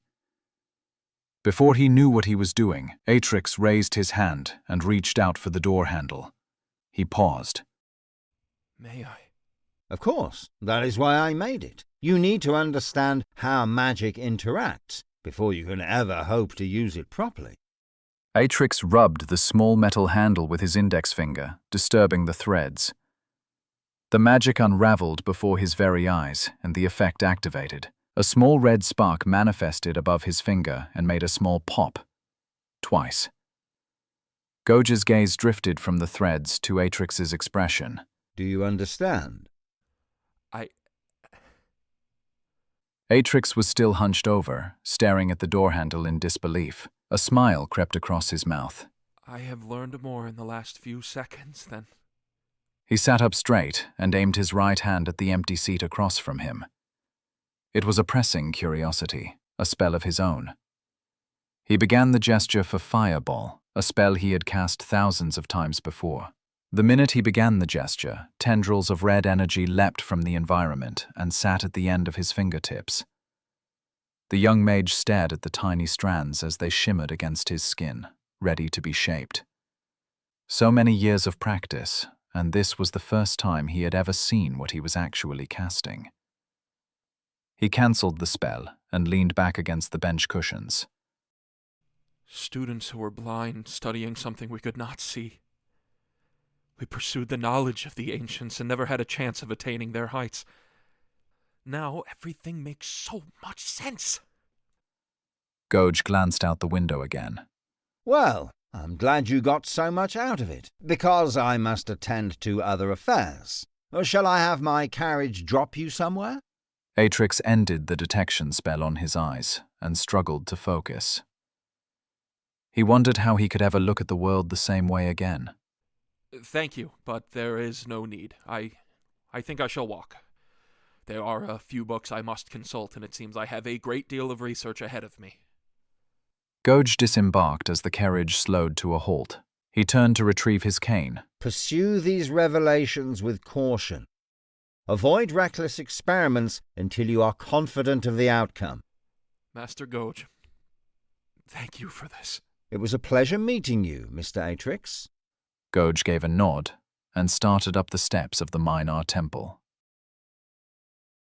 The estate of Hannah Stella was especially quiet this afternoon.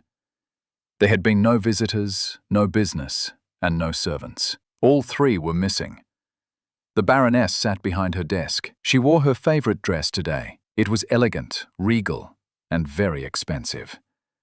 Her strawberry blonde hair was styled to perfection. The room was silent, except for a pendulum clock against the far wall. She stared past it in a state of shock for an unknowable length of time. The coin, the gold, the treasure was gone. All of it. The markets were in chaos. Nath was dead. Eckhart had left. Visago was leaving. Her position ensured a quarter share of nothing. Much like Visago, she had invested everything into Nath's plan. With no one willing to extend credit and no means of raising further gold, she would not even be able to pay for a decent meal. The world had become a surreal reflection of its own self. Leaning slightly forward, she stood from her chair and crossed the room to the door. It made no sound as it opened. Stella walked down the corridor and into the dining room. The room was too bright. She carefully adjusted the drapes to draw the perfect lighting for the room, which was a task typically performed by her staff. The servants had all gone, released early, perhaps gone forever. On the dining table lay the message, looked over during the afternoon break from a contact at the docks, informing her that the dock workers' union was in serious jeopardy. A simple note, only one page with just a few sentences. Both hands made short work of the letter. Then she gathered the pieces and returned them to the table. No sooner had she set down the articles than she spied an open bottle of wine. She pounced upon it, but quickly realized her error when she discovered the bottle to be empty. And at that moment, she broke. Damn it! Damn it! Damn it! The bottle shattered as she threw it against the far wall and showered the richly woven carpet with shards. How did this happen? How? She crumpled to the floor, sobbing. The makeup she had spent hours applying began to run. This is not fair! The Baroness bowed forward to stand, but her head hit the table's edge. Instead of recoiling from the wound, she braced herself against the edge and flipped the entire section over the table, and its contents rolled into the chairs, knocking them over. Glassware shattered, and candles fell from their silver holders. She flailed her arms and grabbed the chair next to her. She hurled it at the window with great effort, hoping to hear the sound of broken glass. But it missed and bounced against the wall instead.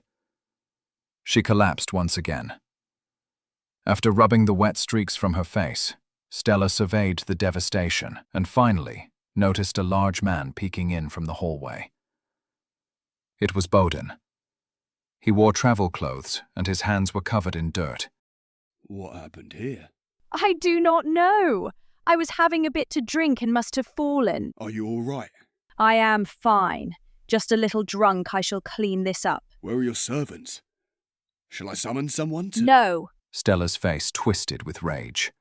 She jumped to her feet, but nearly stumbled into one of the remaining chairs. In retaliation, she kicked it over with a grunt.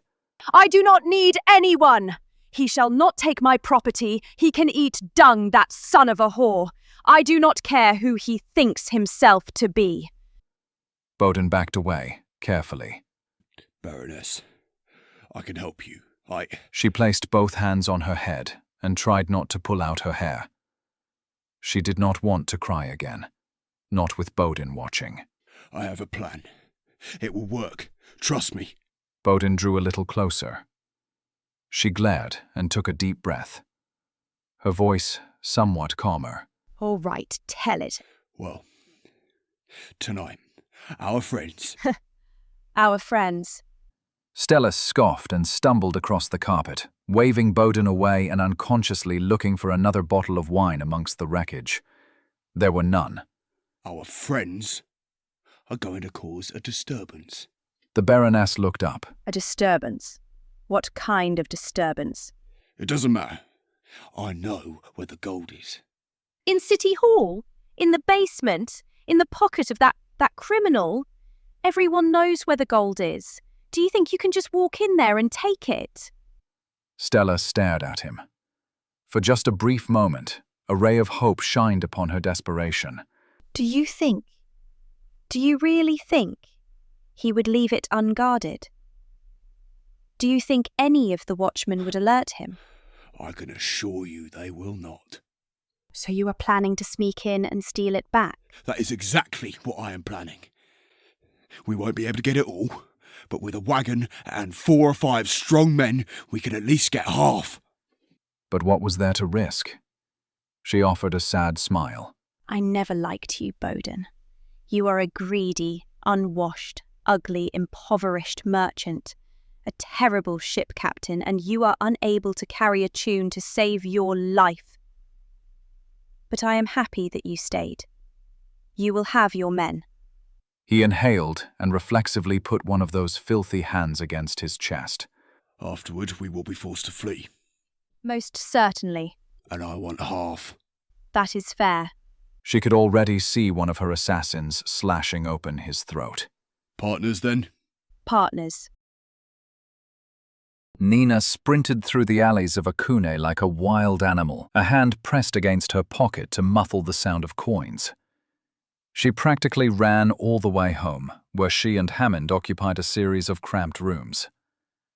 Many people wouldn't even consider it a dwelling. It was once a bustling night market. These buildings had become a collection of sheds, hammered together to form shelter that mostly didn't leak. Mostly. He had a room by the entrance, and she had a room overlooking the street below. Definitely not the type of place one would call comfortable. Yet they had furnished their place with enough good memories to call it cozy. Hammond had only just woken when she burst through the door and dropped 9 gold tanny on the table. Good morning! She was almost able to dance, despite her exhaustion. His eyes locked on the coins. Nina. I've got something big to tell you. His eyes were as big as the coins before him. He opened his mouth and closed it again. Your debt is paid! I paid him a lot more than what you owe. She lifted her arms as if expecting a hug. Nina.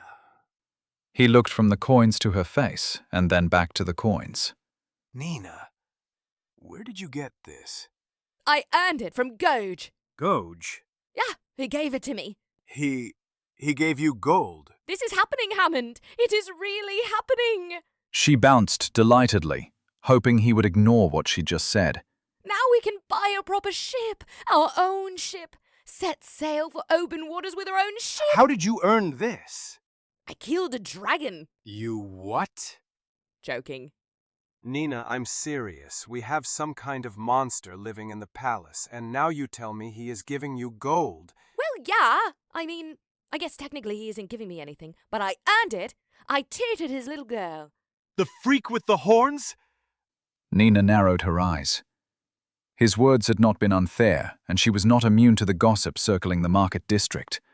But after getting to know young Lily, it just felt wrong to hear people say such things. She folded her arms. She is not a freak, Hammond. Hammond went back to staring at the coins, but dared not touch them. Do you know how crazy this sounds? No, I don't. I don't see what's so crazy about teaching someone to read. In fact, I think I'm pretty good at it. Nina, I'm going to ask you a favor. What? He exhaled and reached out to touch the edge of her arm. Don't go anywhere near that palace. I'll find a way to pay you back. No. Her features softened as she pulled up a chair next to where he was sitting. You don't need to pay me back. Don't you see? I did this for both of us, so we can finally... Finally what? Don't get mad. I won't get mad. She poked him with a finger. You always say you won't get mad, and then you get mad. But I won't get mad this time. Goj offered me a job, and I said yes. No sooner had the words left her mouth than Hammond's eyes snapped wide with panic. Look, the nobles are done in this city. I can't work for them anymore, and neither can you. So I said yes. I said I would keep teaching his girl, and that sounds fine. But I just want to get away from this city. I want to sail away. Far, far away. So you decide, Hammond. You decide. Do I work at the palace, or do we sail away? I don't want you to work at the palace, but buy a ship. Are you serious? You think the two of us can handle a trade lane? She scooped up the individual coins and held them up to his chest. And about 5 crewmates. Look at all the gold we have now. We can buy a proper ketch. One with a double mast. He stared down at the coins, still not willing to touch them. If we fill the hold with wool, wool sells really well in the Western Islands, I hear. And then we can live like nobles, real nobles. Nina grinned and arranged each coin on the table, playfully stacking them into a small tower. Eat wild fruit every morning and fish for our supper. Nina placed a hand on his hair and resisted the urge to stroke it. Sleep under the stars. Aye. A real bed. She gave his shoulder a small kiss, gently, through the fabric. In the moment, it did not seem like there might be anything wrong with that. It was a simple kiss, something that good friends did. No debts, just freedom. Our own boat. I would swim in the ocean every day and maybe buy one of those silly hats the merchants wear. Mina closed her eyes and leaned in to kiss him on the lips. Her hand on his, she felt him pull away.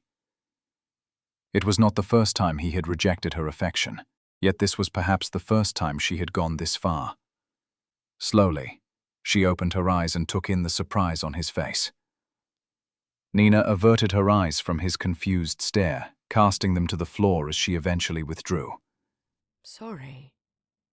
No, it is not. It is not you. It was just... I did things.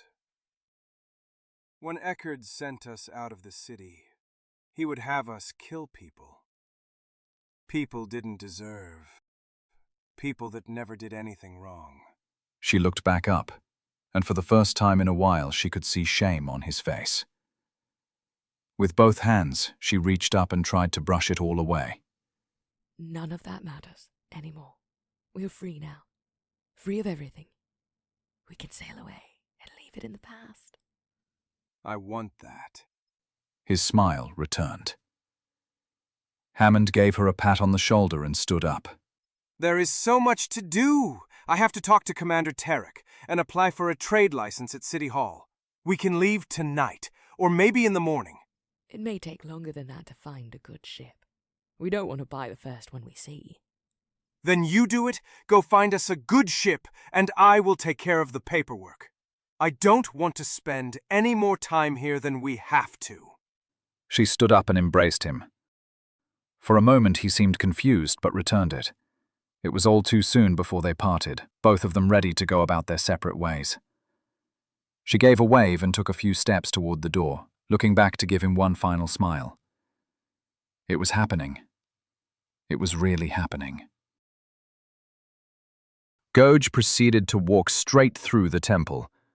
What a sad sight it was, enough to make him wonder if Minar was the god of disrepair. The forward-facing hall was well kept, but beyond lay an endless procession of corridors and rooms in disarray. David's people, the vagrants known as priests, were nowhere to be found. The sound of activity, however, soon reached his ears and led him back outside. Years of abandonment had turned the east side of the temple grounds from a garden into a barren wasteland. Hundreds of tents took over the dirt yard, their silken colors commanding the eye. Each was made of good material, from fine merchant's stock, but thrown down and assembled with obvious haste or little care. It was impressive how fast Father David could spend coin, although in fairness, this amount of coin had a way of simply spending itself.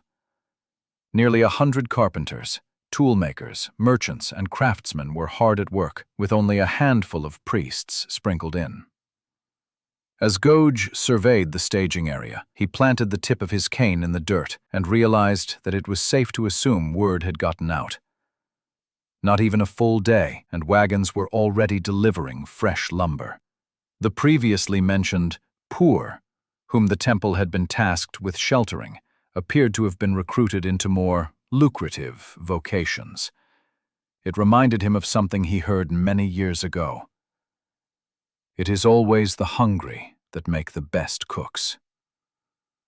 David approached from the edge of the property and tried to hide a proud smile. Minar provides. Gutte used his cane to gesture at supply tables which had been erected on both sides of the camp. They were piled with everything from clothes and tools to dry foods and bedding. I find swift to be a poor description for you. David glanced in the direction of the distant gatehouse along the east wall. The city guard does not appreciate it. They say we are attracting the unsavory, threaten to shut us down. I shall persuade them to reconsider. Just like that? Is it so easy? You give a word and they forget their grievance. Gutte inhaled sharply through his nose and turned toward the head priest. Taking a step closer, he brought himself face to face with the scrawny man. You never stutter when my back is turned. Why do you believe that is? Well, it is not to say that... My Lord Gauche, no offense is intended when... Calm yourself. It is difficult to speak with you when you are unable to be calm. It is my goal to be obnoxious. It should not be yours. Your task is to be a bastion of stability, so calm yourself. David's face darkened for just a moment. His eyebrows came down, and his lips adopted the start of a sneer.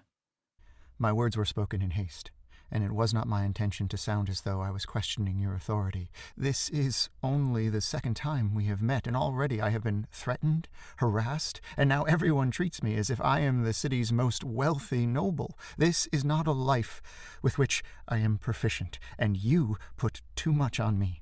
Do you not understand that I am a priest? I know nothing of your authority, or politics, or how you plan to handle the city watch.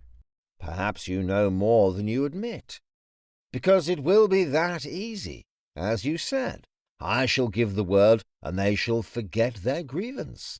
Granted, they will be allowed to protest my decision. However, the truth remains that they are replaceable, whereas you are not. They would be wise to remember that. He kneeled down to inspect the soil. Although Gutte had never been a farmer, he had expected to see something a bit different when he ran his fingers against the dusty ground. Terrible! A man called to them as he approached. He was middle-aged, with specks of grey coming into view across the edges of otherwise short brown hair. With a flashy pair of goggles on his forehead, his appearance was professional, but still quite rugged, with articles of leather mixed in with his expensive attire. David waved to him. This is Caleb, an architect I hired this morning. met him in the market. We are going to turn these tents into homes. I saw you looking at the dirt. Caleb smiled at Goj and gave a quick bow. It is terrible. Way too much sand. I was thinking about buying up the properties across the road and using that instead. However, that could become rather expensive. It would be a shame if there was a fire in that part of the city. It would make the land a lot cheaper. Caleb's smile quickly faded as David and Goj both glared at him. What I mean to say is... Goj pointed. Why not expand through the east wall? How would that work? I could punch a hole in it. Strip as much of the north and south sections as you need. The other side is empty right up to the outer farms. It is all just fields, really. Caleb's eyes ran up and down the wall. He pressed 2 fingers to his lips and gave a nod. That would certainly give us a lot more space. However, I doubt Akune's new lord would allow it. Oh, I think he might. Caleb glanced from person to person before it finally set in. He leaned against his back foot as his eyes widened. Oh, by the gods, that is him, isn't it? Do not tell me that is him. Sir, are you him? Goj set the tip of his cane against the dirt. Yes, I suspect I may be him. The architect took 2 steps back and bent at the waist, attempting to give the lowest bow possible without falling to his knees. My sincerest apologies, my lord. I did not know you would be here today. Saw Father David talking to someone and thought you were a supplier or a... Oh dear, I am making it worse. Enough. I have had my fill of awkward apologies for the day. Let us return to the topic. Absolutely. Absolutely, my lord. Expanding this plot to the wall and beyond will certainly make construction a lot easier. Cheaper too, I would wager. If vertical construction is no longer required, we can start looking at a much longer complex. Goj faced east and scanned the horizon, trying to get an idea of the size it might one day become. No need to stop there. The city can easily support multiple projects if your employer agrees. Caleb stepped a little closer and turned to face the same direction. Hold on. If you are just going to get rid of the wall, would you mind if I quarry it? Don't we? I find no issue with that. What do you propose? With that much stone, I could easily make a patchwork foundation for the expansion. With some cheap pitch and all this sand? Yes, I could build out this section. It would be unrivaled. Do we not require the wall? They both looked at David. For what? Well, perhaps in the event that the city is attacked by the King of Toth? David, if King Sildan is able to best me, I suspect a few stones piled atop each other would do little to protect you. If such an event comes to pass, you are better off begging his mercy and blaming all this on my influence. Goj returned his attention to the architect. I like this idea, but you will need to discuss it with Father David. He is the authority on these matters. Caleb shifted his eyes, and David glanced over the tents once again. Well, you are the architect, Caleb. The man gave a nod and turned his head to smile at Goj. My lord, if you do not mind me saying, your reputation is not deserved. Truly? What is it they say? You have been on everyone's lips since I arrived. Some say you killed Lord Nath with magic. You travel in secret and hide in the back of hired carriages. That you are some kind of evil wizard from the before times, and you are here to murder nobles. Oh, and my favorite thus far, that you are accompanied by some kind of horned goblin. A goblin? Yes. How amusing. Well, gentlemen, let me return to my duties. Caleb gave them both a thin bow before walking back the way he had come. His staff members, still collecting around the supply tables, greeted his approach. David shot a suspicious glare. You are a bad influence on them. Me? Well, you must be mistaken. You are always talking about the future. You get them excited. It gives them hope. No, David. You are the one giving them hope. My methods are direct and my motives quite obvious. So long as everyone stays out of my way, we need not be at odds. The pair began to stroll further into the encampment. David's eyes wandered from tent to make sure no one was close enough to hear. Why are you doing this? We never discussed what you hope to gain. I am waiting for someone. Who? No one you know, and this is not something you should concern yourself with. The temple, of course, appreciates. We all appreciate the aid, I am sure, but Caleb is correct. People are talking, and I deserve to know what we have become involved in. Archpriest of Minor, here to lecture me on what he deserves. I do not even know your last name. Yes, you do. Goge. Goge is your last name? Well, then, what is your first name? He paused and gave David the serious expression from earlier. Although he hoped it would have the same effect, there appeared to be a bit more confidence in the priest. David, I am a very busy man. Where is this coming from? It occurs to me that everyone is calling you Goge, but no one seems to know anything more than what is mentioned in books, which is very little. Outside of your rivalry with others of that age, all I've been able to find is accounts of the city's origin. Zixin Goge, disciple of Aegis and 9th chair of the Car Panopticon. Aegis? Saint Aegis? The Saint Aegis? David's expression turned from concern to horror in the span of a moment. He was... Yes, the right hand of the Emperor. 1,000 years ago, the entire world knew who he was, and they were wrong about him. He was much worse than anyone realized. Well, it could be said he was human when Nicodemus sent him to this world, yet that was not my experience when I entered his service. To think that some would refer to me as an abomination, when Aegis spent his days eating souls and destroying worlds. It baffles me. It simply baffles me. People of that era may have lamented the fall of the Empire, but I tell you that the world was better off without them.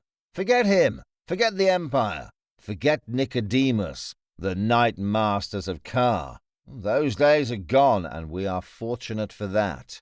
You, David, you have people here who require a priest. Living people. The power to help them is yours. Regardless of my plans, you must keep your mind focused and work closely with Beatrice. Do that, and you can reshape this city into a shining jewel, the pride of the entire southern coast. From one edge of this... Who is Beatrice? Goge stopped in his tracks. With a slow turn, he gave a rather long stare. You met her this morning, when you sought me out at City Hall. I did not go to City Hall this morning. I meant to. But I ended up... Ended up what? I went home to the farm for a few hours and... What farm? David's eyes were pulled into the distance. My family's farm. The place where I grew up. Goge centered himself on the man and searched his eyes. What madness is this? What is wrong with your memory? David, look at me. Has anyone been practicing spellcraft on you? No, I just got a bit distracted this morning. I went back to the farm to see how it looked. How did it look? His eyes darted around, but finally settled on the horizon once again. Just as I remembered it. Describe it to me. It was a small place with a red barn and a field of corn.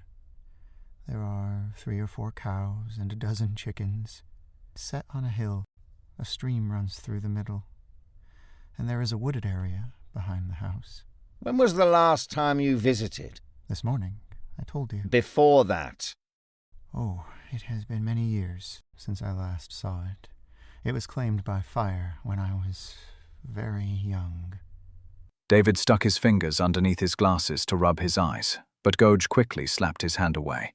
Look at me, David. I just had to go and see the farm again. Goge grabbed the small man by a shoulder and nearly shook him. Where were you before you went to the farm? Think, damn you! I told you. Why are you angry? You will come with me or I will have you carried. Goge pulled the thin man toward the road. A few priests and workers gawked at the sight, yet no one seemed eager to involve themselves. His carriage moved swiftly through the residential district. It was almost dark as the sun sank through inkling colors in the west. It had been a long day, and the carriage was no longer moving as quickly as it once did. One by one, Gouge removed wands from his bandolier and gave them a quick inspection. David sat across from him, his eyes marveling at how the objects passed in and out of view. It is called a bandolier. I wear it around my shoulder like a sash. Eyes alone will not see it. He did not look up at the priest, but could feel the man's eyes on each wand that slipped into his hands. They did not need to be sorted, only checked to be certain they were properly charged. From time to time, a spell or an environmental effect might cause one to drain. It was a rare occurrence, but not the sort of thing he wanted to deal with in the middle of battle. You appear very disturbed by all this. Gouge glanced up. At first he had taken issue with just how calm David was behaving. But after a moment he was forced to let it go. The man was still partially under the spell's effect. Also, this was probably the first time Father David had ever sat in such a fine carriage. He returned his attention to the wands and attempted to keep a reassuring tone in his voice. There are 3 possibilities. The first involves a mage who has set themselves in opposition to me. Altering the mind of a realmer is no easy task, and we can safely assume it is beyond anything that your Toth mages can achieve. It requires a disciplined use of ether and a keen understanding of how a human mind functions. Something so elegant would take decades of practice for me.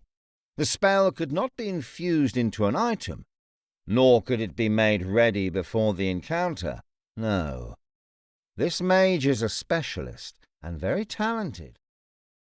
A genuine threat.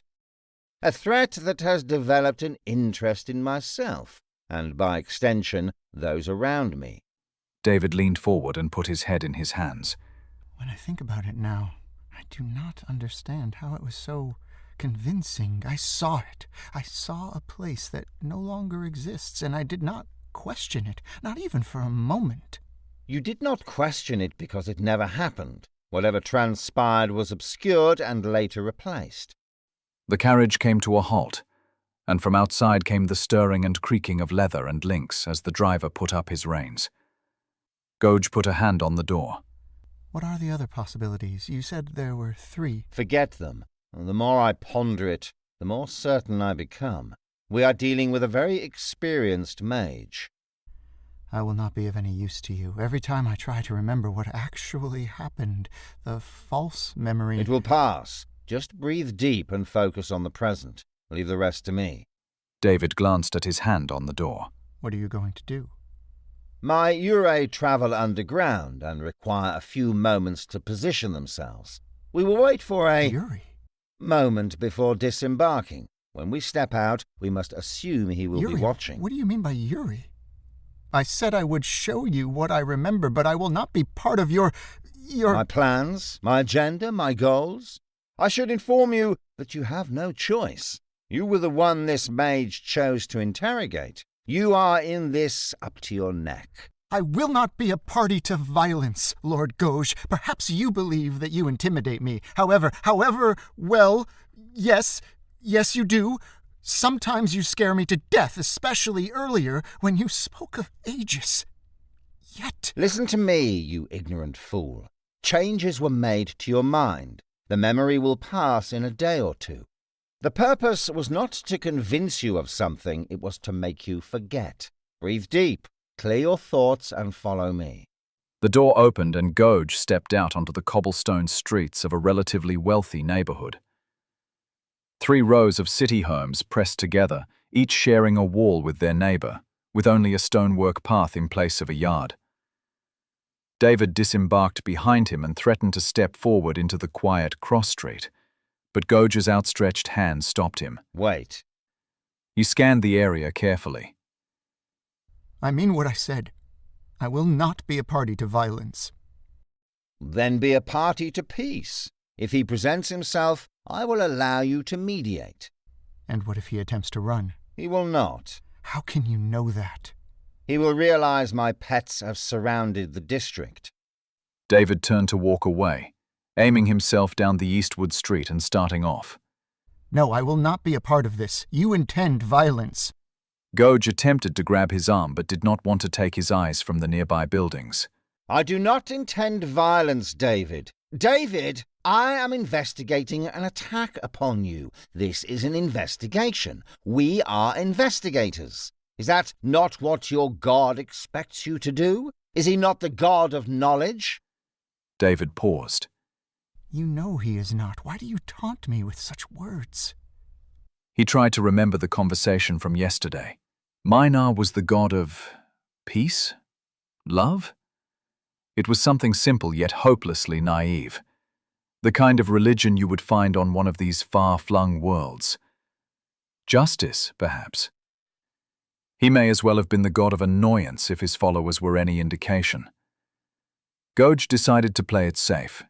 Do not be offended. I was testing your memory. Did you not call me a fool moments ago? Yes, I believe I did. Was that a part of your test? No, you were behaving like a fool. He could not help himself. David turned away once again. I shall return to the temple. I will not stand for such abuse. You will not stand for violence. You will not be abused. David, it only serves to make my role difficult if you continue placing conditions upon me. David halted in mid-step and turned back, raising his voice so loud that it echoed off the nearby homes. Your role is tyranny and murder. Gouge finally pulled his eyes from the surrounding structures, frustration seeping into his expression as his lips peeled back. Damn you, David. I get enough of this from Lily. It is not my intention to be difficult. This is very frightening for me. You invested in our temple, and I am grateful for that. Yet by doing so, you have tied our fate to yours. How can we live with such a burden? Fate. Gouge remembered now. Minar was the god of fate. For a moment he considered writing it down. Instead, he waved away David's words and forced a smile. The fault is surely mine. You ought not be expected to accept this, and I understand that. We are just going to talk to him. I will not be the first to strike. He lied. Is this where it happened? Yes. And you were on your way back to the temple? Gouge led the way and gestured for David to follow. No other carriages parked or passed at this hour, and the few persons who passed on foot gave them a wide radius. Less of a crossing, the street branched off into a T-shape, with the fourth ending in a dirt path which cut across several blocks. I remember that the bag was heavy, heavier than I thought it was going to be. When I passed through the merchant district, I saw a vendor selling saddlebags that could be slung over a shoulder. Considered buying one, but I did not. Why? There are better ways it could be spent. A little discomfort would not be the death of me.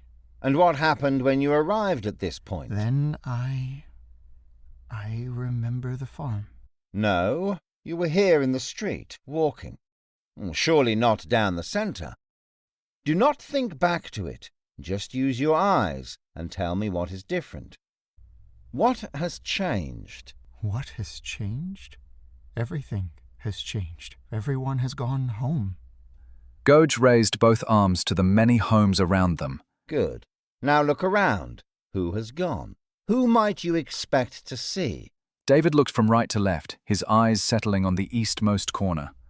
There was a beggar sitting over there. She had a torn shirt in a small box. I remember that she... You rejected the merchant, but you would not have ignored the beggar. No, I do not believe I would have. In fact, I am sure of it. If anything, I would have directed her to the temple. And that is the point where your memory ends. David stared at that spot. The priest grunted and closed his eyes. Leaning forward, he put his hands on his head.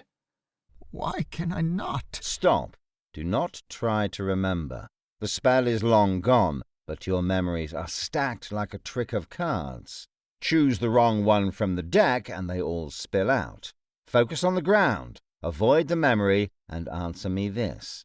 If this woman was still here, where would she be sitting? David pointed at a spot on the ground. It was a fairly unremarkable stretch of stonework that lifted up from the street and provided a sidewalk. Beside the dirt and filth one might expect to see on the streets of Akune, there was nothing of significance outside of a small wooden box. Gouge tapped it with the tip of his boot. Stepping around that spot, he pulled up one side of his overcoat to obscure his other hand and summoned a bright ball of ether. He cast Minor Elemental Detection, Radiant Release, and Cascading Vision. Wisps of energy wove patterns on the ground as David stumbled backward. What is that? What did you just do? I felt something. Nothing. Gouge glanced around one more time. How was that possible? Was his adversary such a master of ether that he could completely remove all trace? There is nothing here. What you did there, I felt a great warmth in my bones. Was that your magic? Gouge looked around again. None of his Yuri had reported anything unusual, and there seemed to be no trace of spellcraft on this block. Even the minor spells he had just cast would remain detectable for days, and yet this man had altered someone's mind in broad daylight without leaving a speck of evidence. It was either extremely unlikely or extremely impressive. Nothing had been altered, nothing cast, nothing remained. The entire effect began and ended with David's mind. Gouge pointed at a nearby home. What color is that roof? Brown. And that one? Gouge moved his finger to the right. Red. And that one? Brown. And that one? Lord Gouge, I do not... David, it is important. Tell me the color of that roof. That one is also brown. And that one? He moved his finger again. That is an empty field. Gouge did not move his finger. David. Lord Gouge, I do not understand what... Take another look at where I am pointing. It is an empty field. Maybe there used to be a house there, but not now. Nothing but tall grass. Gouge gradually lowered his arm and drew his cane.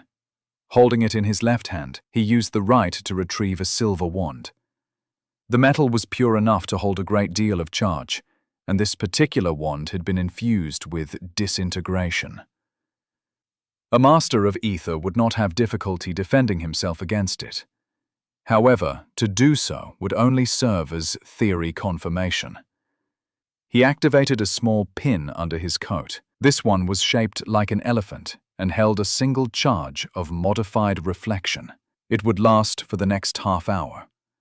Although such a trick passed as simple enough to detect and dismiss, Gouge was frequently surprised by the number of opponents who fell victim to it. Of course, it would only work once, and was only effective on common Ignis and ether spells, but he speculated that this pin had a higher body count than the wand in his hand. David, take the carriage back to the temple. I shall check in on you in the morning. Please, at least tell me what you plan to do. Return to the temple, David. Gouge stalked toward the house that Father David had been unable to see. He summoned power to his hand and gestured at the building, confident that necromancy was too rare a magic for even this mage to have guarded against. 20 living creatures inside, spread across 2 floors. None of them were moving. David caught up to him. Not until you tell me what is going on. If you insist on staying, then wait here. The front door was not barred or locked. Quality wood made a tight seal that resisted anything less than a firm push. The hardwood floors did not give off a hollow sound as he stepped inside, and this allowed him to move in relative silence. The interior appeared to be very well decorated and recently cleaned. There were no wards or traps, at least none that could be detected. 5 Akunian City Watch sat on the sofa and stared blankly at the wall in front of them. Candle holders sat on desks and tables, unlit. 2 more City Watch stood in the kitchen, unmoving, peering out the windows. Gouge took a quiet series of bootsteps toward the stairs, unchallenged.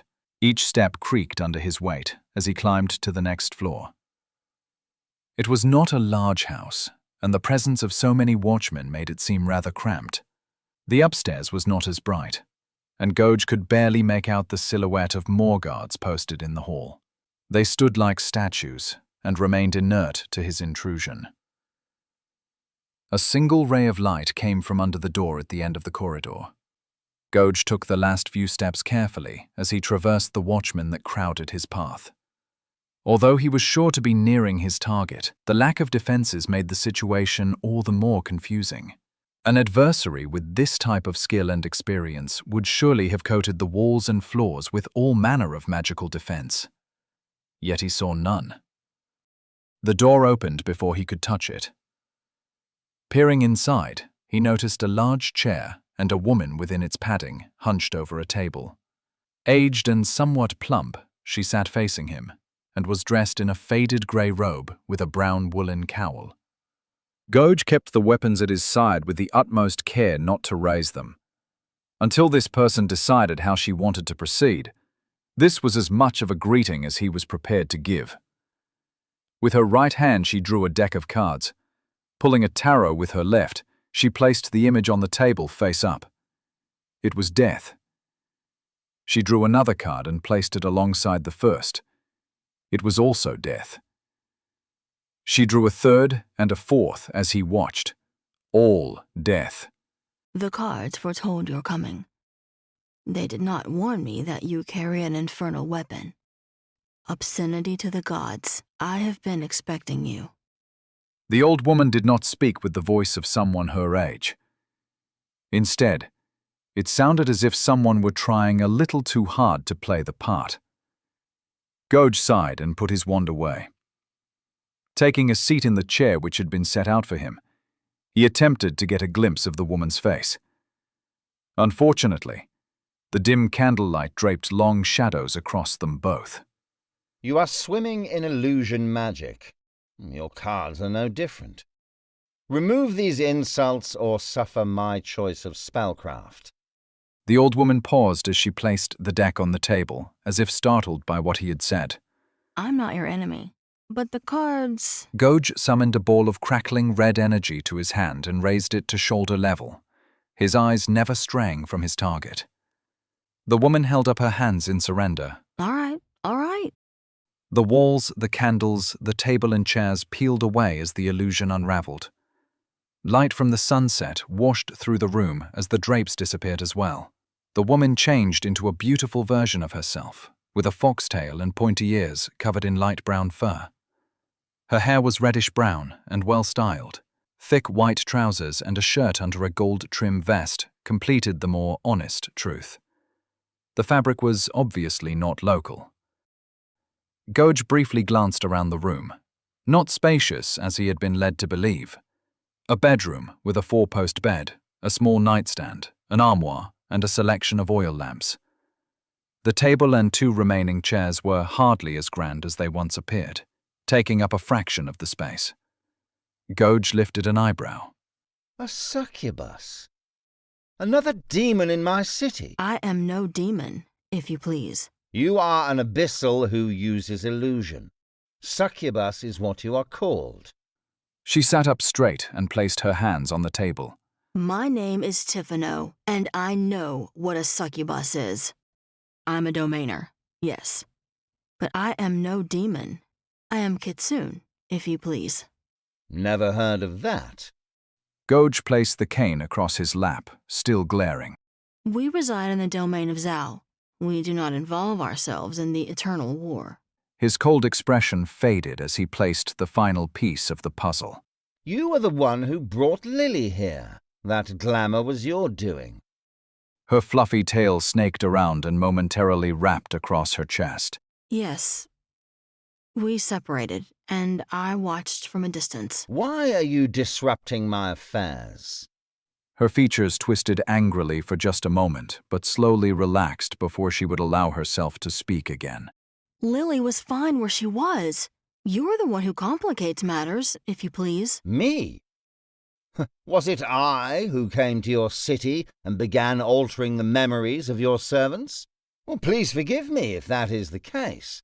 I did not realize that it was, in fact, I who was found to be living in a house with dozens of mind-numbed city watch. Please accept my apologies. These men are very well paid. Each of them donate a small portion of their earnings every week. I can understand that you might find this... This is not your personal playground. Make your living somewhere else. This is Akune, and these are my servants. Tifano stood up so suddenly that her chair scraped across the floor to punctuate the departure. Gouge gripped his cane, but relaxed the moment she turned her back to him. She made a step toward the window, her triangular ears standing on end. Perhaps she had done it by accident, yet any hope of tactical advantage had been surrendered in that one moment. No serious opponent would have turned their attention away for the sake of a dramatic gesture. Gouge felt all of the tension drain just as fast as it had arrived. I mistook you for something else. I apologize. These days have been difficult for us both. She paused by the window. Her breathing was still agitated, but seemed to slow as something caught her attention on the street below. That priest, that's how you found me. I knew he was trouble. When he opened that bag and showed me how much coin he was carrying, I realized my mistake. Please, sit back down. I have questions. Tifano turned slowly and seemed to bury her pride for a brief moment. She retook her chair and sat across from him. I tried to erase all memory of myself, if you please. You did a very good job of that. He does not remember you at all. Coins like that were destined to be counted. I dared not take any. Sent him away as fast as I could, and still you found me. He mentioned visiting a farm in the middle of the city. She smiled for a moment. Maybe it was the memory of diving into David's mind, or perhaps it was the expression Gouge made when he mentioned it. She glanced off to the side and decided to change the subject. Who are you expecting? Expecting? It's my responsibility to keep watch on Lily. On your first night here, you took her to a tailor and told them you are expecting someone. Who is it, if you please? I do not recall. If you start lying now, this discussion will not go far. No one you know. Tell me anyway. A personal rival from another realm. Does this rival have a name? Ethan, are you happy? You have received information that is truly worthless to you. Hard won. A small victory for me. Now you get to ask a question, if you please, although I already know what it is. Why did you hide a red Sork Nakiri in my city? Your city? It was not your city when I arrived. It has always been my city. Now, tell me.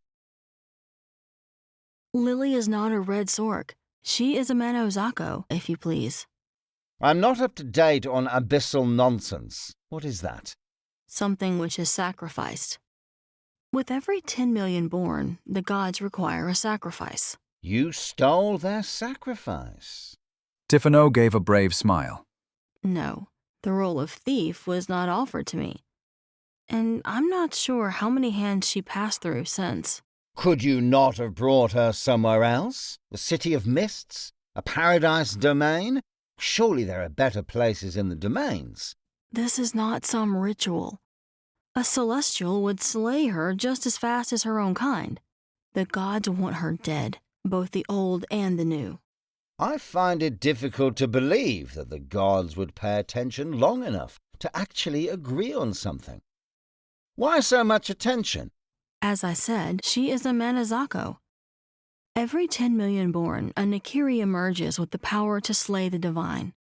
Their pact demands they eliminate it. This is no game. It is the reason they count their young and test them. If they fail to find and eliminate her, the consequences for them will be unimaginable. Gouge calmly closed his eyes and used his thumb and forefinger to massage the area between them, letting out a slow groan. The kitsune did not continue. Are you aware of how mad this all sounds? He focused his tired eyes back to her. They did not convey acceptance. In truth, he was not yet certain whether or not he believed her, but he had no reason to think that she would have gone to so much trouble for such a poor lie. I am aware of how it must sound to someone like yourself, but that doesn't make it less true. Regardless of what we believe, the Nakiri are convinced, and they will stop at nothing to find her. Why would you bring her here? You think it was my choice. I wasn't aware of what she was. They gave me the girl and I departed. Had I known what she was, I would have refused, if you please. Why did you choose this world? Do not avoid my question. Your mind forbids my power, and I am unable to read it. Do not hold me to impossible standards when I have spent years on my own and must choose my words so carefully. This world was not where I intended to bring her. Our chain is broken. I was to deliver her many years ago and found their agents laying in wait. Now, there is no one to whom I can bring her, and I'm alone. Consider this. Surrender the girl to them. She shook her head and closed her eyes for a moment. They would kill me. None have admitted she's gone, and their servants have been searching the realms. These are well practiced at recovering those who seek to stay hidden. It's only a matter of time. It seems, it may sound cruel, but the best thing for us is to leave her on her own and keep our distance. If you please, it's all I can think to do. Are there others who might know you had a hand in this? Gouge slowly rose and straightened his suit. None that live. What will you do? For now, nothing. If they are not already here, there is no need for haste. Ships leave Akune all the time, and she can easily find herself on one of them. Continue to distance yourself, and I shall do the same. For now, I suspect it would be better if you started living like a realmer. No more glamours, no more stealing. Go see Beatrice at City Hall and take a salary. It will be easier for you to hide when you are not behaving like a succubus, if you please. The kitsune hinted at a smile. She stood up from her chair to give a grateful bow. I appreciate that. Good luck to you, Lord Necromancer. You may still need it. You as well. This has been Kannazuki Volume 1, The Beast of Akune. Written by Yuka Miura. Produced by Logistex LLC, in association with Mogami International. Artwork by Amishian. Translation by Kaito Shumi. Editing by Jess Bogdan and James Anderson, with special thanks to Chandra Knight. Narration was performed by Jeff Haze, the 1F Jeff.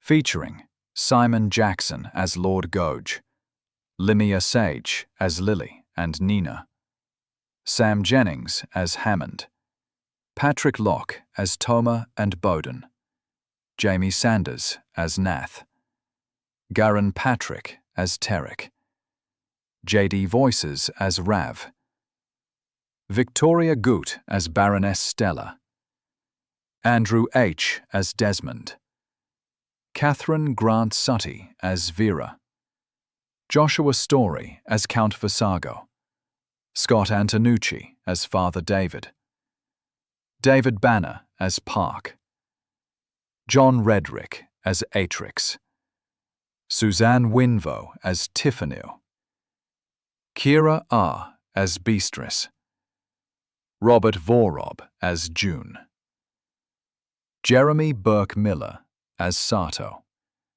Brian McDaniel and Sheila Brittany as Kenta and Ritsu, respectively, and Randy McCarten as the tailor.